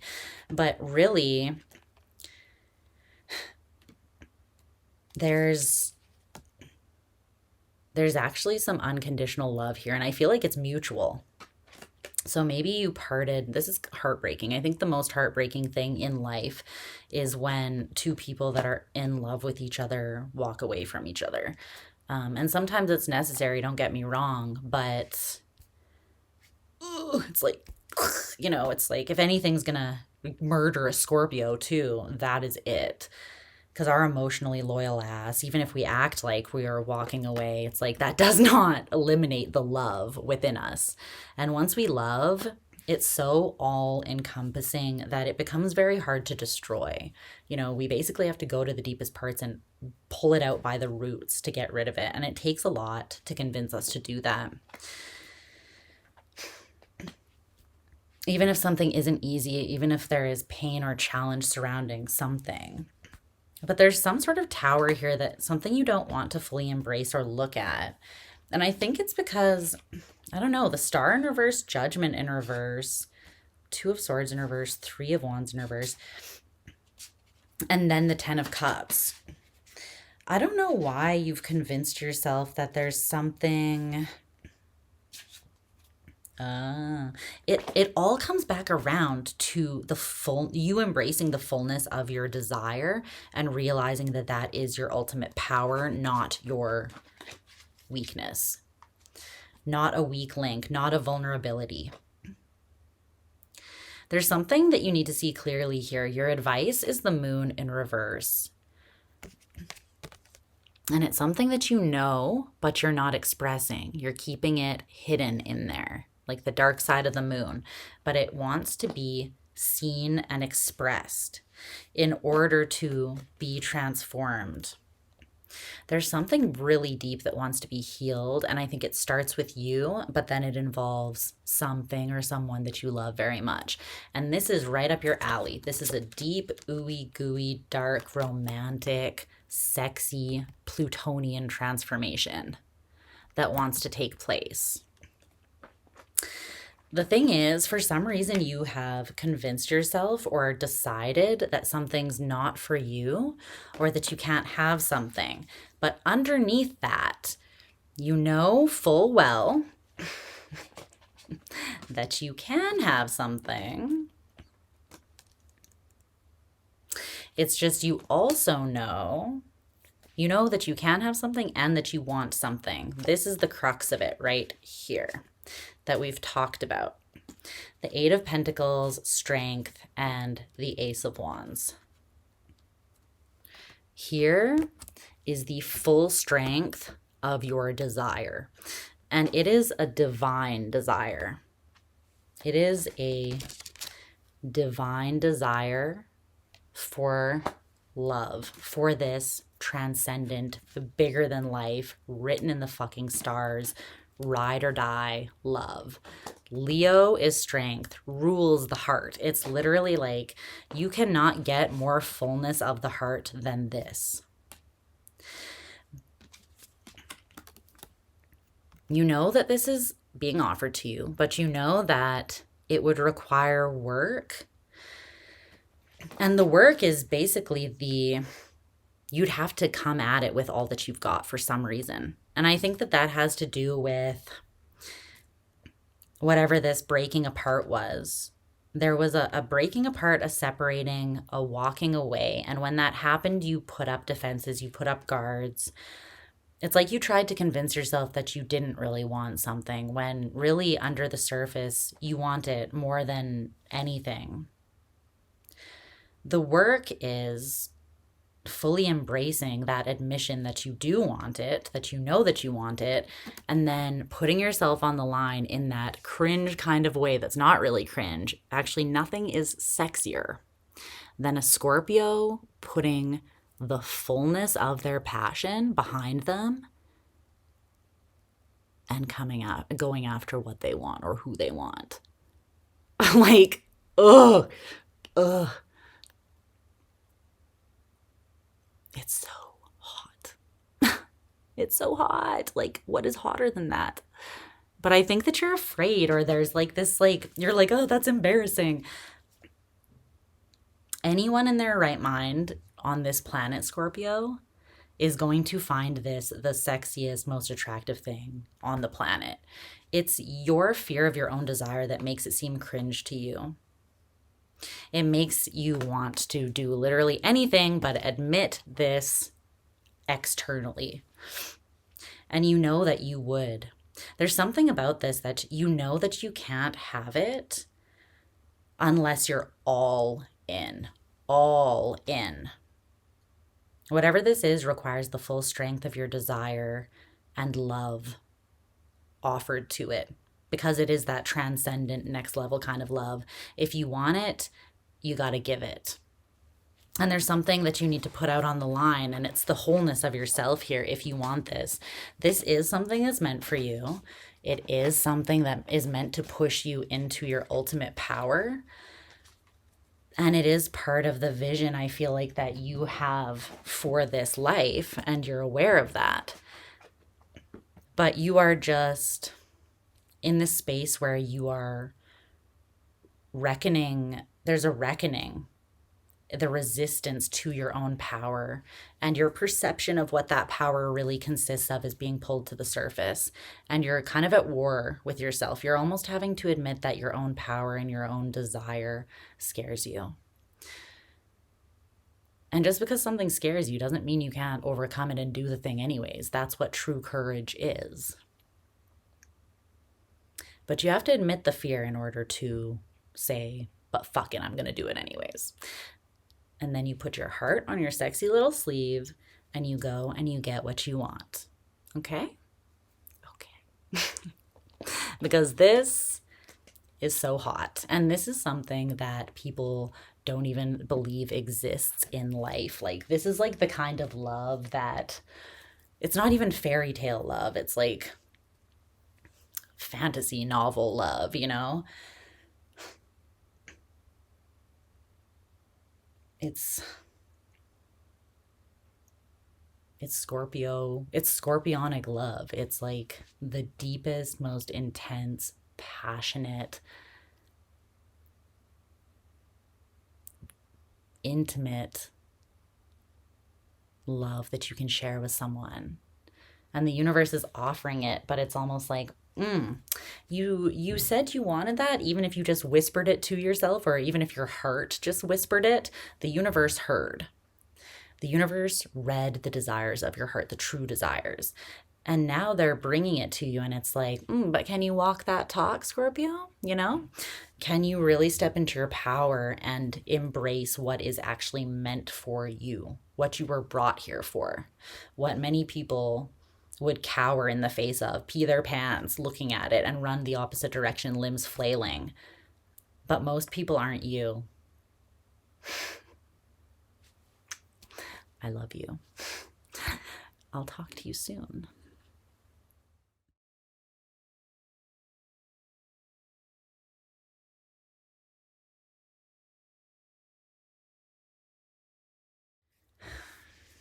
Hi, Sag. I hope that you guys are doing fantastic, living your best life, and most times you are, which is just wonderful. You inspire the rest of us. Okay. I guess you're ready to leap right on into it, which is great because it's midnight here. Let's see. So I kind of vibe with the night though. So yeah, Spirit's like, yeah, you do, bitch. It's the moon. Okay, let's see what's going on. What wants to be highlighted? Need one more.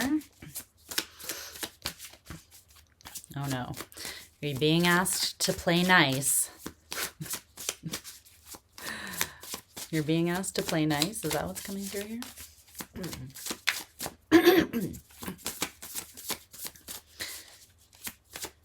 I'm channeling a song, but I don't know what its relevance is, so let me just finish pulling the cards. Get one more tarot card. Then we'll get you some oracle cards. We'll see what's going on. Okay. I failed to see the problem. Oh. Oh. What? Oh. The relevance of the song just came through. Okay. We'll get to that.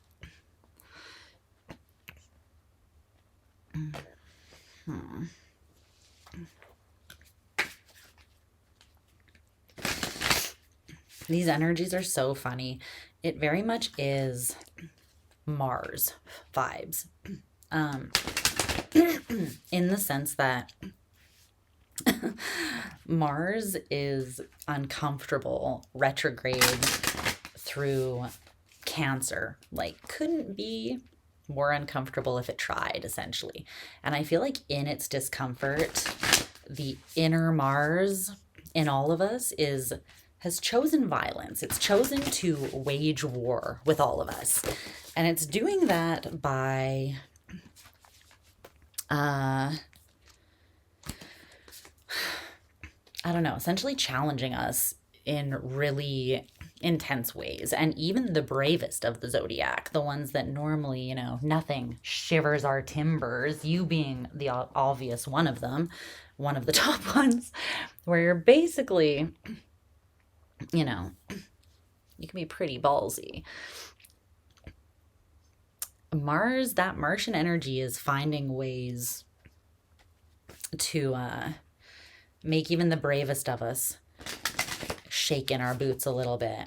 But it's all for the sake of expansion.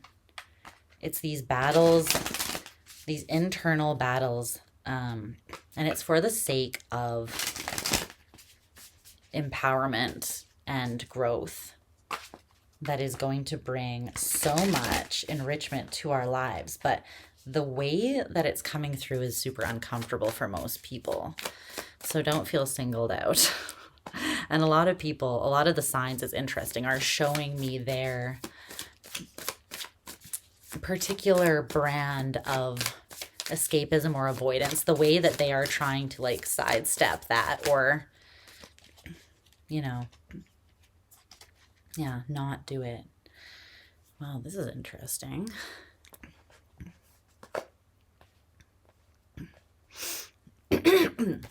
I feel like the energies that I'm seeing are not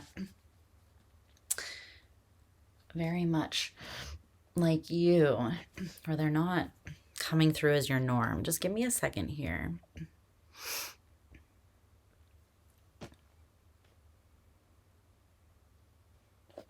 Okay.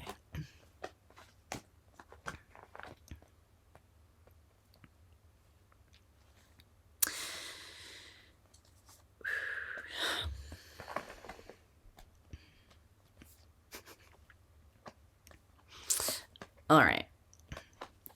Where to start with this? There's a lot here to unpack. And with you, it's always complicated in like the best way possible. I mean that as in it takes a certain level of consciousness and evolved approach to even kind of grasp like where you're coming from a lot of the time, because you exist beyond the boundaries that most people exist within. So I appreciate that. But I'm seeing Uranus energy, Piscean energy, Virgo energy, Aries energy, or just the energy of divine masculinity here. Okay, so the energetic climate or the situation that's surrounding you is coming through as the Fool in reverse. It's the Wanderer in this deck, and it came with Virgo, I Analyze, which came out in reverse. I'll show you the Fool card in the upright just so you can see it.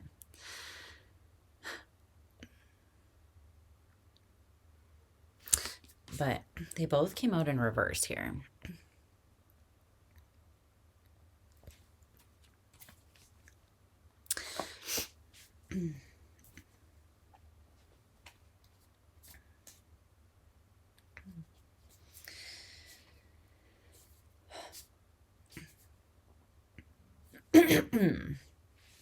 It's like,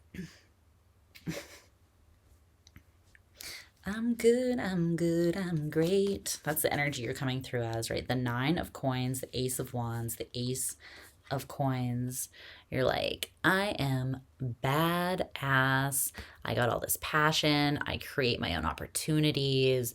There ain't no door that I won't kick down. And then you're like, you're like, but I won't do that. You know, the Devil, the 2 of Pentacles in reverse, and the 3 of Swords. You're looking at this one particular door like it's Pandora's box. And you're like, if I open that, no good thing is coming from this, you know? It's almost like the energy of not every door needs to be opened. The door labeled hell, for instance, can probably be bypassed. But I feel like you've labeled a specific door. I think that was Luna Hair that just waved by, wafted by. I think that you have posted that label on this particular door. I don't know if that is the label that the door came with. Clarify this Fool in reverse energy.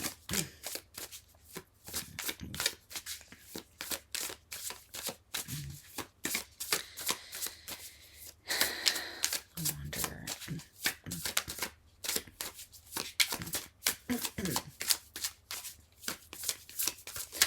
It's interesting.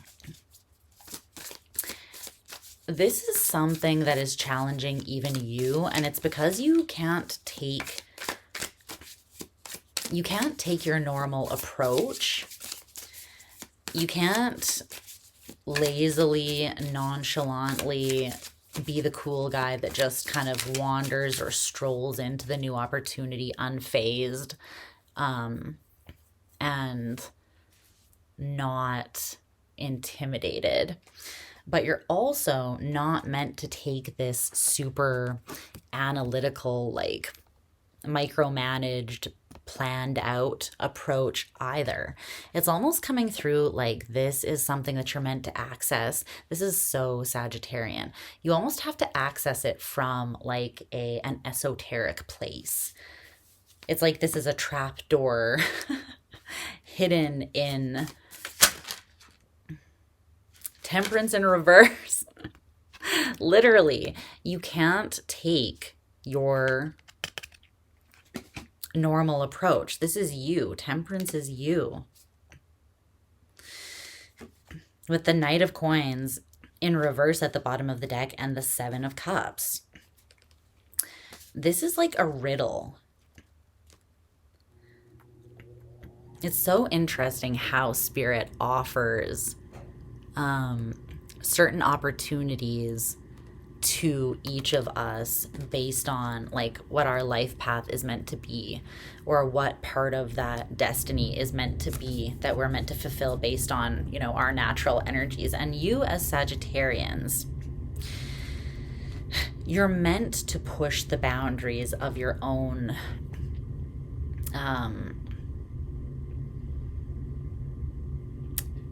comprehension. You're the philosophers, the explorers, the people that go where no man has gone before. You know, that's you. And you somehow maintain this balance and harmony despite stepping foot into no man's land. But there's something here that it's like, it's coming through as very like psychedelic, very, you have entered the twilight zone. Everything is upside down here. You can't make sense of things the way you normally make sense of with your very intelligent mind. Even your outside of the box intelligence still is not the way to access this. There is a leap out into something new, a whole new adventure that is being offered to you, but it's like, again, there's a trap door, there's a hidden door. You have to like pull a book on the bookshelf and then it opens, or something like that. The normal approach won't work. The Knight of Coins in reverse and Temperance in reverse. What will work is the Seven of Cups, which makes no damn sense to most people, but I feel like the universe is like, Sag will get it though. Sag will understand. In fact, this might kind of be just the catalyst that tempts Sagittarius enough that they will, you know, leap out into it, because it appeals to you in that very Sagittarian way. It challenges you in a way that not many things do, in other words. So interesting. Your energy or approach to the situation is coming through as the moon. So this is Piscean energy. Again, it's very mysterious. It's very spiritual. It's what is hidden, what is not easily seen, what is not clear cut, what doesn't fit inside the box, what is at the edges of your peripheral, what is the unspoken at the edge of the spoken. That's what Pisces taps into, right? Your psychic gifts could be opening up because they're needed to access whatever this is, or to understand how to navigate into this new phase of life or this new beginning. It's not something you can approach with the analytical, logical mind. Like I said before, I don't think you could even break down the steps that you take to get there. It's one of those things where you have to go where you're guided, like Alice in Wonderland. You almost can only see the next step right ahead of you, and that's how you get through this. But I feel like you're like, challenge accepted, the moon. It came out with these oracle cards of chaos and then open and seek in reverse. This is giving that Seven of Cups energy. It's like the access point is through the unseen. The access point is through chaos. The access point is somewhere that most people would just look at the bookcase and they would never think to search for a hidden entrance, you know? A door that most people wouldn't even see. They wouldn't even see the door, let alone think to open it and step through that threshold and, you know, adventure or seek or explore beyond those confines. This is something that really is asking you to go where you haven't been before and where not many people have been before. But again, I feel like your normal approach would be to open this part of your mind, to expand, and then to seek with your soul, with that fire within you. Allow that to kind of burn like wildfire and light the way. which is its own form of chaos, but this is a different form of chaos. Yeah, it's the sacred feminine. Again, that Piscean energy. This is the Empress card. It's asking you to take more of an intuitive and emotional approach. This is something you have to feel your way through. And that's beautiful, because that really is speaking of a Sagittarian kind of expansion. I know that you are technically a masculine sign because fire and air are the masculine elements, but you're also the most evolved expression of the soul expansion, right? From that fiery life force energy sort of place. And that is kind of masculine, but the soul is also, you know, it's the yin yang, it's the balance of the feminine and the masculine. And this makes complete sense, because I feel like you have, the reason why this is coming to you in this form is because you've already mastered the sacred masculine, which is more your forte, your normal approach, which is still challenging and still pushes the boundaries of what most people could comprehend or would dare, you know, step into. But you've already, it's like you've been there, done that, and Spirit's like, now we add the other element, you know, the wild card, and we see if they can fucks with that too. This is the evolution or shift that's trying to take place. It's the divine masculine, which is the Emperor, but it came out in reverse. This is what wants to shift, and the way that it wants to shift or evolve is to have this complementary element added to it, because you're ready for that. This is really cool energy. I love this.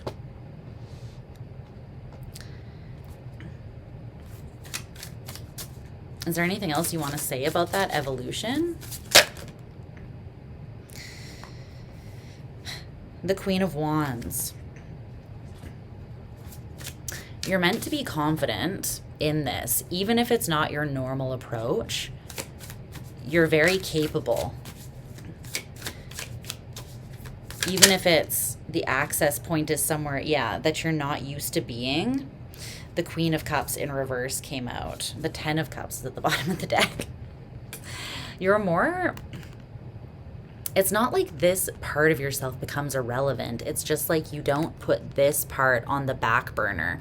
They want to be equal and balanced. You're already strong in this area. Again, right, the fire. Apply that established confidence to this other part of you that is just as strong. And the culmination or the combination of the two is going to bring you to this place of personal fulfillment and balance, but there's also a level of emotional and intuitive understanding that wants to come through and gift you with something that you haven't experienced on this level yet. That's why the shift wants to take place, so that more can come into you through opening waters up that have been almost uncharted before. The block or source of resistance is coming through as the 3 of Cups. This is where I said you're being asked to play nice, because the 3 of Cups is not an energy of independence. It's an energy of community and accepting support. And the sacred feminine is also an energy of receptivity and openness, right? And it's not like you are sacrificing your independence, your fire, your nature to be in this. It's again, it's like it's coming through as an inclusion or something it's an addition that's going to make you stronger and even more empowered and complete. Tell me about why that 3 of Cups is the source of resistance, though.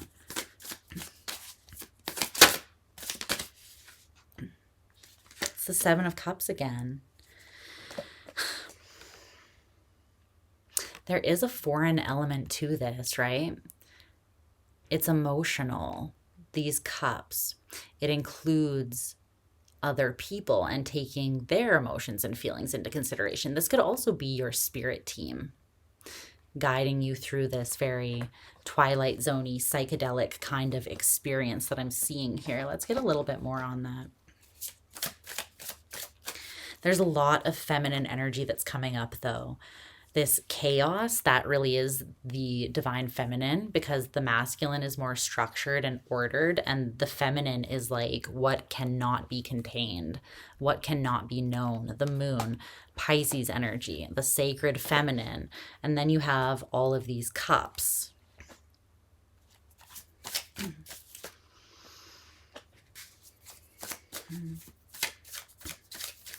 It's a new way of communicating with yourself, the world around you, and higher powers or the universe that's being opened up to you here.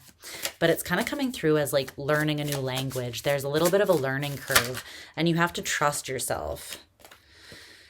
The Ten of Swords in reverse. What's that?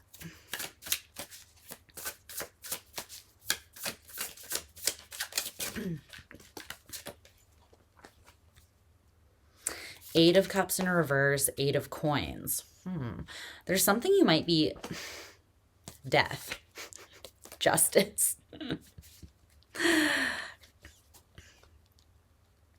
There's something, and I won't tell anyone, but there's something that, dare I say,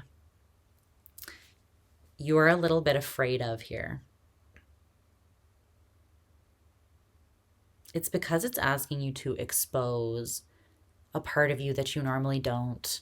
It's not that you don't tap into it, but you don't normally emote it or express it with so much boldness or confidence as you do come from that like more fiery place. This is about learning to trust yourself while you leap into this and know that you are very capable to embrace this expansion. But there is a part of you that wants to run rather than put the work in. And I'm not entirely sure why that is. Ten of Swords in reverse. Some of you have been stung by community or intimacy or relationship before, and you were like, never again. I'm going to be like hyper independent now. I will never trust another man again. But it's like, for you to get what you truly deserve, the success, the Six of Wands, the recognition, and the expansion that you are here to experience, there is this transformation, scorpionic energy that needs to take place. So I feel like there's some sort of fear or maybe even past woundedness that you almost need to... You could have like kind of shrugged it off, like, well, that didn't bother me that much. And I'm not saying you didn't heal from it, but now it's kind of coming up as like a slight trigger. And I don't think it's like a PTSD trigger that it's deeply affecting you and like putting you into a state of frozenness where you can't function or make any moves. But it's peeking its head up again, and in the form of remembering. It's like you may have forgiven, you may have healed, but you haven't forgotten. And the Ten of Swords is something that you don't forget, right? But here's the challenge. It's like when the remembrance of that time that the worst case scenario did happen, the time when that person was like a psychotic narcissist or something like that, and they did inflict some real pain. The challenge now is to open up again in this feminine kind of way and allow yourself to be vulnerable and transformed in that place, which requires you putting work and effort in from that place rather than the Eight of Cups running away from it because you remember what happened before or at some point in the past. Your greatest fear, essentially the place where you want to go the least, that is where your greatest potential and growth is, right? Your greatest hope, your greatest possibility always lies behind your greatest fear. And it's because that's the price you pay. You have to overcome that to gain access. that's how you become empowered and sovereign over your energy, right? You have to face it. You have to look that right in the eye and say, I am not afraid, and then move through it. Okay. Your advice is coming through as the Queen of Coins,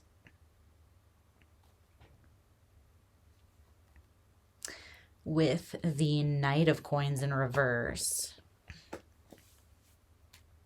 and the King of Wands in reverse at the bottom of the deck. That's you. 7 of Coins in reverse.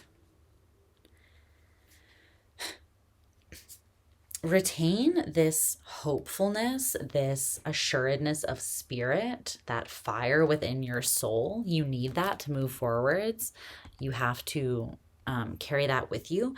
But again, the main approach, or where you're meant to be investing most of your energy, is not in this part of you that is, I feel like, you've already established your strength in this area. This is your energy, right? It is your forte.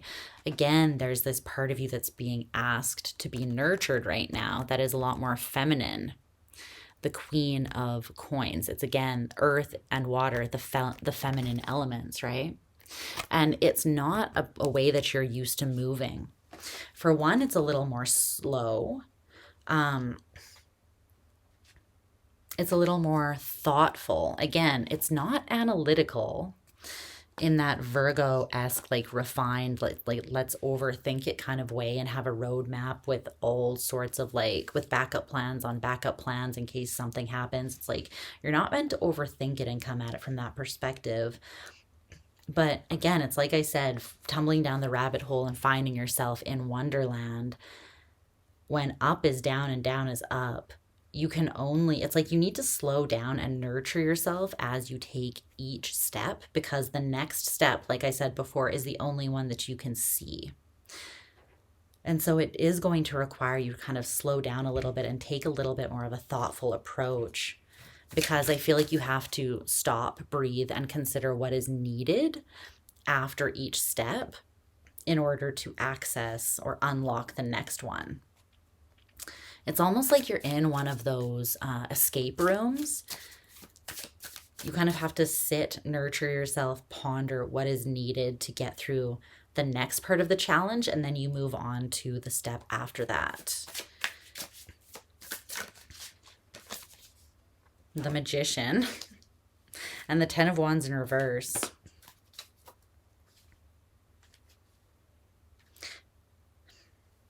It's interesting because there's a way of approaching this that is very, very powerful.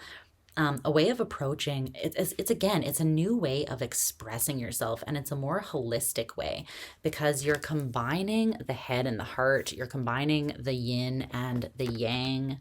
There's an element here that is being added that is just strengthening you. And with the Magician, it's going to make you incredibly powerful. It's going to make you a master manifester. Like, it's not going to be hard. It's almost like you'll be able to snap your fingers or just bring something into your awareness and you'll call it in with no sweat. Whatever this next phase is that you're moving into, whatever language you're learning to speak now to the universe, within yourself first, and then projecting it outwards, it's incredibly powerful, Sag. That's why it's requiring so much of you. With great power comes great responsibility. But it's worth it, whatever it is. I love this. I hope that this resonated with you and was helpful. Go forth and be baddies. Oh yeah, the song that I was channeling is My Chick Bad by Ludacris and I think it's Nicki Minaj. And I feel like that's something you're meant to remind yourself of.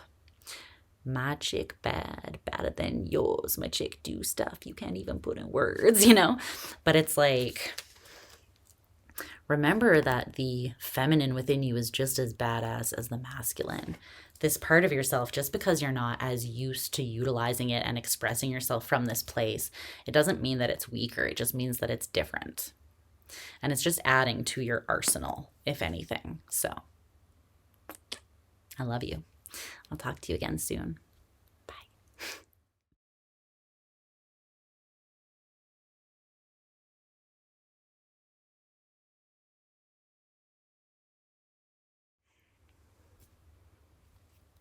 Hi, Capricorn.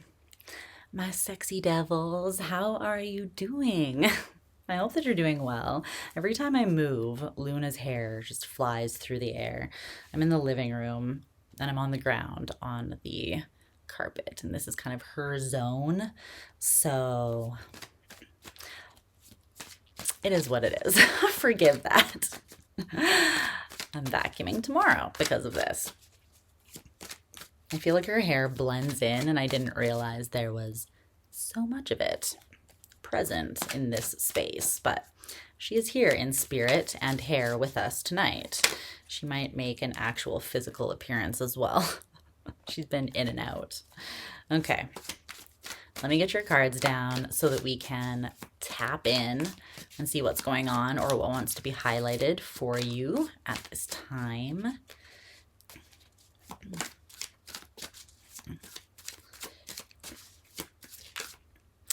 It's so weird because Aries to Cancer, I was like, I'm exhausted.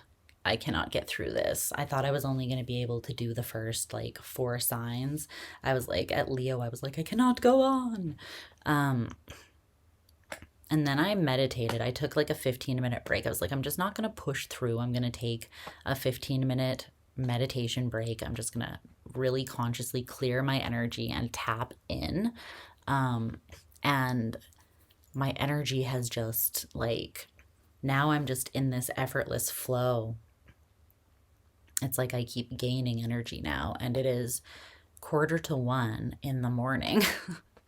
So that's interesting. I don't know if the first signs of the zodiac are having a heavier time with the current energies or if something's going on there, or if I just broke through like a personal resistance. I'm not really sure. But something happened that shifted things. And now we rollin'. We rollin'. Okay. All of your cards just came shooting out in one. You are nothing if not efficient. I cut the deck and I saw you. Okay. Let's get a couple oracle cards. You're like, yeah, let's get right into it. Look, I have a Capricorn, Mars, and Stellium. I can fuck with you, so just give me a second.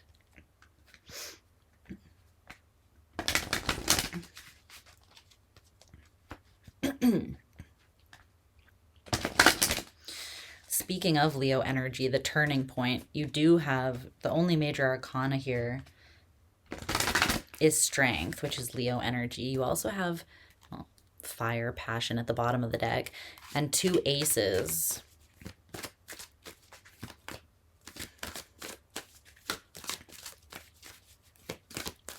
Let me get these oracle cards and then we'll dive further into this. Wake up call.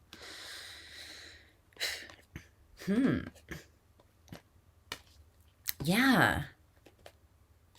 Wow, this is relevant. Everything that I just talked about. See, don't rush me. Sometimes the roundabout approach has a reason, Capricorn.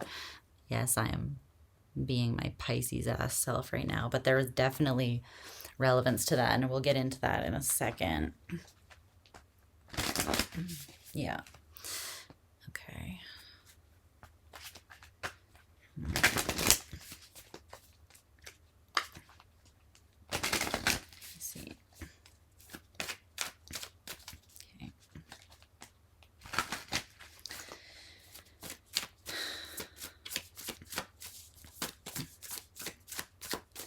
Tell me more about Capricorn's current energy or approach to the situation.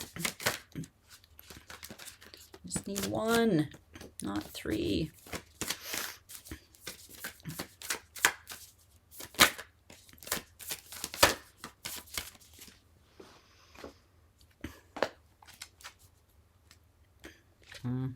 Yeah.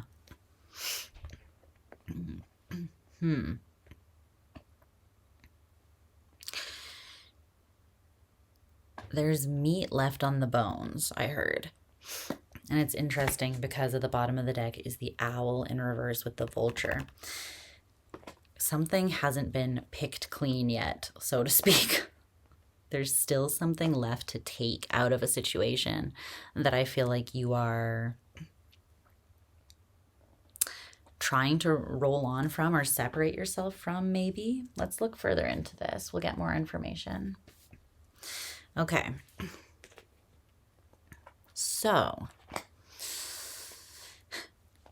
the overall situation for you is coming out as the Ace of Pentacles, which is awesome. And it came out with this Dawn New Beginnings card, which was in reverse, which is kind of counterproductive or opposite, in direct opposition. The Ace of Pentacles is a new opportunity, something that's being offered to you. But Dawn, New Beginnings in reverse is like it not getting off the ground, or I'm almost getting this energy of like the carrot, dangling the carrot. The universe is dangling a carrot in front of you. But they're like, if you want it, you're going to have to do something.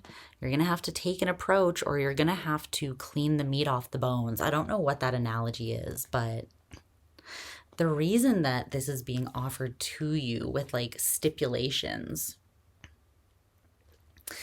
is because of the story that the bottom of this oracle deck is telling. So you have tsunami, wake up call, with Milky Way perspective in reverse, and then the river movement in reverse. There's something that you're not seeing, literally a gap in your perspective or a blind spot.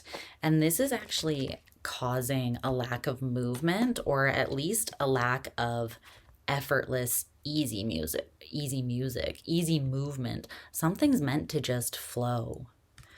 As easy as falling water, like just let gravity carry you there. It doesn't need to be hard.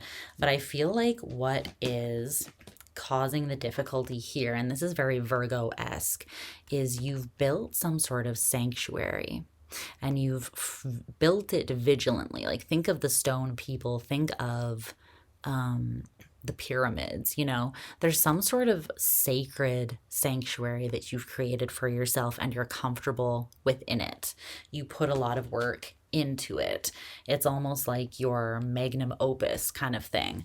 And now you're being asked, I feel like, to step outside of it, where Spirit's like, that's nice and all, but there's levels beyond that you're being called to. And the way to access them is not through your typical means of expression or application. It's asking something different of you. And that kind of expansion, I feel like, is a little uncomfortable because it's calling you like outside of the box or outside of your comfort zone. And it's funny to me though, because the way that is easy and effortless is what is outside of your comfort zone. And that's so Capricornian. Trust me, again, Capricorn stellium, Capricorn Mars. Whenever something is like too easy or simple, I'm like, maybe I should complicate it or add a couple extra steps, or just like do something to put myself at a slight disadvantage so that I feel challenged. And Spirit's like, Lisa, let it be easy sometimes. I feel like that's a lesson for Capricorn. It's overcoming your own devil energy. It's almost like you feel more comfortable placing those restrictions or that oppressive energy or those challenges, that weight on your own shoulders. And it's not always necessary. Your energy or approach to the situation is coming through as the 5 of Cups in reverse. And it came out with the Whale in reverse. But then at the bottom of the deck was where these two cards were, the Owl in reverse and the Vulture. The Whale and the Owl, they're different but similar. They both represent deep knowing, just kind of in different ways. The Whale is sort of like, I see this as like deep emotional knowing, the stirrings of the soul on like an emotional level, almost like your ancestors or your past selves speaking to you, your primordial self beckoning to you. I have the answer. You have the answer. This is almost like accessing like the Akashic records. The owl to me is more conscious, tapping into your intuition or expanding your intuition from more of the mind versus more of the soul or the heart is kind of how I see those two. But they both are, they're sort of two sides of the same coin, just different access points to deeper wisdom, if that makes sense. They came out in reverse though. There's something here that, again, it's not being accessed, and it is the key that opens the door to this new beginning that Spirit is dangling in front of you with that Ace of Pentacles.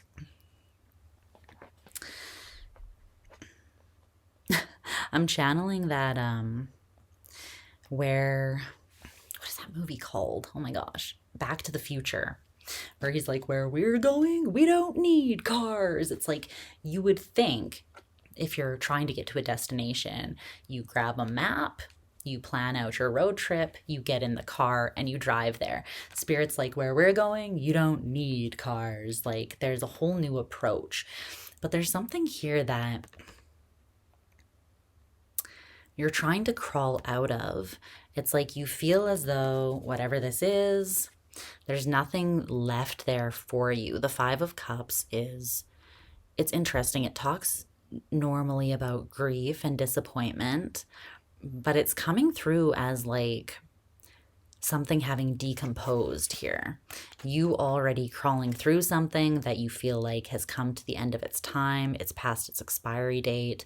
There is a level of loss to it, but you're just kind of like, let's move on now. Like, there's nothing left there. But with the Vulture, Spirit is saying, no, there is, like I said, meat to be picked off the bones of this experience in some way. And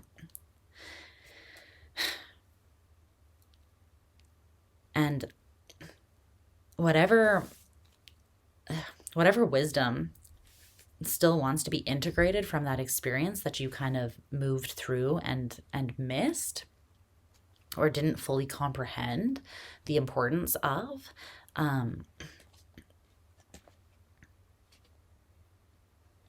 feel like it has to do with emotional fulfillment. The Queen of Cups and the Ten of Cups in reverse.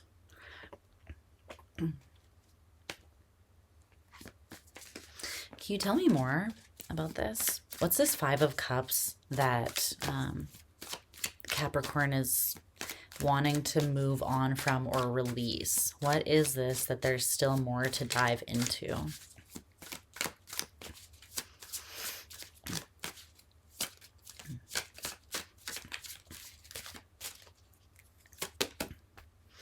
The Six of Wands, the Chariot, and the Lovers.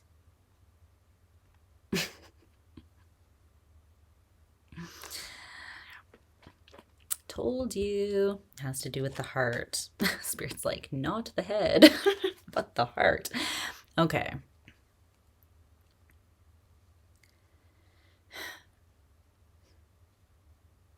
It's like you moved through an experience, but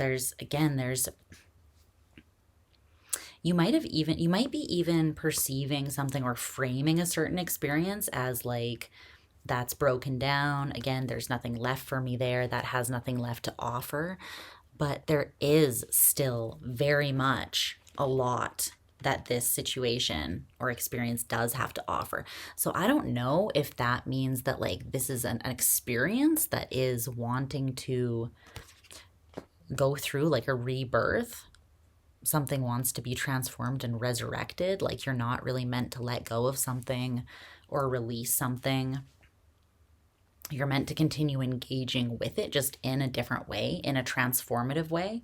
The Vulture is very scorpionic energy. It's the energy of transmutation, taking an old energy, something that at face value, you look at it and you're like, there's nothing there. But instead of just tossing it in the garbage, the alchemist, the scorpionic Plutonian energy takes that and they work magic and they turn it into something completely different.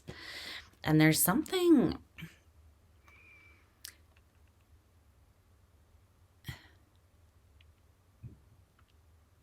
that actually still has a lot to give here.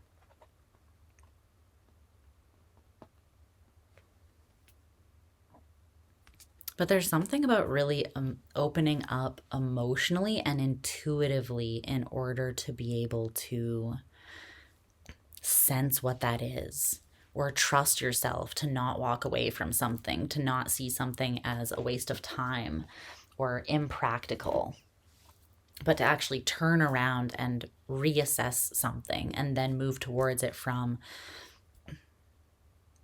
a different vantage point. Leap into something from a different vantage point. Okay. The evolution or shift that wants to take place for you is this strength energy. And then your greatest challenge or source of resistance is the Ace of Cups. Yeah. This opportunity has everything to do with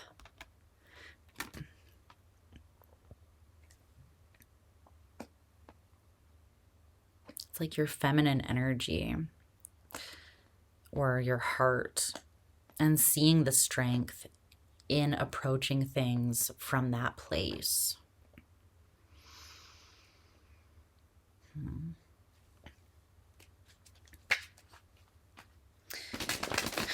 It's interesting because Leo rules the heart, and the strength card is Leo's card. I feel like you know what your... It's like everyone looks at Capricorns, and I feel like it's very difficult to not see your strengths, and you have a lot of them. Grounded, reliable, competent, beautiful, intelligent, strong, resilient, you know, unafraid of challenges, can carry so much, but there's another level or source of strength within you that you haven't seen or accessed, or you haven't seen it for exactly how much potential and possibility it has to open up to you. There's a divinely offered opportunity here, but it's like you have to see the strength of your heart and move with confidence from that place in order to get this, whatever it is. That's what's challenging you.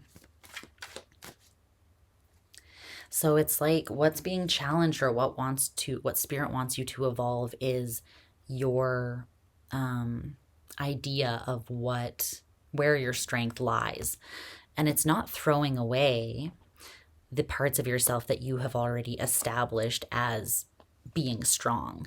It's more so expanding that to include a part of yourself that you hadn't previously had on your like roster list here. You maybe even would have perceived this part of yourself as a weakness, a vulnerability, or a liability. But it's not. It's kind of like when people say, like, women can't be leaders because they have their period once a month and hormones. It's like, have you ever witnessed male leaders? Because I could swear they're bleeding, you know, just as much as we are. At least we know how to handle our hormones. But I mean, not to be, you know, some kind of way, but kind of trying to be some kind of way. But you know what I mean? Ultimately, the balance is the yin and the yang. That's the ultimate source of power. The feminine is just as strong as the masculine and just as capable. It's just, it brings something different to the table, right? That's still valuable. That's still strong. So what's being challenged is your perception of what's strong here. Tell me more about that Ace of Cups as the source of resistance.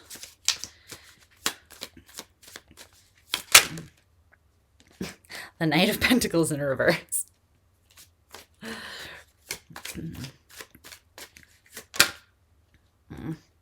The Page of Cups. Oh my gosh, the Fool. Yeah.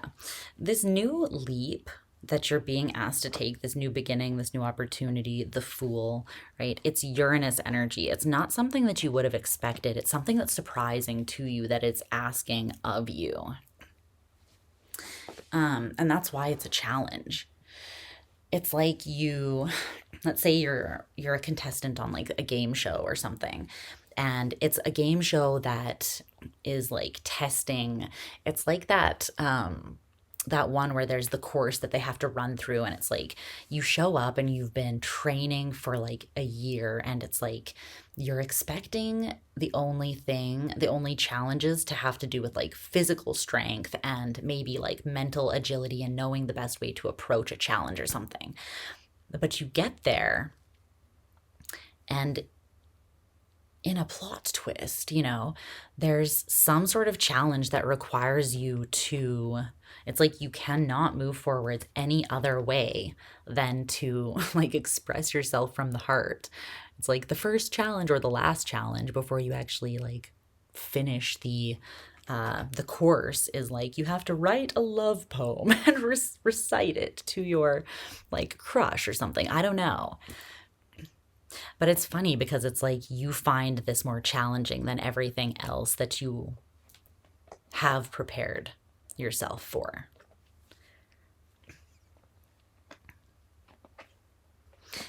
The Ace of Cups, the Page of Cups.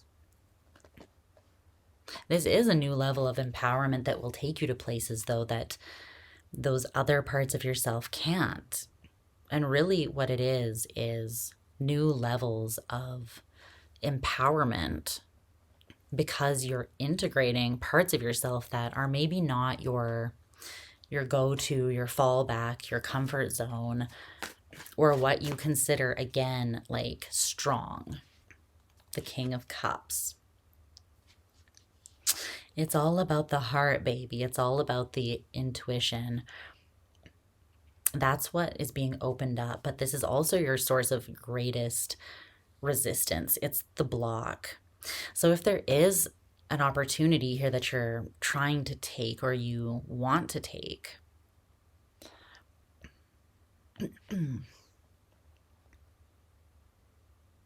it's a different approach. The way that you would normally approach it isn't actually going to get you anywhere. And that might create even more of a block, because that frustration of you hitting a wall, applying all of the tools and everything that you have, it's like working on something with everything that you have that you believe you have at your disposal. But then it's the unlikely underdog within you that is the thing that's actually going to win the game.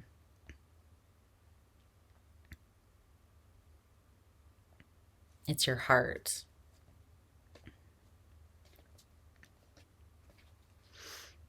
For some of you, this is a connection, a collaboration. It doesn't have to be romantic, but it's like, it could even be business, which would be really interesting. There's something maybe that you didn't get that you wanted. It doesn't have to be that for everyone, but there's a practical element to this, something that you want, or an area that you want to expand. You want to level up. And it's interesting because what will allow you to succeed here is offering a part of yourself that they haven't seen yet. So let's say you have to go into work and you have to do some sort of what is it when they like, what is it called?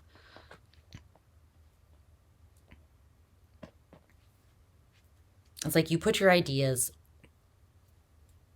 in front of someone and you try to sell them on it, essentially.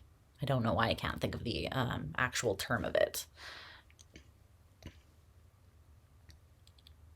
But I feel like taking maybe like a sentimental approach or applying, and you don't have to get up there and like cry in the boardroom, and be all emo about it. But there's something about expressing yourself from the heart or following your intuition that's going to get you further than you think. And it doesn't have to be a business thing. This could be any kind of connection. It could be leveling up in a community that you want to be more prominent in. It could be a romantic connection. It could be anything. I feel like it's different for all of you, but your advice here is the Eight of Swords in reverse with the Eight of Pentacles.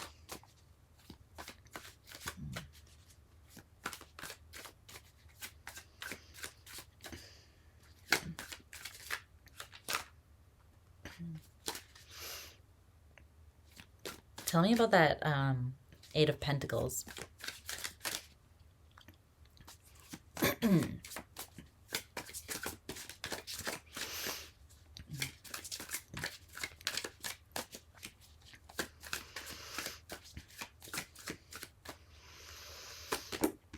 The Eight of Wands in reverse. Wow, you've got 3 eights here. You also have strength, which is number 8. So you might want to look up 8888 or what the significance is of repeating eights in terms of spirituality or synchronicity.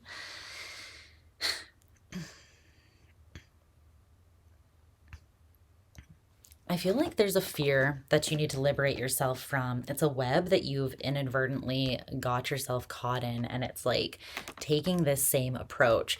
And this is kind of Capricornian to me. It's because one of your greatest strengths, obviously, is establishing like the best way of doing something, the most efficient and effective and successful way of doing something. And then it's essentially like the shortest way, but also the most successful and abundant way. You nail that down, you pound that out. Look at this person's like building pyramids, like it's nothing, you know? You have already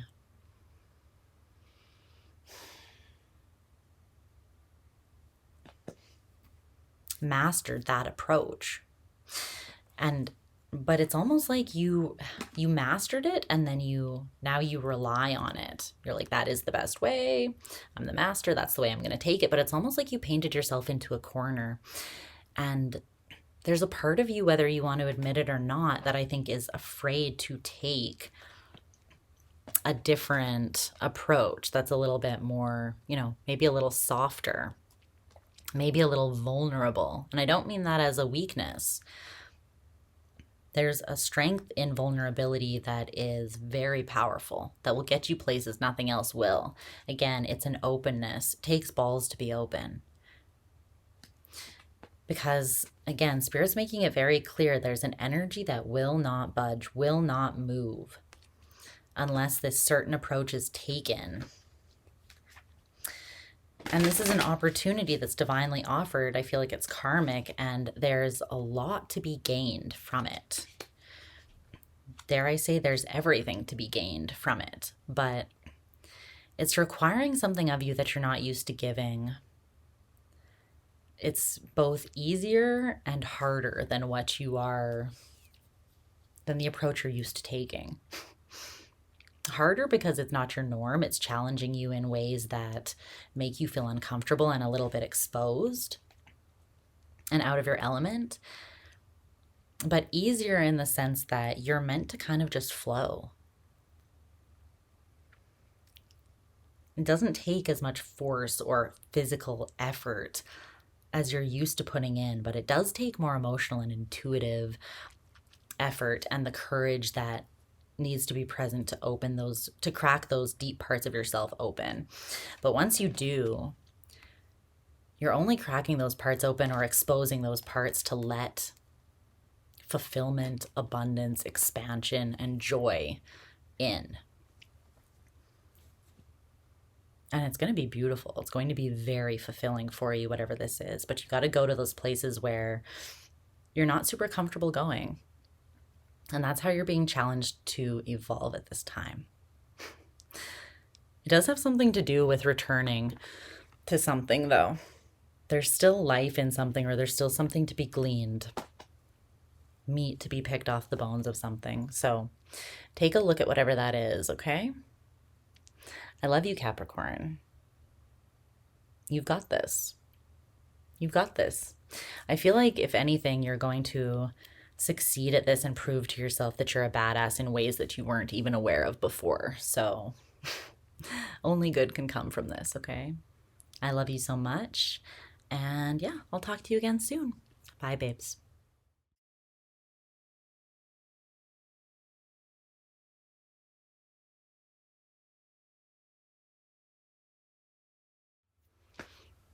Hey, Aqua babies. I hope that you're doing well. Let's see. Let's see. See what wants to channel through for my beautiful revolutionaries.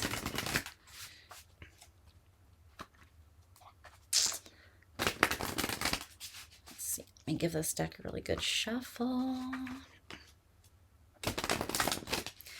And just kind of zone in. It's interesting. I'm feeling like I kind of want to just be silent until I get all the cards down for you. There's a level of like disciplined focus maybe that's needed for you at this time. So just give me a second, okay?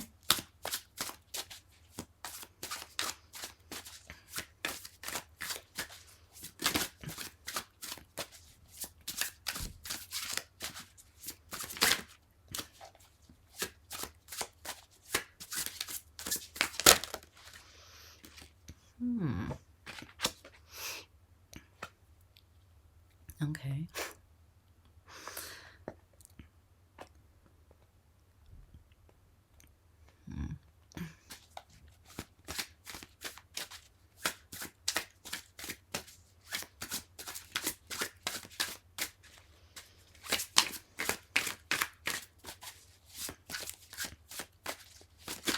Whoa. Whoa.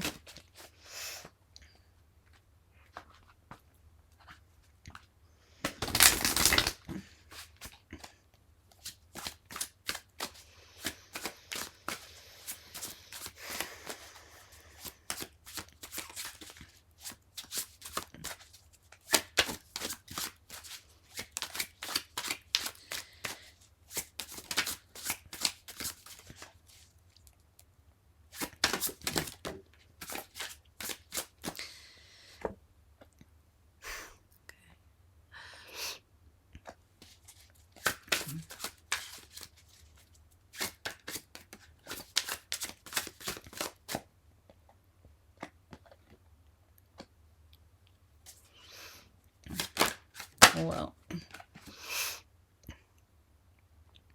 Okay.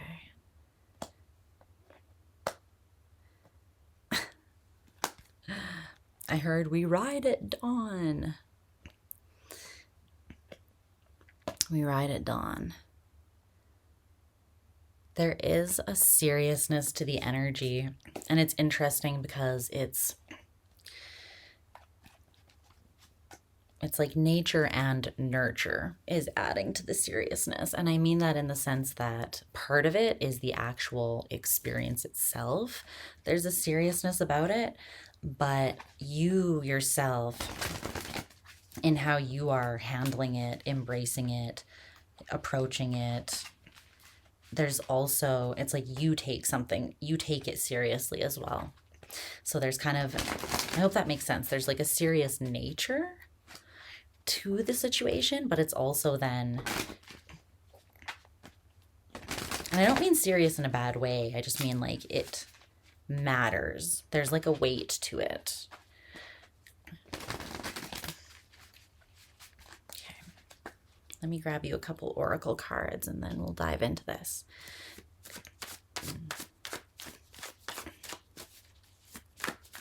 Yeah, whatever you're dealing with right now, it means quite a significant amount to you. Yeah.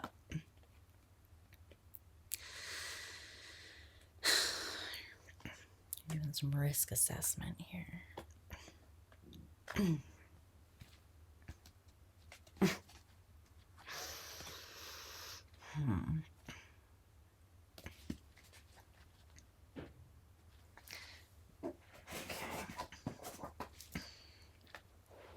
Oh, I need to stretch this leg. Where is there for this leg to stretch? There is nowhere. Let me just push that back. Oh, there we go. Yes, that's what I need. This leg is cramping. Okay, one more oracle card here. Let's get a little bit more energy surrounding what approach Aquarius is taking, or what archetype they are embodying at this time. Okay.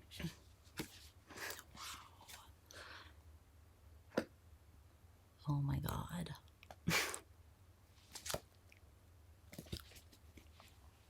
To say that I love this would be the understatement of all time.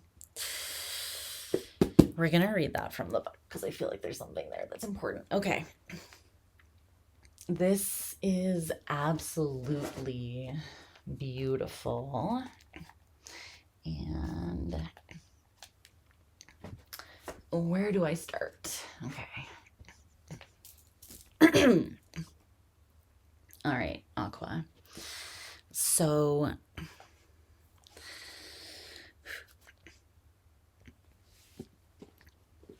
okay. So the energetic climate or the surrounding situation that you're engaging with or that has the most influence on you at this time is coming through as the Three of Swords. Our arch nemesis, the Three of Swords, is present.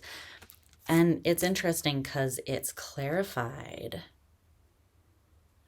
by these two oracle cards that came out. And they've got different vibes to them. So the top card has these two people making out here. And the guy is like, his heart is invested. It's coming from a sincere place, an intimate place. And then the woman here, as depicted in this card, is like, I'm 8 drinks in. There's sort of the assumption or the idea or energy that she is not taking it as seriously, right? That there's not as much of an investment.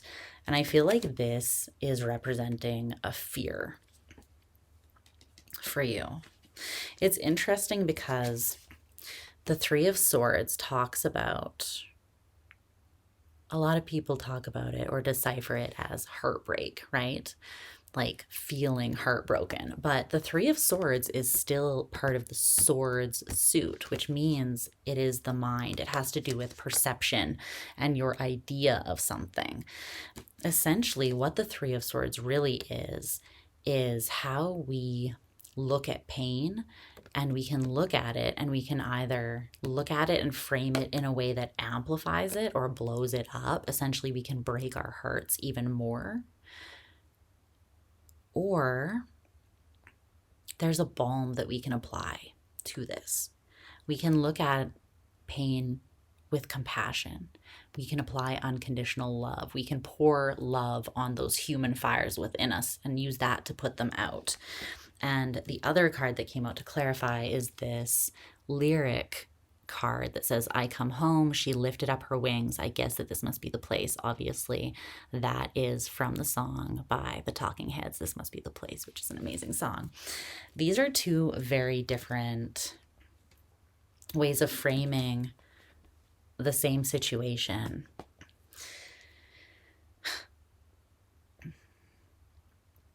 And on the back of this card, there's a message that says, time heals all wounds, and I'm disciplined in the pursuit of freedom. So I feel like you've been invested in kind of taking this pain and turning it over in your hands, trying to be disciplined. And this has taken a level of discipline, right? Because looking at pain is not necessarily the easiest thing. When we are in pain, we can be susceptible to being triggered, and then our fears, our insecurities, our doubts, shame, guilt, all of these heavier things have ways of slipping in, and that can be intimidating, or it can put us in a dark place and we can get stuck there, right? But I feel like you have tapped into another level of empowerment over your mind, which is one of your greatest allies, obviously, you being the most evolved of the air signs, or being the last of the air signs in the zodiac. There's something that you are disciplined and committed to, and it's healing a wound and setting yourself free, liberating yourself from something. It could be that you were assuming the worst or perceiving a situation from a place of insecurity. Like maybe, let's say you went through a breakup, right? And you've just been assuming I was the only one who was actually invested.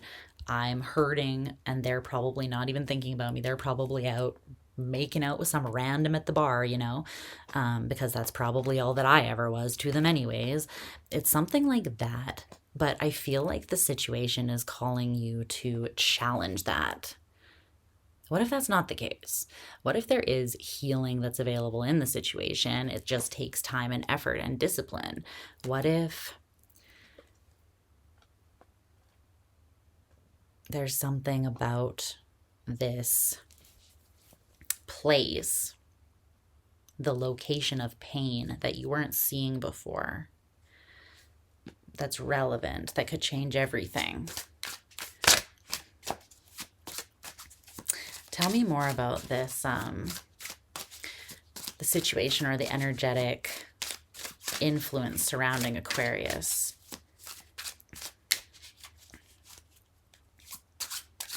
There's a tenderness around this. This is something that you do really care about.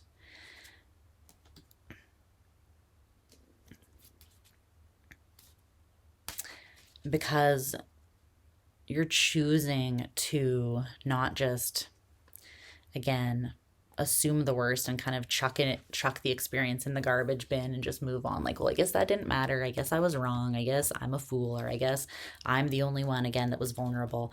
The 8 of Cups with the 10 of Wands in reverse. Just like, well, I'm just going to drop the weight of this, take the easy out. That's what this is. This is the easy way out. Justifying walking away, justifying dropping the weight of something, but that would be a lie, because the truth is there's something that matters here to you, and I think that's why you're choosing to spend a little bit more time digging into it, because the other option is the 2 of Wands in reverse and the 6 of Cups, choosing to return to the scene of the crime, so to speak, and review the evidence or tap back into that energy to see if there's something that you missed. And I feel like your instinct to do that is coming from more of an intuitive or emotional place. And it's something that you have to challenge yourself to have the bravery to do, to trust yourself, to go to that place. Because again, like I said, with the 3 of Swords, there is always there's the 8 of Swords in reverse. You're overcoming a fear to go back to this place. Because there is always the possibility of getting stuck in that darkness. That's why I know that this matters to you. And I could tell right from the beginning when I started shuffling, you were like letting me know, take this seriously, Lisa, this matters to me. Don't make light of this. This matters to me. Whatever this is, it carries some serious weight. Enough that you're willing to face some triggers and fears and look at something, because it's important enough to you that you see it for what it really is, so that you can act accordingly to what you hold in your heart for it, which is a lot, I think. Okay, so that's just further validated by your energy or the approach that you're taking, or the energy that you are coming out embodying. Because the energy you're coming out embodying is the Empress and the Starborn. Okay, badass. I see you. I see you.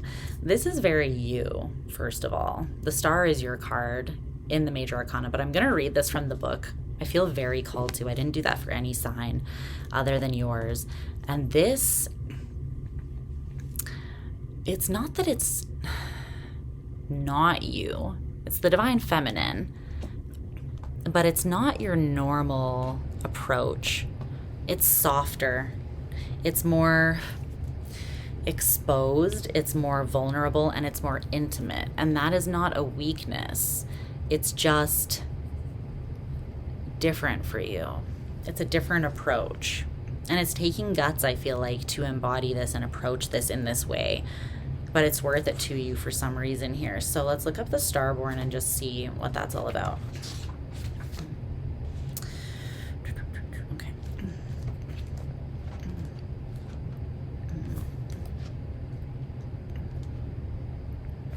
Yeah. The Starborn, the divine child, the star child, the destined.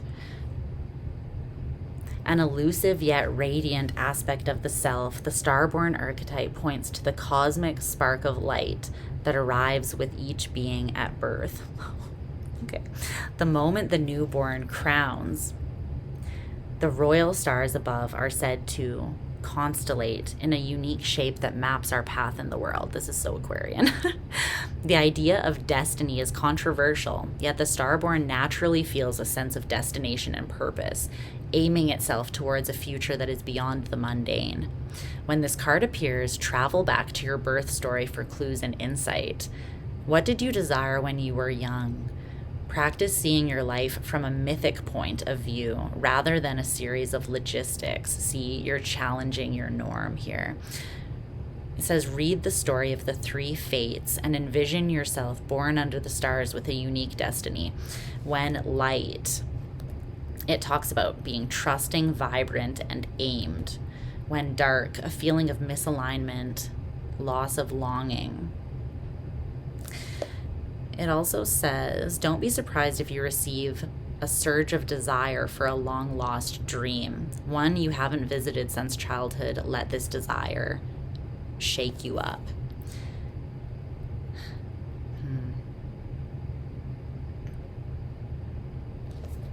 It also says, what would happen if you saw the galaxy as your ally? This is really powerful. Aquarius, whatever this is, I understand why you are challenging yourself and exposing yourself in order to take an approach or the road less traveled by you to come at this from a softer space. And it's because you feel that whatever this is, it's destined for you. It is part of, it's like some deep part within you that you might not understand or comprehend, but you feel undeniably strong, is whispering to you that something is for you, that all is not as it seems, and that in walking away, just because there's been a little bit of pain and heaviness, you would be giving up something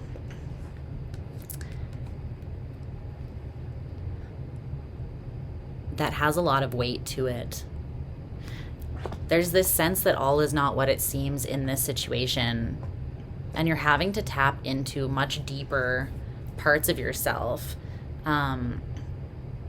intuitive, emotional, cosmic parts of yourself, this divine desire within you to witness this calling, to tap into this longing, this divine desire. The Six of Cups can talk about a soul connection. It can talk about a past life connection, someone that you have a soul contract with, meaning your higher self, your soul before you incarnated in this life, and this other person, their soul or higher self. You signed a contract, you made an agreement with one another to meet up at some point in this life and to experience something together, to grow together, to love each other, to learn together, something like that. There's something very deep here that it's like, even if the logical part of you wants to bring fear in and either dismiss this or just be like, I'm scared of pain, I don't want to go back there, I don't want to look at that, there's something that's more powerful in you that won't allow you to do that. I think this is beautiful. Okay. The evolution or shift that is happening for you at this time is the Wheel of Fortune in reverse. Talking about fate and destiny. And your greatest block or source of resistance is the Page of Wands. Yeah. You're being asked to have faith here and to what is faith? Faith is belief in things unseen, right? What requires more faith than believing in a destiny, in a plan sprawled across the stars, in a soul agreement that you signed in a past life or before you incarnated with someone, you know? There's a level of hope that you're being asked to have, and it's beautiful because it's actually a big part of who you actually are at your core. What does the star in the tarot represent? That's your major arcana card. It represents healing and hope. Sometimes seeing it as like the humanitarian with the broader perspective that most people wouldn't see. They would miss it, or they would be too scared to hold tight to it, to allow themselves to aim towards it, to shoot for those stars, to believe that maybe, just maybe, something is for you, something very big, something very grand, that maybe the universe is conspiring in your favor, that maybe something, despite it not being perfect or easy or simple, did come into your life for a reason, and that it still serves a purpose, even though you might not understand what that is. Tell me about the Wheel of Fortune in reverse. How does this energy want to shift or evolve for Aquarius right now?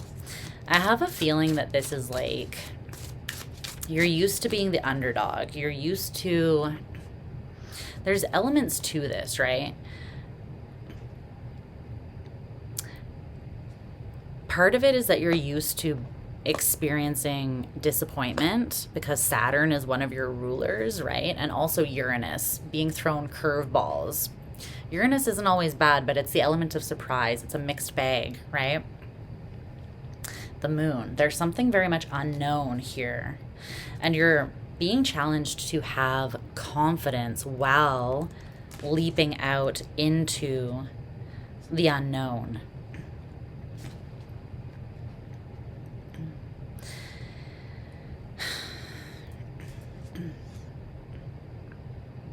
But it's like somewhere that it would be easy to assume that you can't have what you want, that something's not for you, that...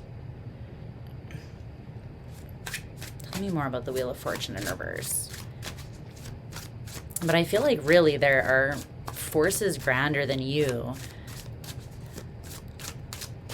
It's like destiny wants to turn in your favor. Fate wants to conspire with you. Even if you're used to not getting what you want, even if you're used to having to learn lessons the hard way. Wow, the star with the Chariot underneath it and the Queen of Cups. Oh my God. Aquarius.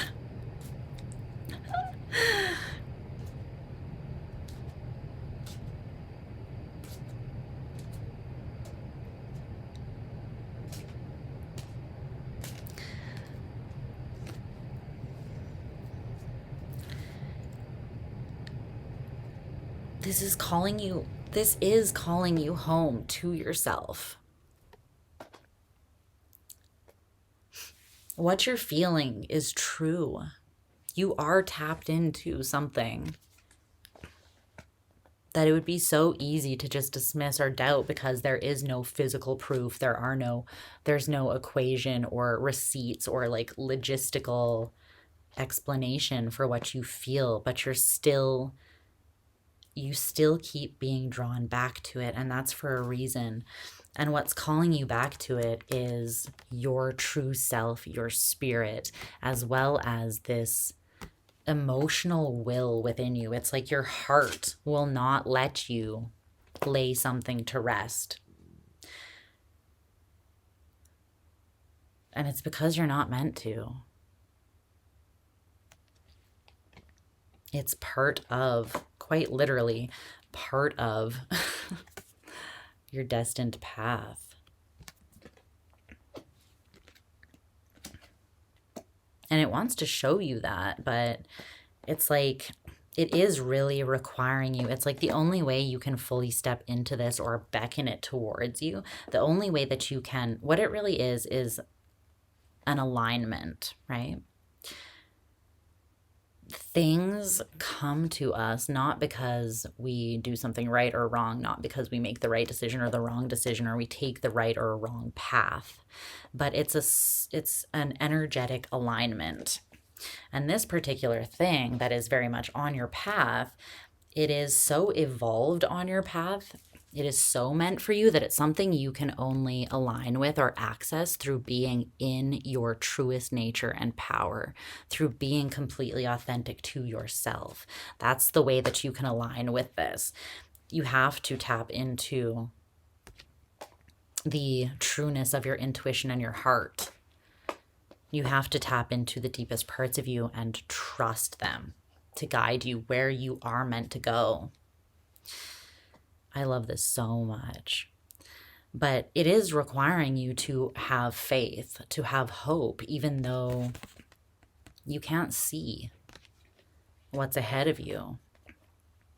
This is like something that you are being drawn to by pure intuition and instinct. That's why you're approaching it from the energy of the Empress and the Starborn, though. It's like you're tapping into your cosmic self, your higher self, your feminine yin self, the part that is, yeah. Oh my God, the seeker and the moon and death. I was about to say the part of you that is confident walking through the dark, the moonlit spaces, because the divine feminine is the moon, right? The divine masculine is the sun, the yin. This is the Empress's comfort zone. This is her realm. She's not scared walking under the moon. That is where she seeks her destiny. The approach that you're taking to this is exactly the approach that's needed. It is the exact energy that's going to lead you to the fulfillment that you're seeking, the 10 of Pentacles. It's interesting because it's like an energetic application, but it is a physical embodiment that wants to come through and manifest for you. This is the transformation that wants to take place with death. And it's very deep with that scorpionic energy. So yeah, the resistance or the potential block is believing in yourself enough to wade out into those incredibly deep waters and allow yourself to be guided, even when it makes no fucking logical sense. And logical sense is your forte. Your advice is the 8 of Wands. There's a level of going with the flow here. The Ace of Cups.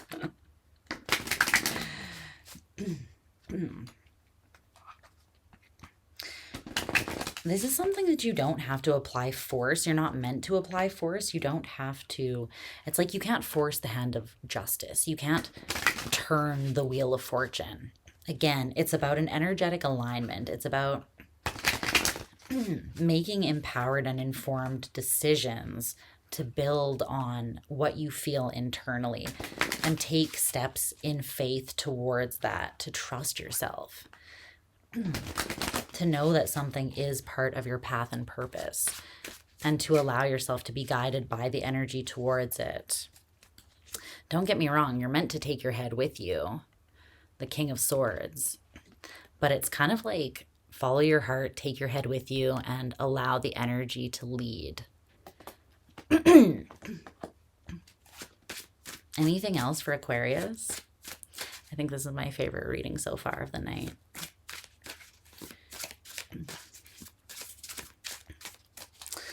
No, that's it.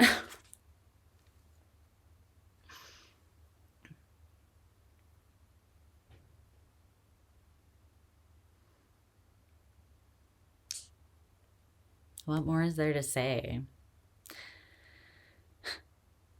The star, the moon, and the sun with the Wheel of Fortune. Aquarius, this thing is so tailored to you. This is a counterpart whatever this is. If this is a relationship, then this is a divine relationship. This is something that is quite literally written in the stars. Your soul signed up for it. It is deep as fuck. And it's beautiful.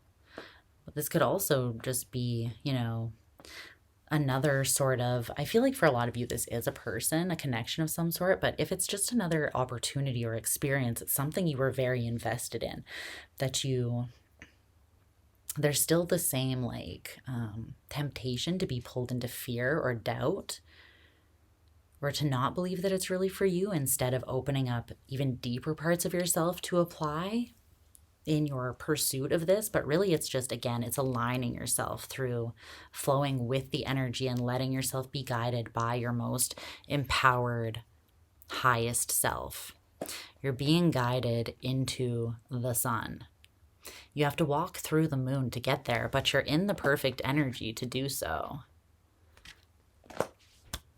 Mwah. Mwah. You are so on track, and you deserve all of this. This takes some real guts. And it's beautiful.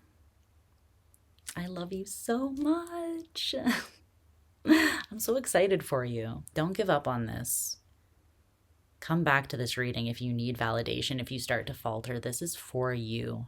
Trust your heart. Trust your soul. This is like Joan of Arc, I am not afraid, I was born for this vibes. There's a part of you very deep down that knows, you know, and you're right.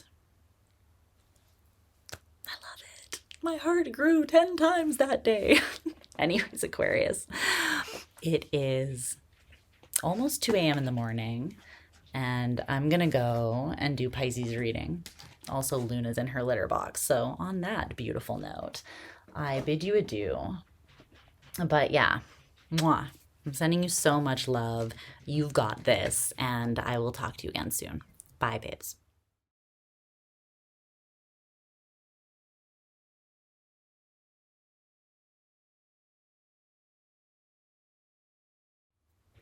Hi, Pisces. How are my angelfish doing tonight? Luna is making an appearance. Hi, Bean. What are you doing? You just sort of stalking around me? Hi, you looking for love? Aren't we all? She's right here, literally just out of frame, being elusive as per usual. All right, it's 2 a.m. I'm in my fucking vibe, let's be honest. The moon, right? Our vibe, I should say. What more could we ask for? So let's get intimate. Under the moon, let's tap into spirit and the messages that want to come through for you, okay? Let's see what's up, Pisces. I hope you guys are doing well. It's going to be our birthday soon. I'm feeling very Piscean these days. I am a Pisces sun and north node, and the north node, the collective north node, just moved into Pisces. So the way is clear. Not necessarily simple or easy, but very clear. And I feel very called into our energy, which is good. It feels like coming home. Okay, let's see what wants to come through for you, for us. Okay.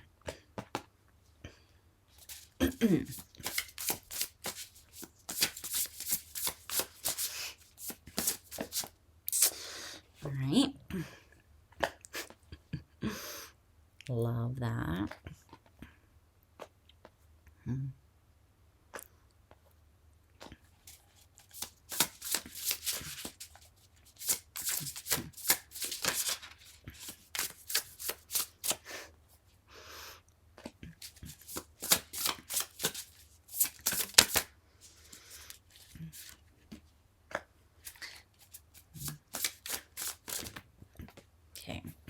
too many cards. Hi, honey. You're back again.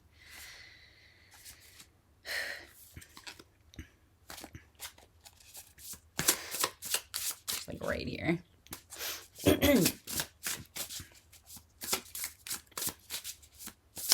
One more card. Okay. Yeah. Hi. It's kind of coming through as if you love something, let it go energy is easier said than done, right? Especially when you love like a Pisces. Let's see. Then again, Pisces does have the awareness that love and freedom go hand in hand. Otherwise, it's not real unconditional love. All right.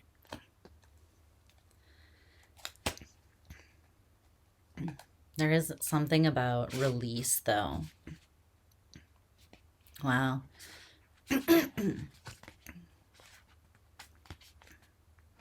And when you release, everything that you want comes to you. It's a very roundabout way, though. This is very Piscean. This is very source energy. Okay. Let's get a couple oracle cards to clarify a little bit. Hi, babes. Hi. There she is. There's our girl. Fluffy, Fluffosaurus Rex. Yes. Always just elusive and out of frame. Who can blame her? Okay. Let me see. How did I have this? Is that correct? Yeah. Good enough. Okay.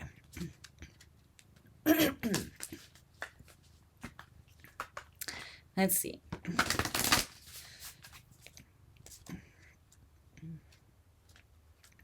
One more shuffle.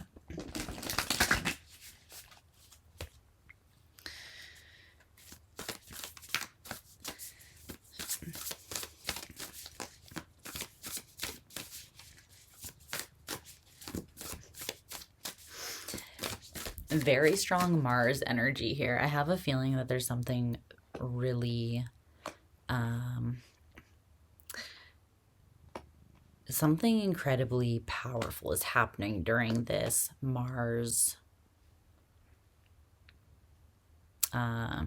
retrograde for you.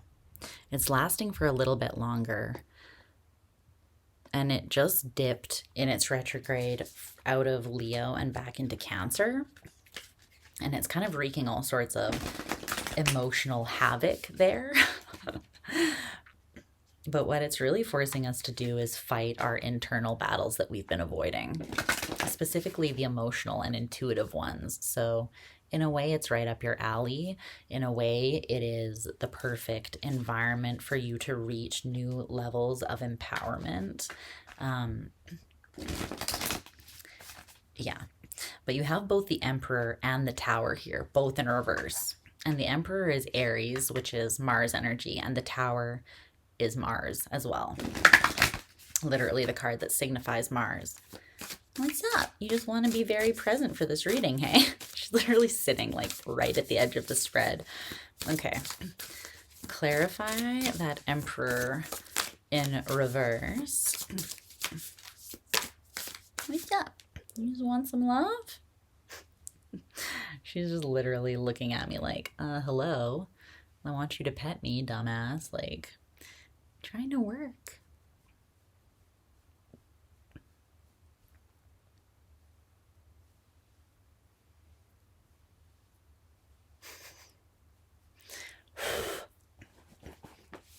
Okay, hairball.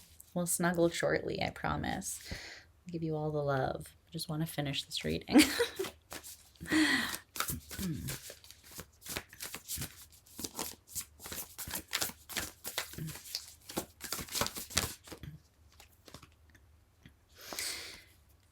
Yeah, 2 cards came out. Wow. This is very deep and powerful. It's interesting. The readings just evolved as I went through. There is something here about you facing an unexpected obstacle or obstruction, something that frustrated you, some sort of difficulty or struggle that initially shocked you or it caused an upheaval. It's something you didn't predict. And I feel like at first you may have felt a level of discouragement or hopelessness surrounding something because you thought you had a read on it and then it didn't go the way that you planned. Rest assured that everything has been and continues to be exactly as it's meant to. But I will tap into that a little more in a second. I just need one last oracle card for you.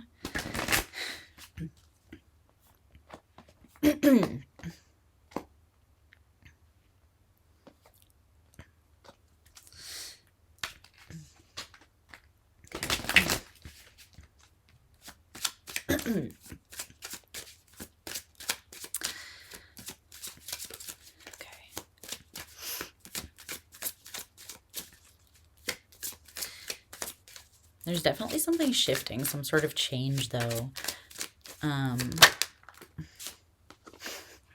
Yeah. Okay.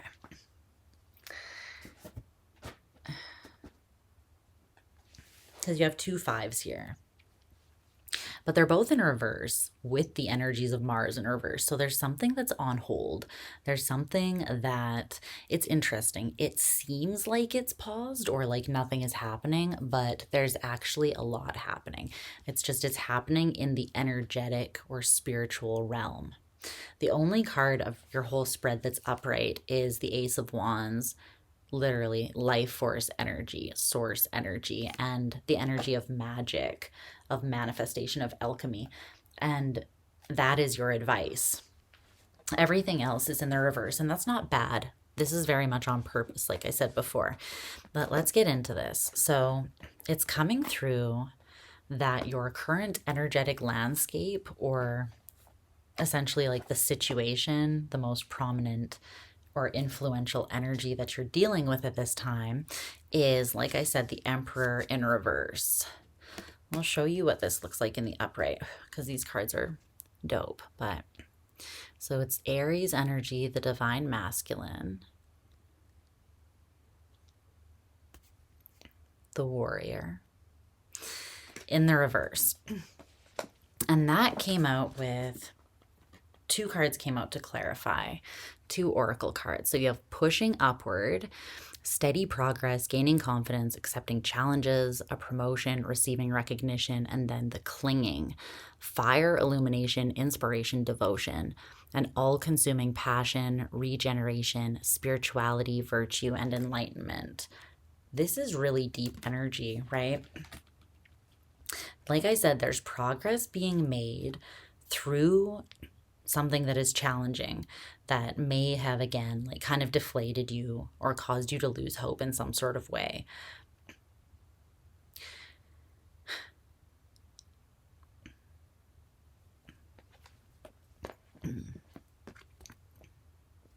But it's something you can't force. And this Emperor might be someone outside of you that you're dealing with.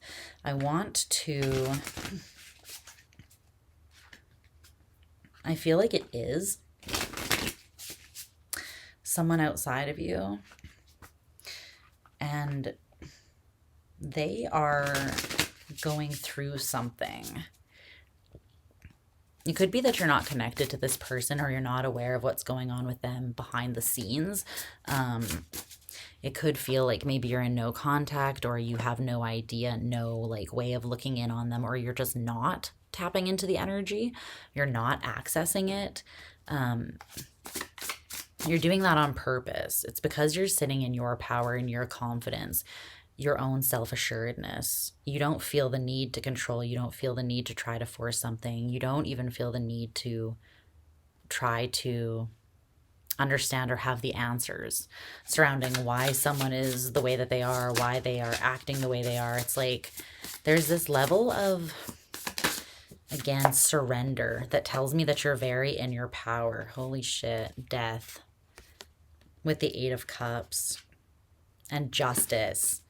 I told you, if you love something, let it go.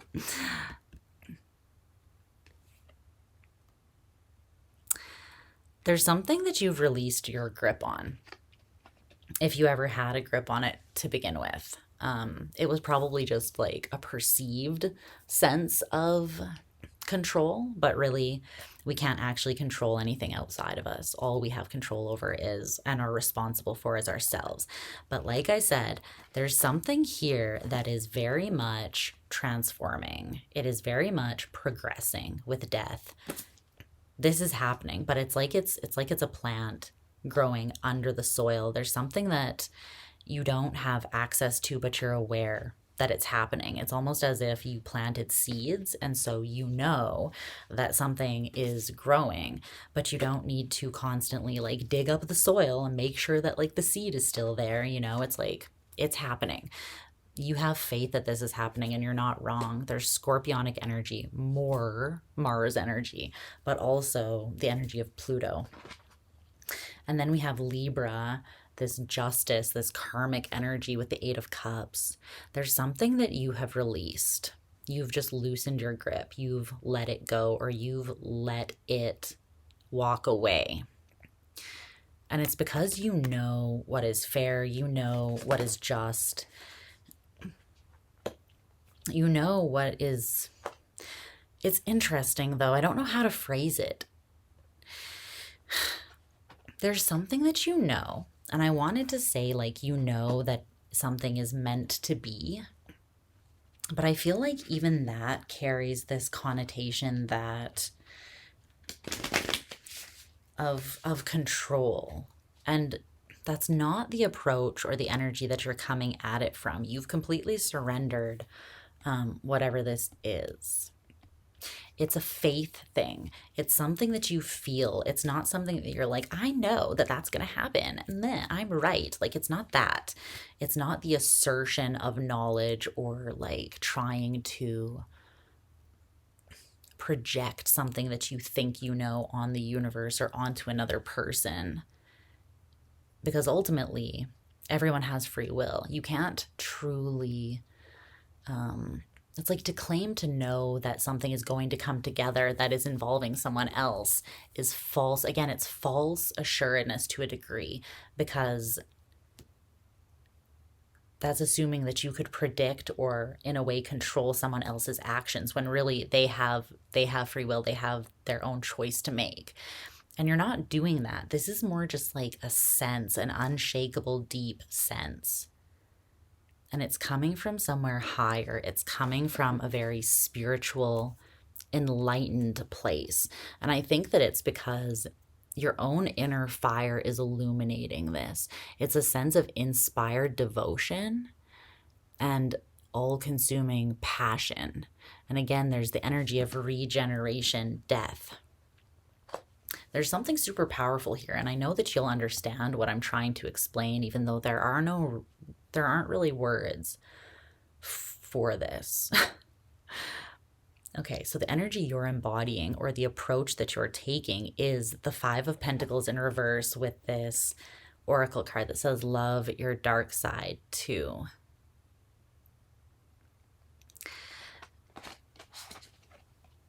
Again, it's like the Five of Pentacles in reverse. Even though, you know, there's separation, even though maybe two people went different ways. Maybe you came out of the same water and you went different ways. There's almost this assumption, not assumption, but it's like this knowing or feeling that you're going to end up meeting again. Your paths will become parallel again. But it's not like I know it, and so I'm writing fate, you know, or like I have the control to do that, because you don't. It's more like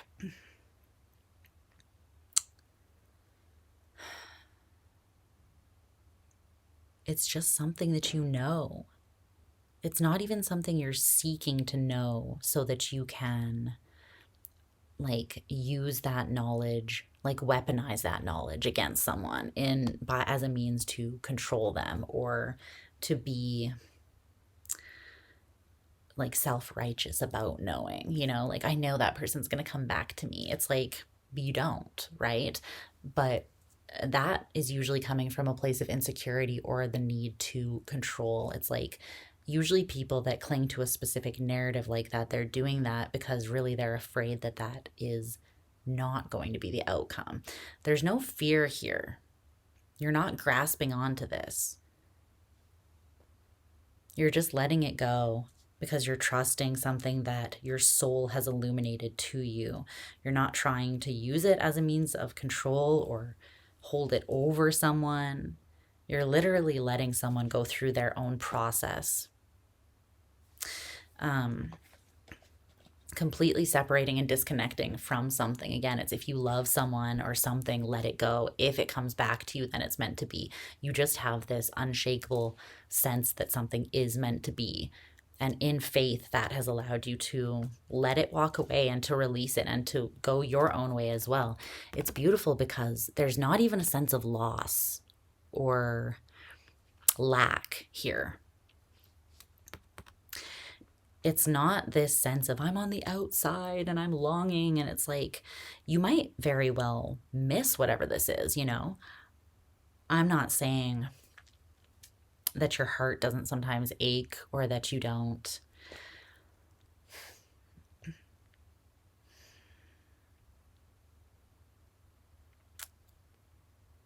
I think that what it is that separateness is an illusion. There's something here that even though you have released it, you still feel it.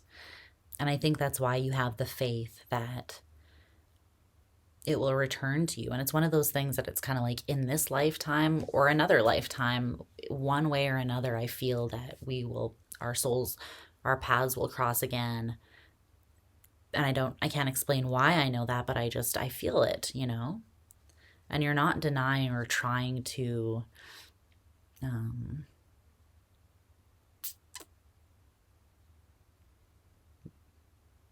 make it logical or make it make sense.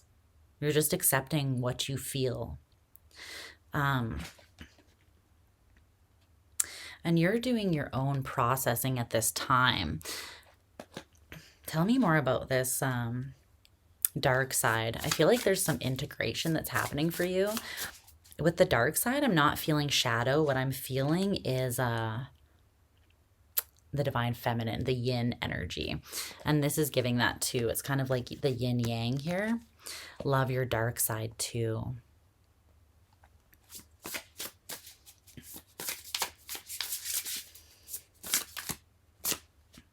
The Nine of Cups.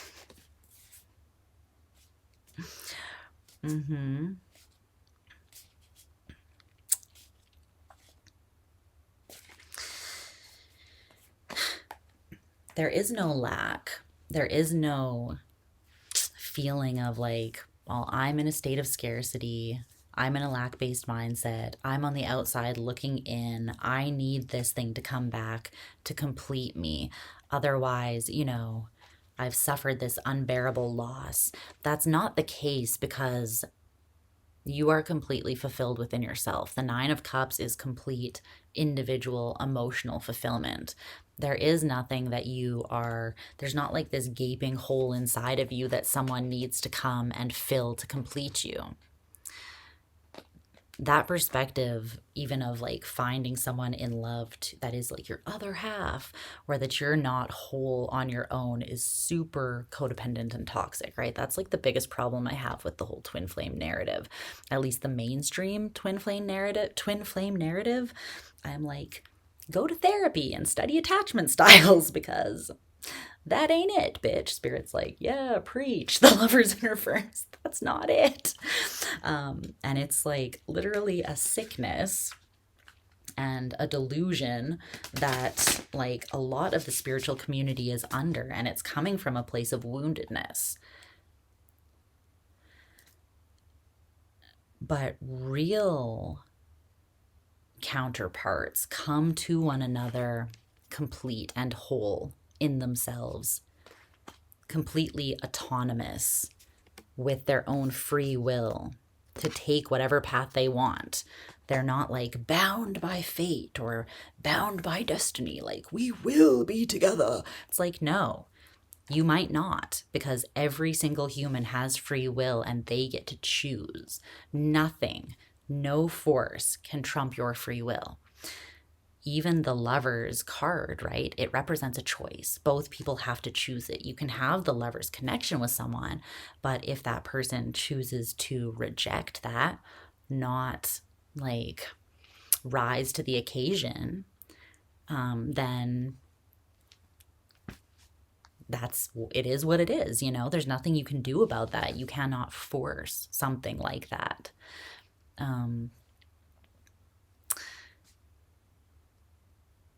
Yeah. It's interesting though, because there are different ways that you could choose to perceive this. I love this Five of Pentacles card because it's almost like this maze that's kind of coming through as like this desert where there is nothingness, but then there's this random like portal into something totally different. And that's how you're approaching this. It's like you could see it as being out in the cold, having something been taken from you, being in this energy of lack and longing. And, you know, ultimately, there's nothing romantic about that. It's just sad. Nostalgia is just depressing. Holding on to someone for like years after they've walked away and feeling like, you know, this sense of emptiness because they're not there. That's really sad, you know, that's really unfortunate that people put themselves in that space, because what it is a lack of love for themselves that's being highlighted. But that's not this. You recognize that you're fully complete and you're fully fulfilled on your own, and that's why you can let this thing go its own way and you can go yours. And again, it's not that you don't care, it's not that you're completely, it's because you're not disconnected, because you have a deeper connection with this and it's on another level. You have a level of enlightenment that it's like you feel the security of this, or you feel this energy without it needing to be present. Okay, so the evolution or shift that wants to take place here is the Five of Wands in reverse. Some level of tension or conflict wants to be alleviated here. Something wants to be made easier. And the main source of resistance, or the main block, is the Tower in reverse. I want to know what that is. I think it's something, it's coming through as something that needs to, it's like something hasn't, someone hasn't been struck with the weight of something yet. I feel like you are at this enlightened place. You see something clearly for what it is. There's something that's been illuminated to you, and you're invested in it, but not, again, not in a way of needing to control or force it or assert yourself onto it, or dictate the way that it happens. It's just a knowing. And I feel like the other part of this equation isn't there yet. That is what the block is. It's this Mars energy. Something hasn't hit them just yet, but it's coming. Bitch, it's coming. There's no running from this. Damn.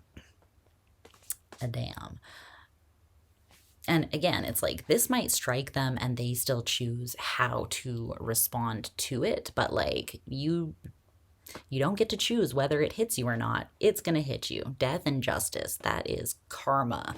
You know, that is spiritual enlightenment that you can run, you can hide, but you will not escape it, right? The only choice that you have in that is how you will, what you'll do with it once it strikes. But the tower is coming down, but it hasn't happened yet. And I feel like the fact that it hasn't happened yet, that is kind of what's blocking, or it's not a block. It's just the resistance. And I'm not even seeing it as a negative thing right now. It's just a source of tension.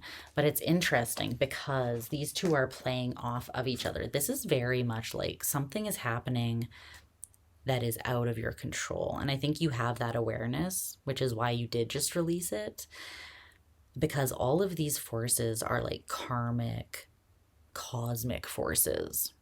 All these major arcana cards are things you can't control, right? Again, you can only control your response to it. But what wants to shift is this tension, this resistance wants to be alleviated. And the resistance is the tower not falling, right? So they're very much interconnected. Tell me more about that source of resistance there, the tower in reverse, that Mars energy. It could be that this masculine energy, and that could be a female or a male, right? But the Emperor is the divine masculine, Aries energy. It could be that it is at war with a part of itself. It's denying, again, a part of itself that is going to be revealed here. It's going to be struck with something, and then it can choose what it wants to do with that knowledge, that awareness, that opportunity, however it comes through. The King of Cups.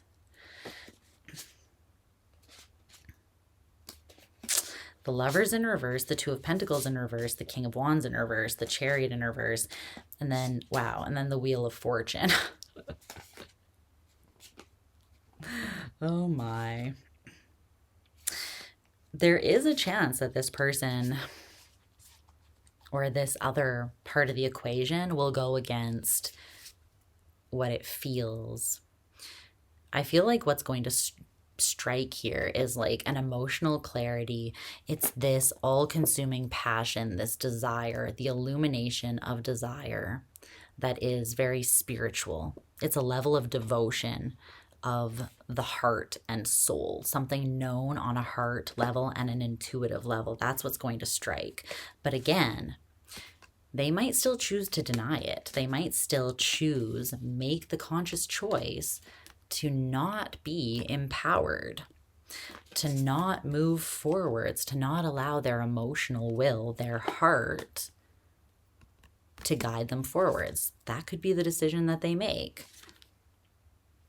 Even if it's for them, they might still deny it. And that's on them, right? But I feel like that's why you've let it go. Because you're like, you know, whatever. If it comes together, it comes together. If not, then somewhere down the line, I'll see you where our souls meet again. Captain, aye, you know, in another life maybe. But you're not concerned. And I love that for you. But there's something that is being denied here, though, and it can't be escaped. Yeah, the High Priestess in reverse.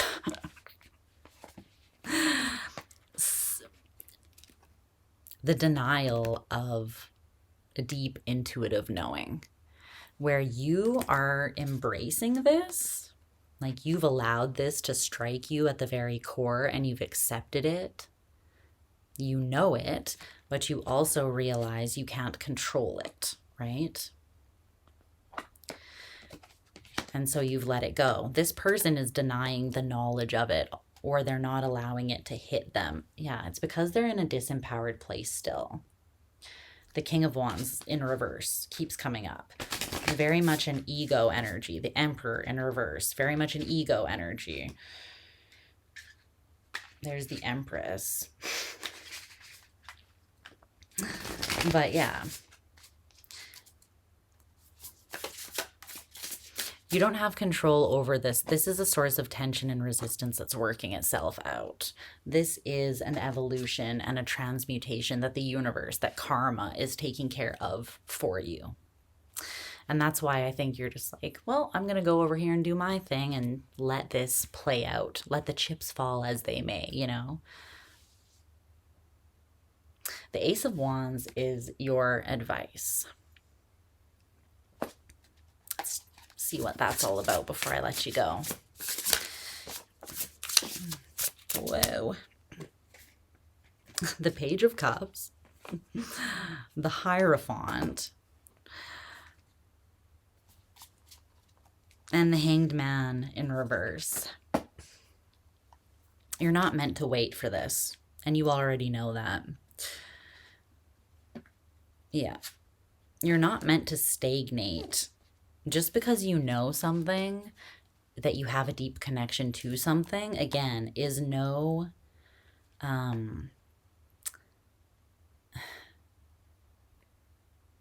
it doesn't ensure that you're going to get it, right? Again, the Lovers, the choice. And that's the thing about love. If it's not chosen by free will, then it loses all of its meaning. It's like when you force someone to love you, it's like deciding someone's going to love you even against their free will, locking them in a room and making them spend the rest of their life with you. Is that really meaningful? Not in the same way as someone stepping into their power, admitting their depth of emotion, their all-consuming passion and desire, and then devoting themselves by their own free will. That is love, right? It's something that can't be forced, but what is in your control is what you devote yourself to. And your energy is meant to go to cracking your heart open. It's devotion to your own open heart. There's a quote that I want to read to you. I'll find it in a second. But yeah, this is the most powerful place that you can be. And this is very Pisces. This is where the magic happens, okay? The Page of Cups. It's you being very connected to that pure, loving place within yourself, being committed to it. The Hierophant. That's like, you're like, that's my shit. That's what I'm devoted to.